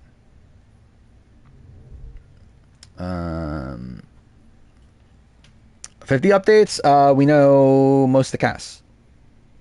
Looks like it fits diversity mandate. It's half and half. New era, old era. Not again. It's not going to be an old era versus new era season because the tribe breakdowns don't work out gender wise. But again, it does look like we're doing that. It's the same cast we've been talking about. Just Andy is on now. Andy is 80%, to clarify. Or actually, 47 male that isn't the previous 47 male that Redmond heard about getting cut. That was not Andy. Is 80% on, which is probably Andy. This is stupid too. What is this? Like, I'll say that it's the same names we've been talking about for a while. Look at the 3 people in the bottom left of the logo, possibly the final 3 of the season.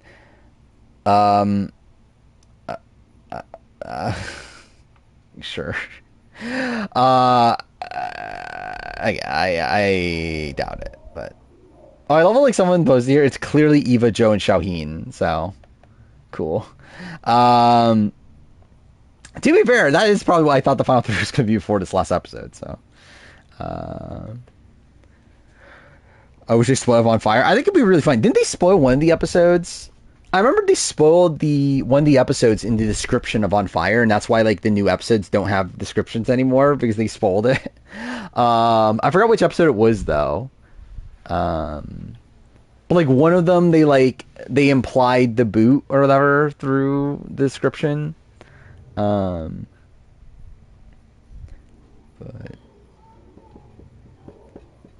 yeah, like when it comes to the 50 cast at this point, like we know everybody, like we know all but one spot. And even that one spot is one that, like, it makes sense who it would be based on, like, precedent. I'm just looking at the Discord if there's anything new. I doubt it, right? I doubt Redmond's fucking posting anything at, like, what is, like, 4 or 5 o'clock in the morning for him.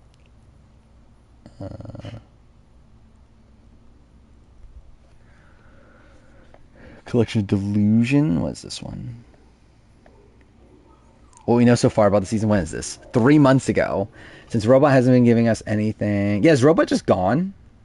Which one's Robot? Robot's 45-46 spoiler, right? I forgot. Did they spoil 47? Who spoiled 47? Or like gave the woman's a winner and that sort of thing. Was that Robot also? Anyway, this post fun. Oh, this is the water challenges. Episode 2, only Vula members. Justin, Stephanie. Oh, so that's just wrong. They think Stephanie's in episode 2. Oh, no, that's who's not confirmed.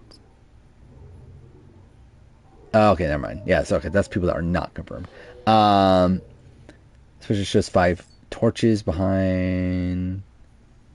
Oh, yeah, that's just wrong. 2 purple, 2 green, 1 orange. They thought that was the final 5 breakdown because of 5 torches being there. Well, yeah, I know about the Rome thing, obviously, but yeah, they were the one that like posted the stuff before that. I don't know how it was done, but this post uses the dates of the pictures to prove Vula will be the first tribe to go to tribal, and that's correct at least. Can't find the photo, but apparently Mary is planning a watch party on the 12th, which most likely means she at least makes it to episode 3. I mean, that is actually a pretty big spoiler, right? For Mary, that I guess necessarily like, you would like not know if she like was booted or if that was just a big episode for her, but like considering that's the episode that she played her shot in the dark and everything, I guess that's kind of spoilery. There's a post that's now deleted that someone that went to an early premiere watch party said that Stephanie is the first boot. Oh. Was that out there? I guess it makes sense it was out there considering there was a screening. But I assume this is like right before the premiere. Some speculations I have. I think that Loki will be the main tribe to follow this season, as they have 2 players who give great endgame energy in Shauhin and Joe. Shauhin feeling like the Genevieve final boss character. I mean, not exactly, but not the worst read.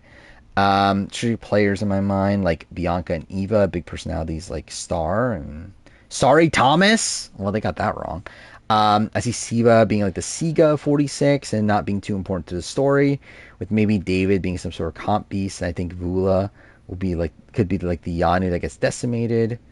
Yeah, I mean, that's not completely inaccurate. Somebody was the only straight up spoiled boot this season before Mitch. I mean, that isn't like, I still can't believe they did that. Like, what the fuck are we doing? Like, they couldn't just use a shot from the final five tribal.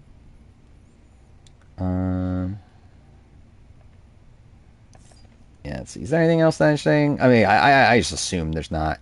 Wait, I haven't seen that yet. Who was the name that that one person said won? The one that was spoiling things. Which, by the way, if you're just joining now, I'm looking at the Survivor spoilers, 48 spoilers, which there's not much of anyway. Jeff telegraphed too much preseason that Joe and Eva and Camilla make it far. Yeah, I feel like that's another thing against Kyle is that like why wasn't Kyle as part of his players to watch? Which I guess like maybe you could say he's hiding the winner or whatever, but like I feel like that's not very Jeff of him.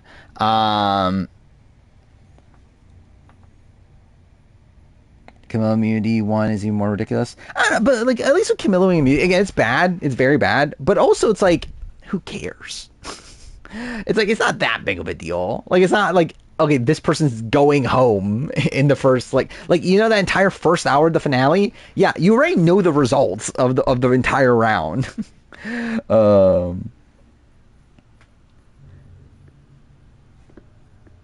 One person claimed Joe lost, then one claimed Joe wins, then one claims Kyle wins. Well, that's so it's just like all over the place then, right?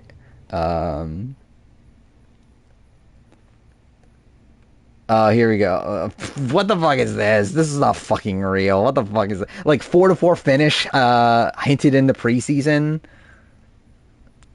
What is this? When EW Press came out before the premiere.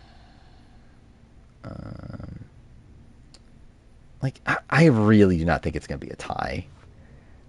Like, I think just everyone fucking thinks it's going to be a tie all the fucking time and it never fucking happens. Oh, thank God fucking All Winter Survivor post about how each player has a viral social media moment made the spoiled Reddit. Finale spoilers. What do we got here? Posting from a burner here. Final 5th place Mitch, 4th place Kyle, runners up Joe and Eva, winner Camilla. Is that something? You don't gotta believe me, but this is just something I was told from someone who got correct 45 spoilers. So, yeah. Again, do I believe it? No, not really. We'll see though. Is tie win bad for Joe in the winner ranking? I mean, it's not good. Yeah, see you later, Dark Saint. Hey, I'll probably be... dude, it's fucking 4:18 in the morning. I didn't mean to say this late. Oh, here, Survivor 50 cast speculation. Let's see what they got. Looking at Redmond's list. All right. Australian Outback. Colby and Elizabeth. That's correct. Palau, Stephanie. Correct. Panama Suri. Correct. Cookans, Ozzy. Correct. China, Amanda. Correct. Season 16-26. Eric or Philip. Okay. Chrissy. Oh, this is actually just correct. Oh, yeah, okay. Never mind. Wait, they actually got something correct for once? What? Spoiled Survivor actually has a correct 50 thing on their site? That's mind-blowing. Yeah, I mean, this is literally actually everything, isn't it? Just missing Andy. Because we have... This is... I assume this is before the Andy information. Yes, 5 days ago. But... Okay, this is just... Yeah, this is just outright. Like, actual right information. And still debate on the Shan as the 41 female, but, like, outside that, yeah.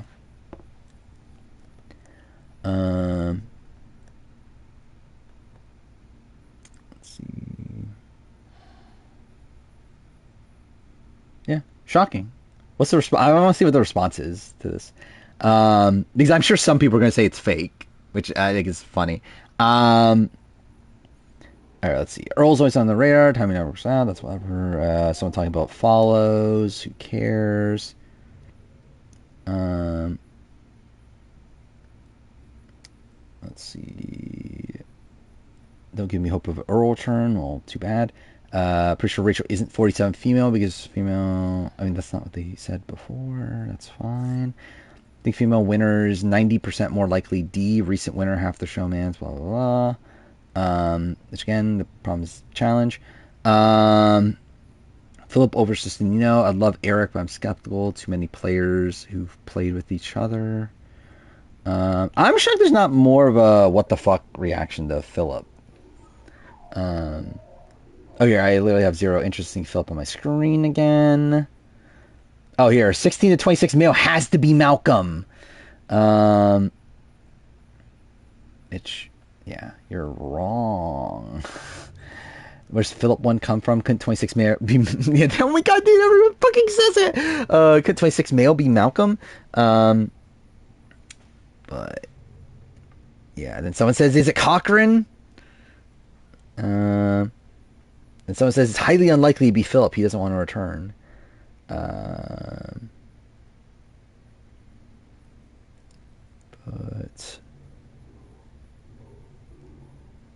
Yeah. It is funny, actually, this is mostly accurate, though. I was expecting this to be a fucking train wreck. Really happy with the Philip pick. More thing. Yeah, I'm perfectly fine with it, personally. More finals in future seasons. I should pull up the Edgic Reddit. I think it'll be funny. I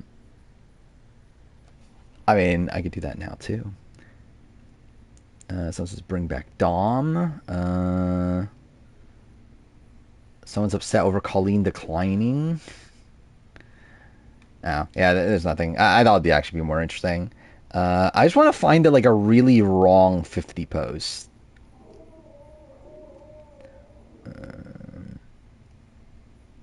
There's the Say one. I see that now. What about her changing her hair? Oh, here we go. New cast speculation of Redmond's recent news. Let's see how much was wrong here. Oh, here, they think Desi! Yes! There we go, finally. I found someone that thought season 35 female is Desi. I think 25 female is D, which can't be. But here's like, I know that there was a rumored Owen spoiler that Emily, Jonathan, and Q were the 3 returnees from a new era, but I'm starting to think that might be wrong, especially considering now I think there might be more than 3. What did Owen do? Something? Did Owen spoil Emily was on? I generally don't even remember that. Or did he like react to the Redmond spoilers on Twitter or something? Like I actually don't remember that. I think 47 females. Rachel Genevieve has said that she does not want to play again unless the show isn't televised. She was lying. 48 female they think is Eva. So that's something, which it's not. I would say. So. Yeah, this is after Say got demoted. So do people think that she's still on for a while? I'm assuming. This is for our Ponderosa is better to look at in regards to 50. Ponderosa, the Reddit. I've seen some of that stuff. Because I am following Sar Ponderosa. Oh, they haven't really done a post in a while. About 50. Oh, you did see this. Their Facebook poll for New Era winners. Gabler's number 2. Most popular New Era winner amongst Facebook followers. That's kind of funny. With 50,000 votes, which is pretty insane. Number 1's Rachel, number 2 Rachel at 37%, Gabler at 33%. Then it's a big drop off to Kenzie at 11%. Like that's insane to me. Yeah, D, Marianne, Erica at the bottom. Yeah, that's kind of insane. Yeah, where's the last 50 posts? Oh my god, why are they not talking about Survivor 50? Generally, when the fuck was the last 50? But or did they delete? Maybe they delete some along the way.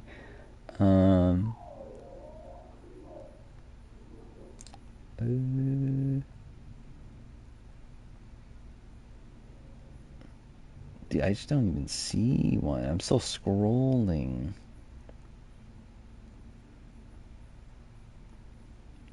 Dude, I literally like scrolled through like so many of these at this point. What the fuck? Like you would assume that there'd be more 50 talk. More proof about Carolyn not being on 50 because we definitely need more proof of that. Oh, here, apparently Elizabeth Hasselbeck is in the mix for 50. Oh, this is from All Winter Survivor. um,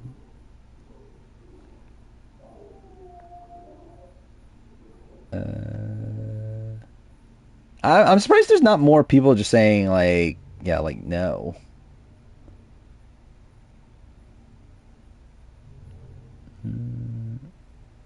Yeah, I'm surprised it's not more negative.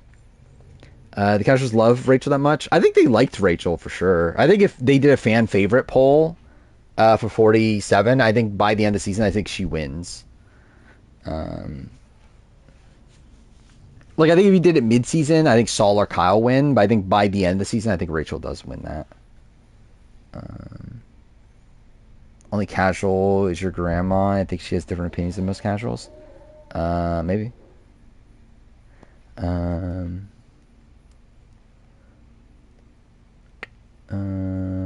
Oh, did we ever talk about that? That Eva wasn't called, supposedly, according to the Survivors Unite. Seems like Eva wasn't called. I don't think we ever did talk about that. Not that it's really that relevant, because obviously Eva's not in the cast at this point. But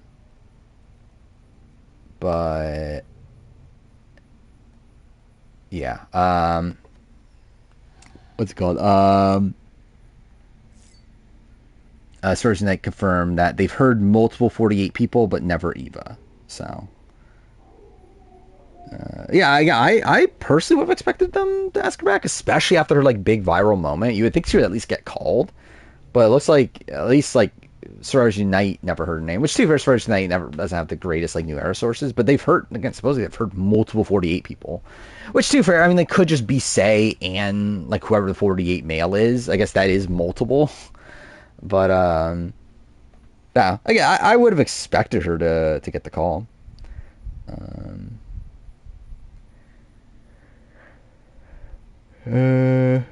But I think, yeah, I don't know how much more I'm gonna get from the spoiled.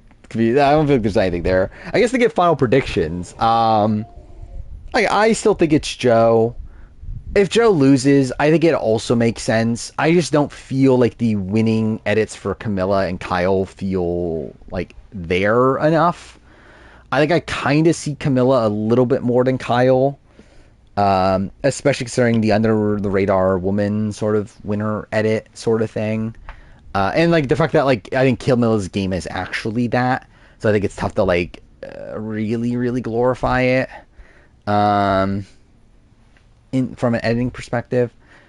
But even then, no, because like fucking Camilla got like, no, actually no, I'm kind of talking about it. It's fucking. I still think it's fucking Joe. Because like the more I think about it, actually no, because like fucking Star, like in her rap is talking about how like Camilla makes all these plans and then nothing, and then we cut to her sleeping like midday or whatever, like Camilla's sleeping, which has always been like a death knell Edgic wise.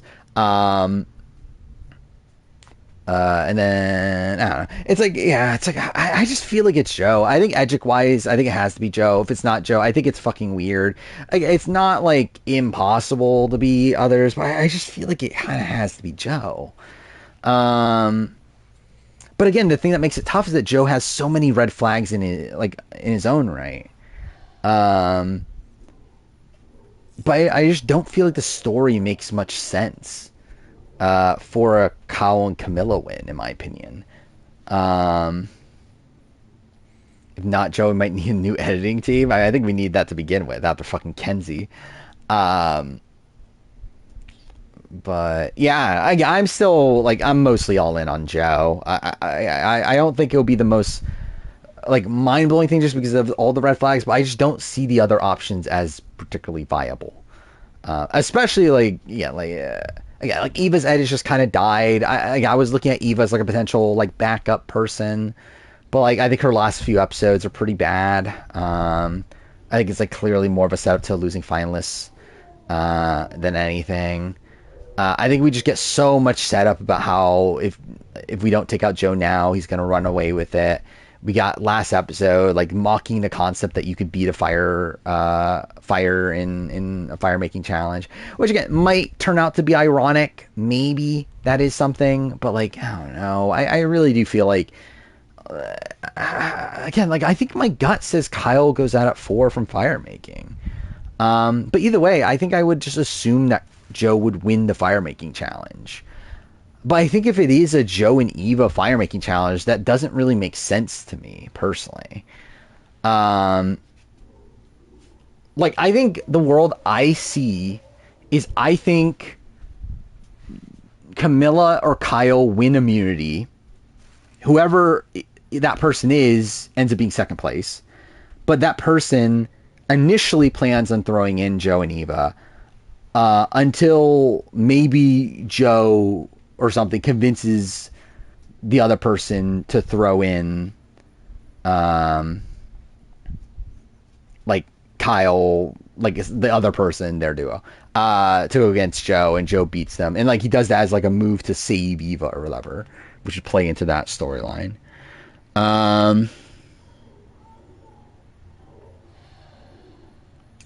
Because like otherwise, because I think it's tough to see practically other situations, right? Because like in this world, Joe and Eva, if they win final immunity, they're taking each other. There's no doubt in that. Like they have no reason to not take each other. While if Kyle or Camilla win, like obviously Kyle and Camilla, I don't think are as like solidified there. Like I don't think they are like as locked in taking each other. Like we did see the shot of Camilla saying that my best chance is without you at the end. Like it's applied in the preview that's for Kyle. I don't think it's necessarily her saying that to Kyle. I could see it being her saying that to Joe, and it's like edited to make it seem like it's Kyle.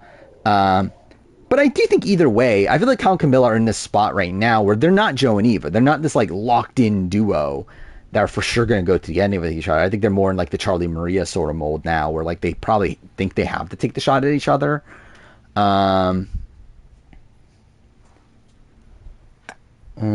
So yeah, I feel like,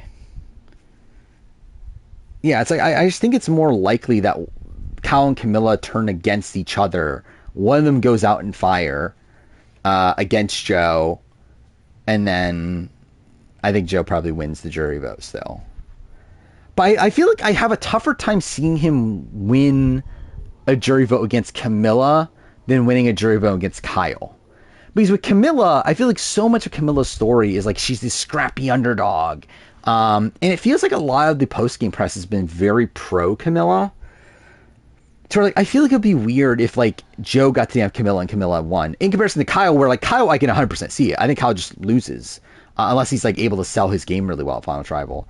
Because like Kyle's someone that has been enabling Joe the entire game. Like, the reason why Joe gets to the end, being talked up as a big threat, is because Kyle lets that happen. To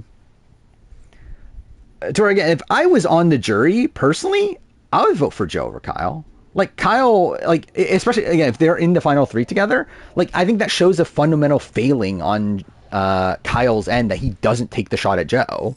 Like the fact that Joe is in this central position in the majority alliance and you just let this guy run his way to the end, like that shows you failing at like what you're meant to be doing in the game. Like when everyone is telling you that Joe is the biggest threat, you need to take the shot at Joe, and then you just never do it, well then you fucking deserve to lose. And if you're like, and like him claiming that, oh, my move against Joe was to take out Shauhin and like take out David. It's like, but that's not a fucking shot at Joe, especially like from Shauhin's point of view. Where again, like I think from Shauhin's point of view, his point of view is that I was the best player in the game. Joe should be getting rid of me, because I would have beat him at the end. To where, like, if anything, this is probably more of a pro towards Shauhin that Joe got rid of him. To where I really just don't feel like if Kyle's game actually is to get to the end of Joe thinking that he'll beat him, I think that is a terrible strategy, and that's something I personally would not reward. Jeff in the preseason said that some duos work, some duos like don't, essentially. So I think a duo, well, I mean, it's confirmed at this point that duo will get to the end together. So, and again, I think it's very clear that Joe and Eva, though, are the duo that works, right? like there's no way that Joe and Eva are not the duo, like at least one of the duos that Jeff is referring to that works out. So yeah, I think that does make sense. That Cal and Camilla flip against each other at the end, and one of them goes out in fire. I think that is still the world that I am looking at. So yeah, like taking Joe and Eva to split their votes viable in theory. You mean taking Joe and Eva to the end? Oh yeah, to split the jury vote. Viable in what way? Like practically no. Edit wise, I don't know. Practically, I think that's a dumb move because I don't think Joe and Eve are splitting votes. I think Joe just gets almost all the votes.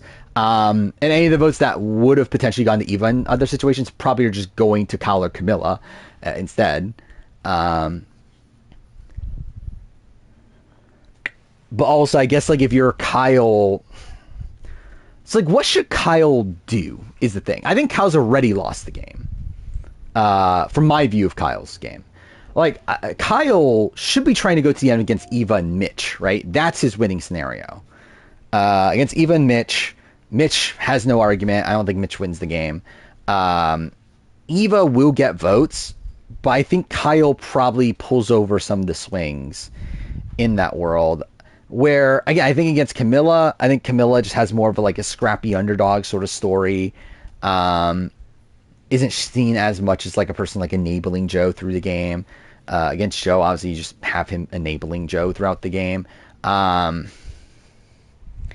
I think both of those are not great options for him at the end. But again, knowing Mitch goes out at 5, then it's like, yeah. But yeah, maybe I'm wrong. Maybe it turns out that Kyle does have that win equity and that, yeah, he does win a jury vote or whatever. But even then, I still think it's a flaw on his end to be banking on that. Where again, like especially when like you had a much better like option for you.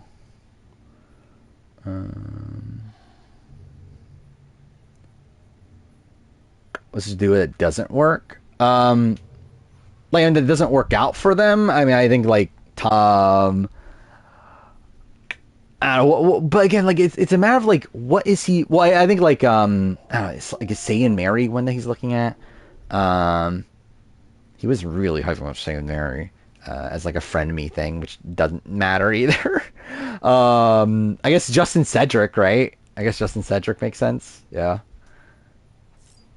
But yeah, again, I just think yeah, I don't think that comment in particular probably has any bearing on what might happen here, just because I think there's already examples of duos that didn't work.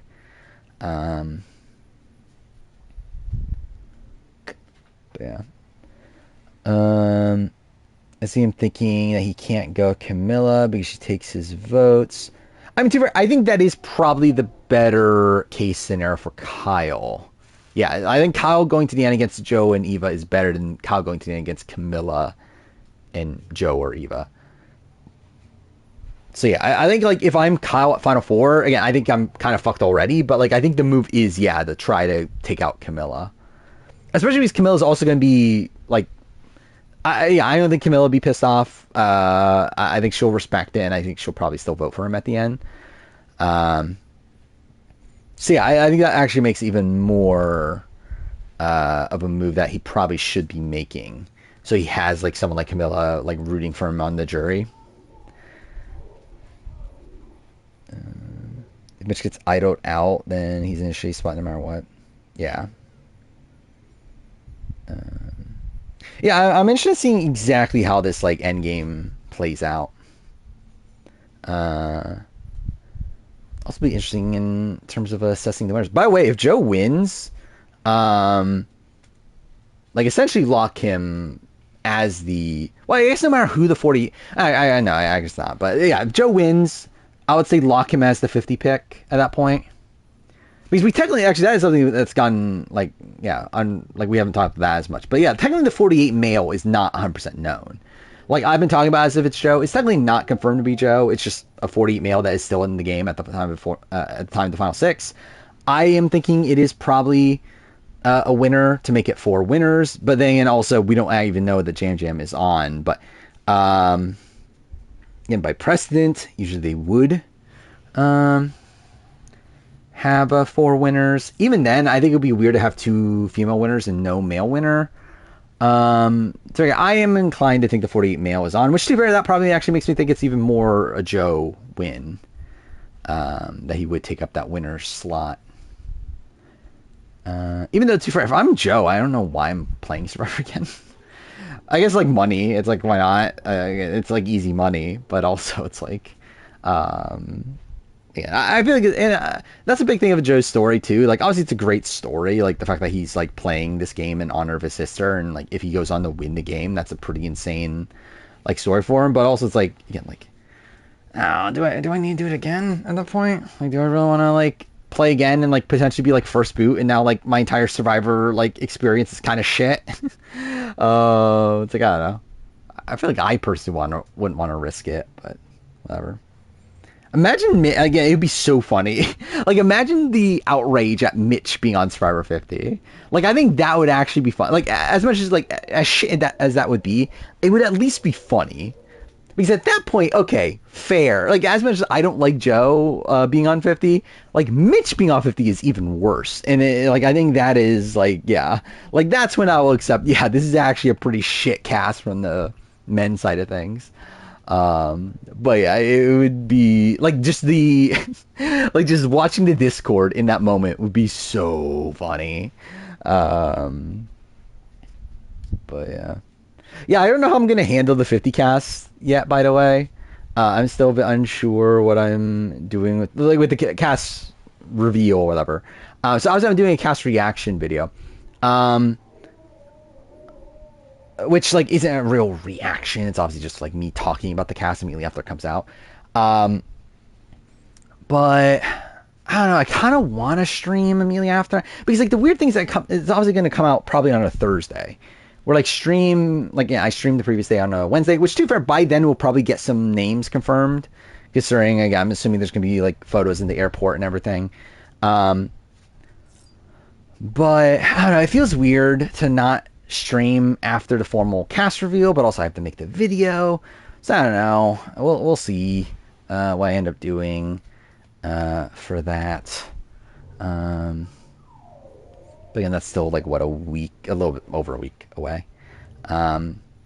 All right. We'll end here. I'll be back at the Survivor finale. Oh yeah, I forgot. I should mention this too. That might be a bit late on starting that stream. We'll see.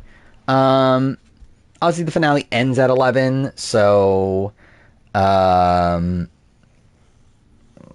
too fair. Maybe it won't. I don't know. I don't know if I'm going to bother prepping the review and stuff before or not, but either way, I would say, like, expect it to be a little bit later than normal, in a spot where I'm obviously always late anyway, but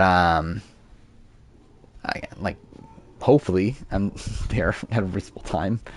We'll see, but there we go. Like, I've seen, like, it is pretty fucking creepy though. I think it is weird that you just like go to the airport to just watch for like former Survivor players. It is kind of a weird thing, but you do you.